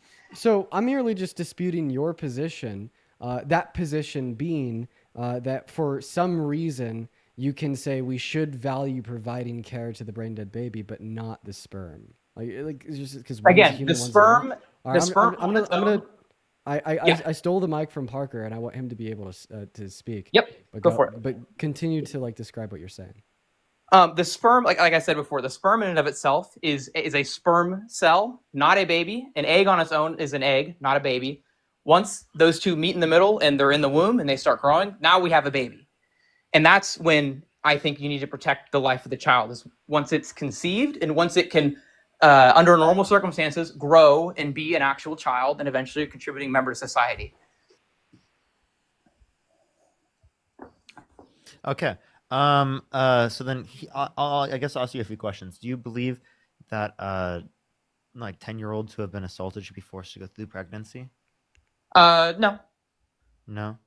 Okay. So you believe in causal obligation then? Is that what your view is? I think so. Could you just define that for me real quick? Make sure I'm agreeing the same thing. Yeah, no, you're just saying that given that they didn't cause the pregnancy, that they have no obligation to maintain. Yeah, that's pregnancy? yeah. Okay. Just seeing if you hold to that position. Yeah. So I have a question. You want to restrict bodily autonomy to save human life? Is that your view? Sure. Yeah, we'll go with that. So how do you feel about vaccine mandates? I'm not a fan of them. I don't think that's super cool. Isn't that restricting bodily autonomy to save human life? I think it's a little subjective, but sure. What do you mean it's subjective? Well, so I was in the military, and my specific job had to revolve around chemical, biological, radiological, and nuclear things. It was as my job title essentially.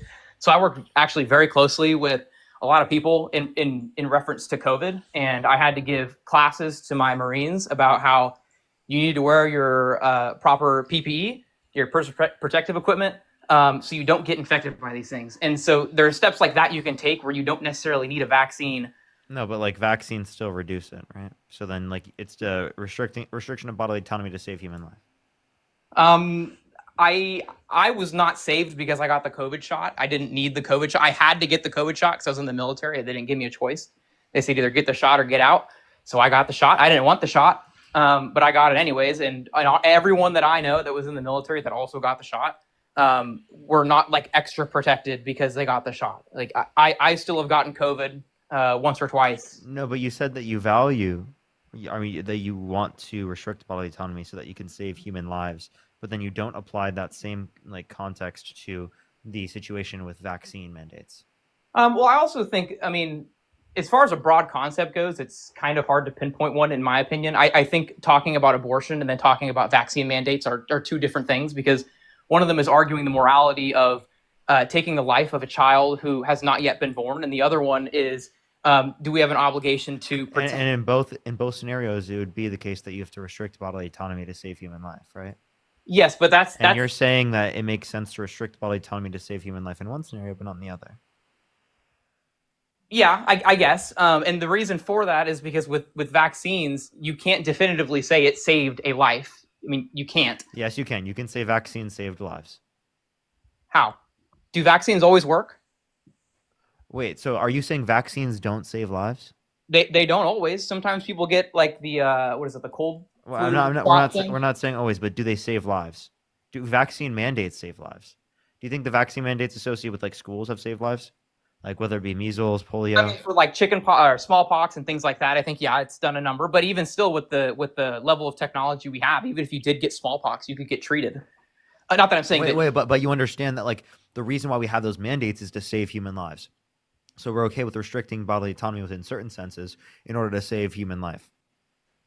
Again, I don't think there's any conclusive evidence. If anything, I just want to let you know the obligation of getting a vaccine is significantly less of an obligation than like continuing a pregnancy for 9 months.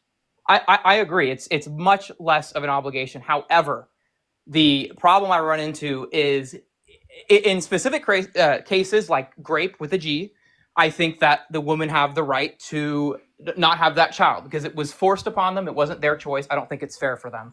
If someone just goes around and is partying and going to Florida and sleeping with everyone and happens to have a child, you have done something that resulted in the process of starting another life. You should have to, I don't want to say deal with the consequences because I don't think babies are bad things. I think they're great. But now you have to be a mom because you did the thing that made babies and now you have a baby. And I think so then same thing with men too. Men should have to pay child support or be a part of the kid's life and take care of them, right? I absolutely 100% agree. I mean, you're just describing like the causal view.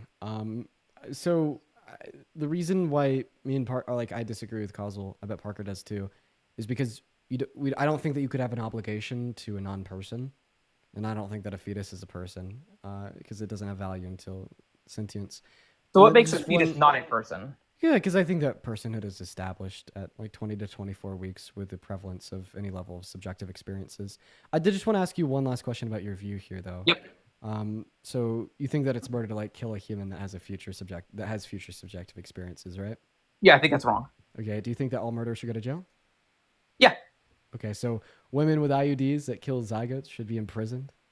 Well, the IUD prevents the pregnancy from happening. But the way that it prevents the pregnancy from occurring in some instances is by allowing for conception to occur, then it prevents its implantation into the uterine lining, starving it and killing it, meaning that it's murdering a unique human life with future subjective experiences. Well, then it's murdering human life with unique subjective experiences, and I'm not for that. Okay, so do you think that women with IUDs should go to murder for jail? No, because we haven't quite should go to murder for jail. we haven't quite. Did I say go to murder for jail? Parker, I'm fucking whipped, dude. Listen, at like the 4-hour mark, I get tired, and like right at the 4-hour mark, you and me started to go back and forth. So now I'm like extra fucking tired. Had to use more of my brain cells in like the last 30 minutes than I've had to use in the last 7 days combined. Sorry, bro, my bad. So I'm extra understanding right one miscommunication between Parker and Dean is more mentally exhausting than 70 to 90. No, I'd say 99% of guests we have on the line. But it just like it makes sense, dude. Like, come on, like the reason why we are friends is because of like a prominence in the debate sphere on the internet. So you know, like. I think it's funny. I think it's great working through shit like that. But anyways, I'm cooked. Anyways, answer the question as I meant it to be stated.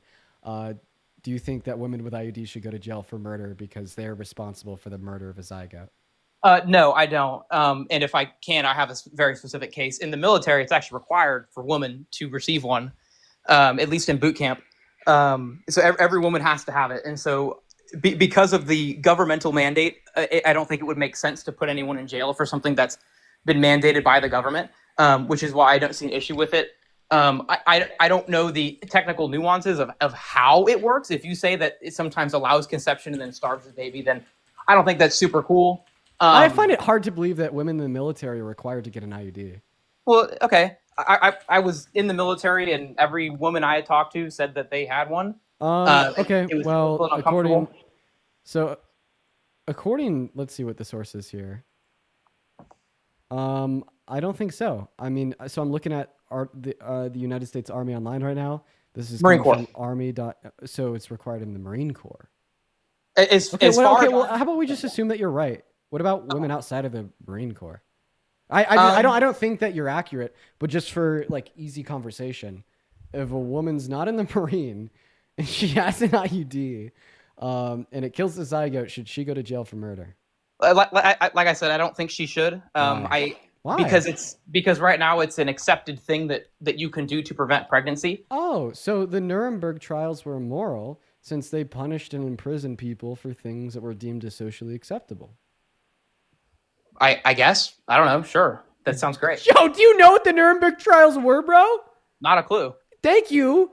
I'm God. so glad that you don't know what they are. It's Well, it's worth telling you what they are, and I Okay. think you probably should have asked before you responded. So the Nuremberg trials, it was like the criminal trials to prosecute Nazis and other individuals related to Hitler's regime and their war crimes against individuals affected by the Holocaust. So it was to punish people who did something wrong. You're essentially. Yes, but it was the retroactive enforcement of what I believe to be very good virtues. I think it's virtuous to, imprison Nazis. I think it's virtuous to imprison murderers.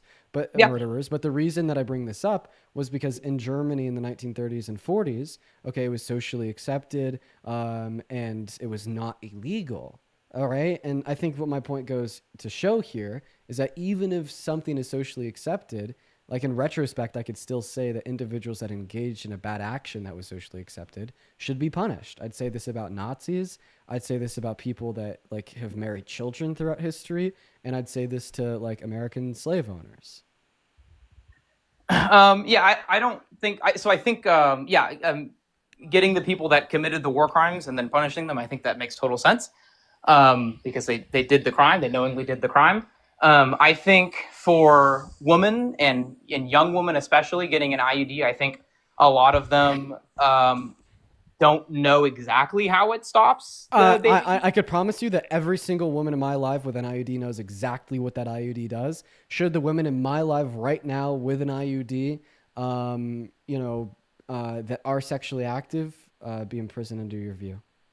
No. I don't think Okay, so. so the knowledge or lack thereof is not a. I don't think it's a contradiction because the It is point, with your view. It totally is a contradiction. the point of the IUD is to prevent the pregnancy from happening, and I think that's okay. But the way that it prevents the way it pregnancy is by prevents killing it. the zygote. Then that's how it does it. I don't know. That's just it's You're just what saying it that is. murder's okay. So if it's okay to kill a zygote, why is it not okay to kill a fetus?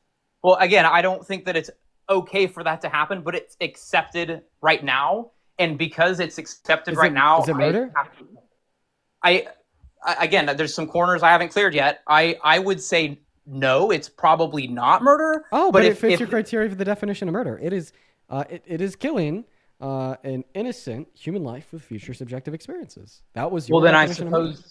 I suppose then it's murder. But again, because it's Would you ever accepted be right friends now, with a murderer? No, I don't think I would. So you wouldn't be friends with any of the women in my chat with IUDs that are Well, sexually see, this active, is- right? this is- I mean, I'm not this sure is they'd be how- friends with you, but in a hypothetical I got sense. you. I think part of the problem with some of these debates is I love America as much as I possibly can. I went and fought in the military, as you were. I didn't fight in the military. I was in the military because I love my country. I'm trying to pivot. do what I think is best. Oh, Pivot. yeah. Would Oh, you want say- me to come back? Would you say that other people should or shouldn't be friends with murderers? Honestly, it depends. And the reason why I think it depends is because people are very capable of change. And there have been people who have gone to jail for murder and come out on the other end a better person. And so I think to just blanket statement and say all murderers are always bad. What about murderers that just don't give a shit? I don't think people should be friends with them. No. Okay, I have a question. Is there any woman in my chat with an ID that's sexually active that just straight up doesn't give a shit that it kills zygotes? Yeah, who gives a fuck, dude? Yeah. So who gives a fuck about a zygote? Like, actually, genuinely. So Luke, I shouldn't be friends with anybody in the chat saying yes, right? Like, look at me with a straight face and say, Dean, you shouldn't be friends with any of those tyrannical, ruthless murderers. Come on. Bloodthirsty. Zygote killers. Serial murderers. I personally would not choose to be friends with someone who intentionally aborted their baby. If they had an IUD, it's again, in my opinion, it's a different. Again, that's I think also fine. It's an accepted form of birth control. It's an accepted form of murder under your worldview. Hey, Luke. Then it's an accepted form. Would you be friends with me? You did not just say it's an accepted form of murder. Do you know what murder means, bro?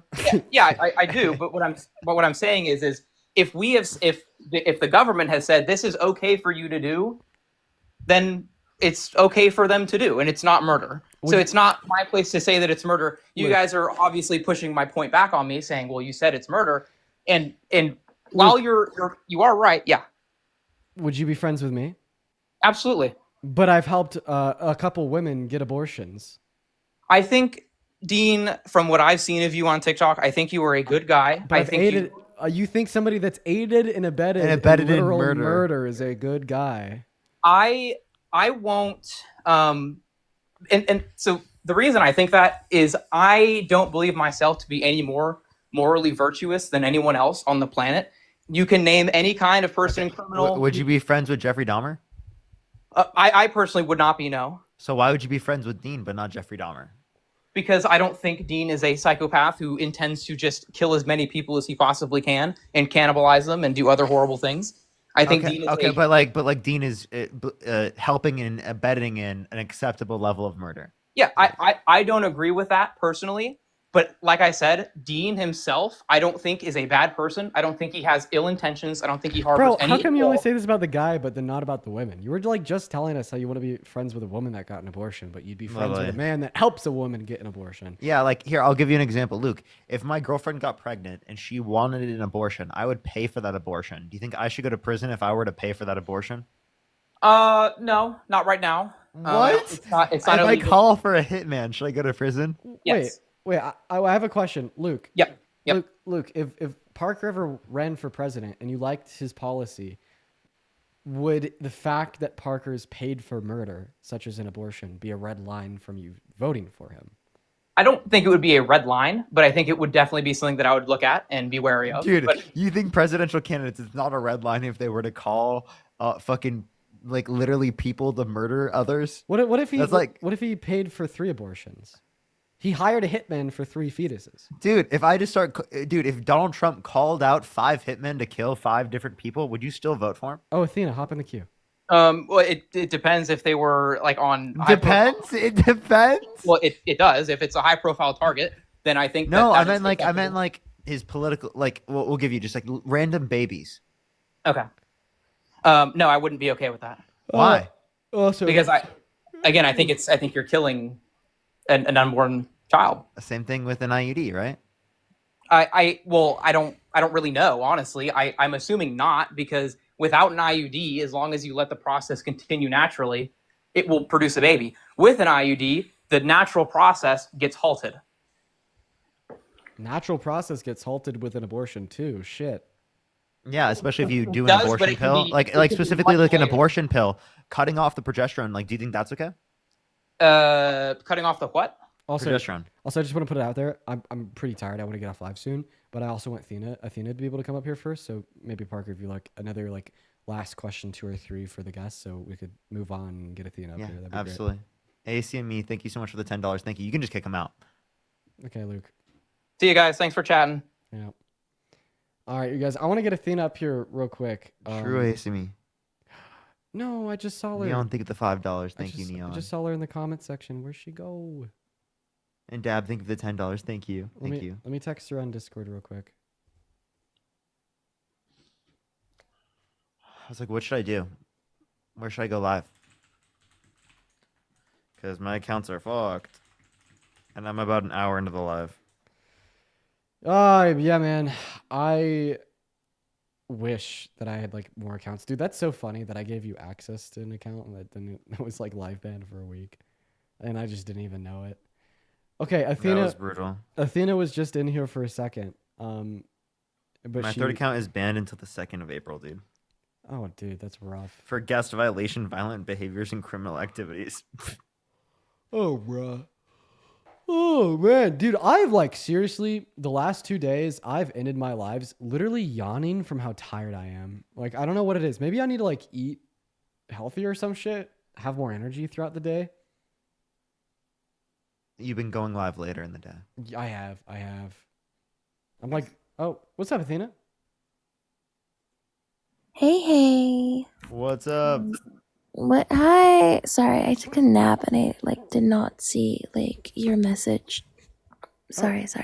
No worries right now. Are you? Is now a good time? Yeah. It is 100% a good time. Thank you so much. Okay. So, the reason as to why I even pestered is because there's a level of like urgency, happening right now, within Libya, in North Africa.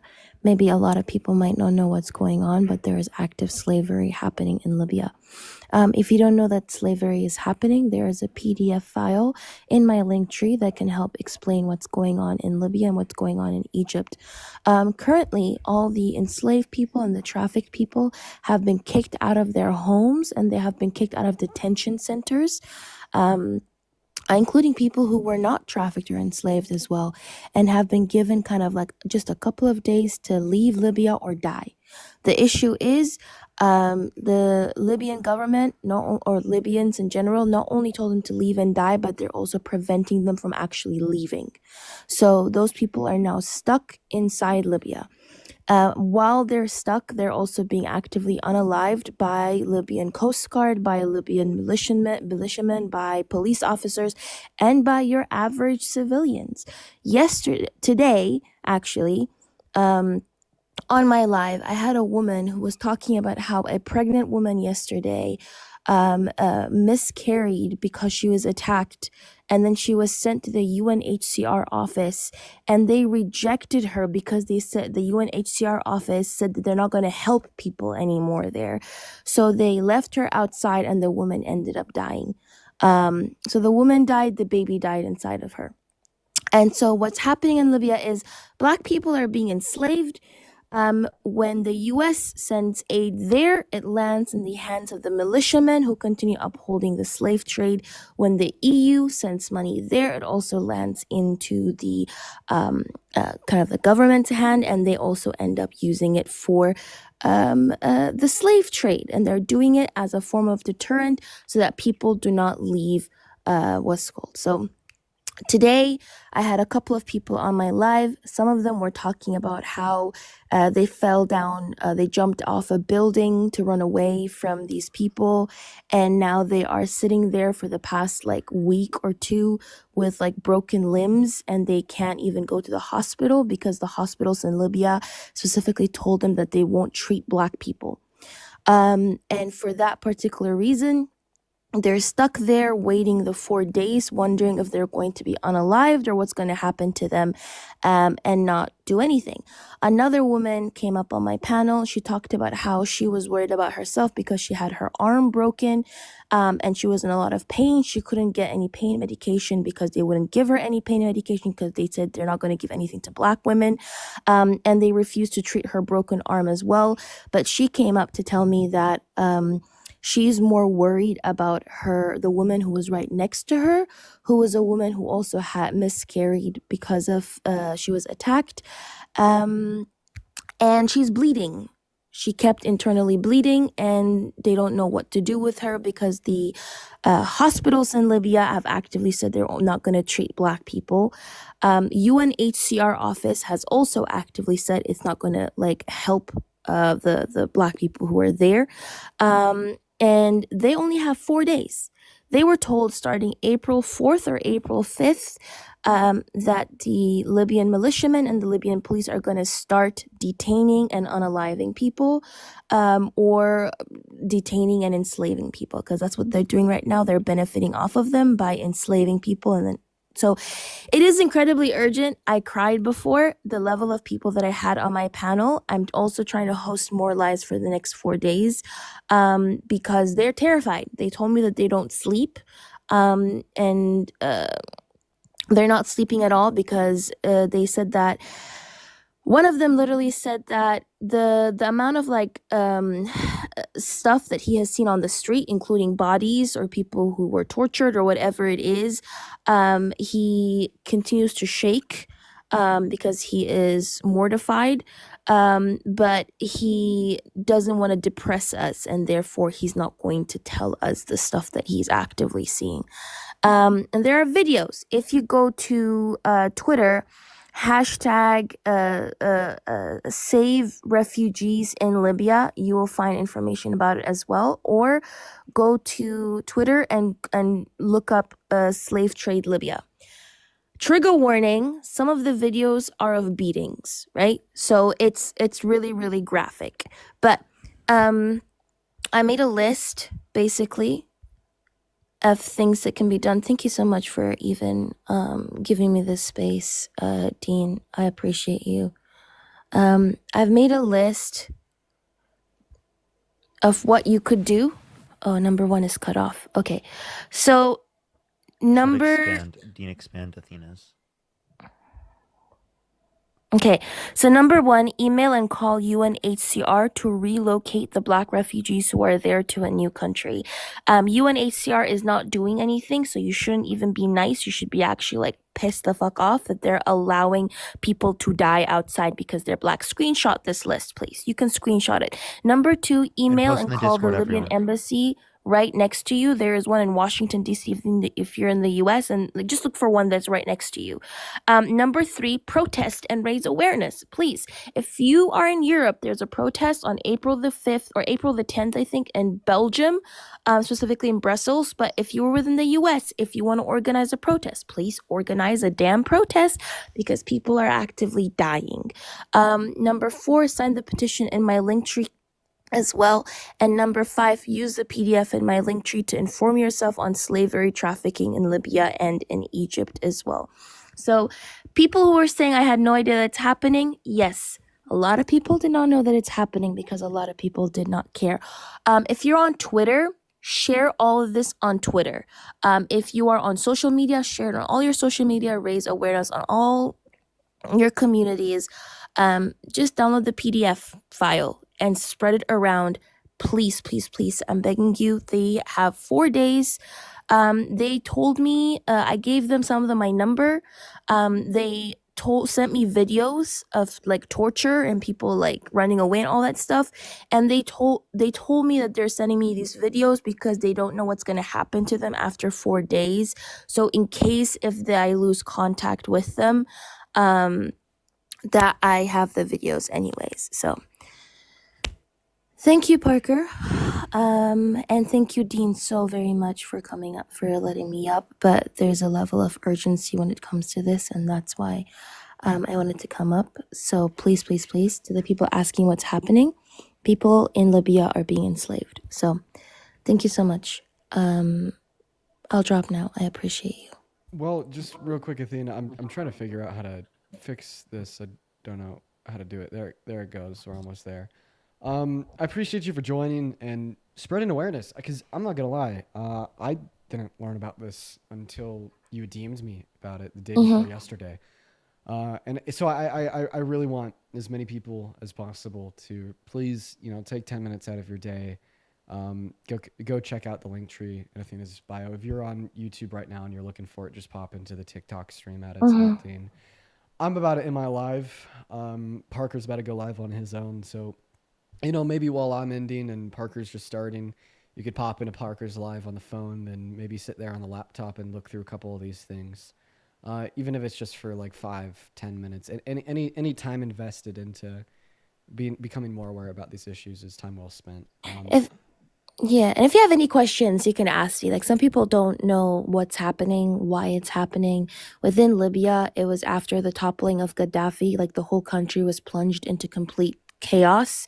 And so now the Libyan Coast Guard is actively being funded by the EU as well.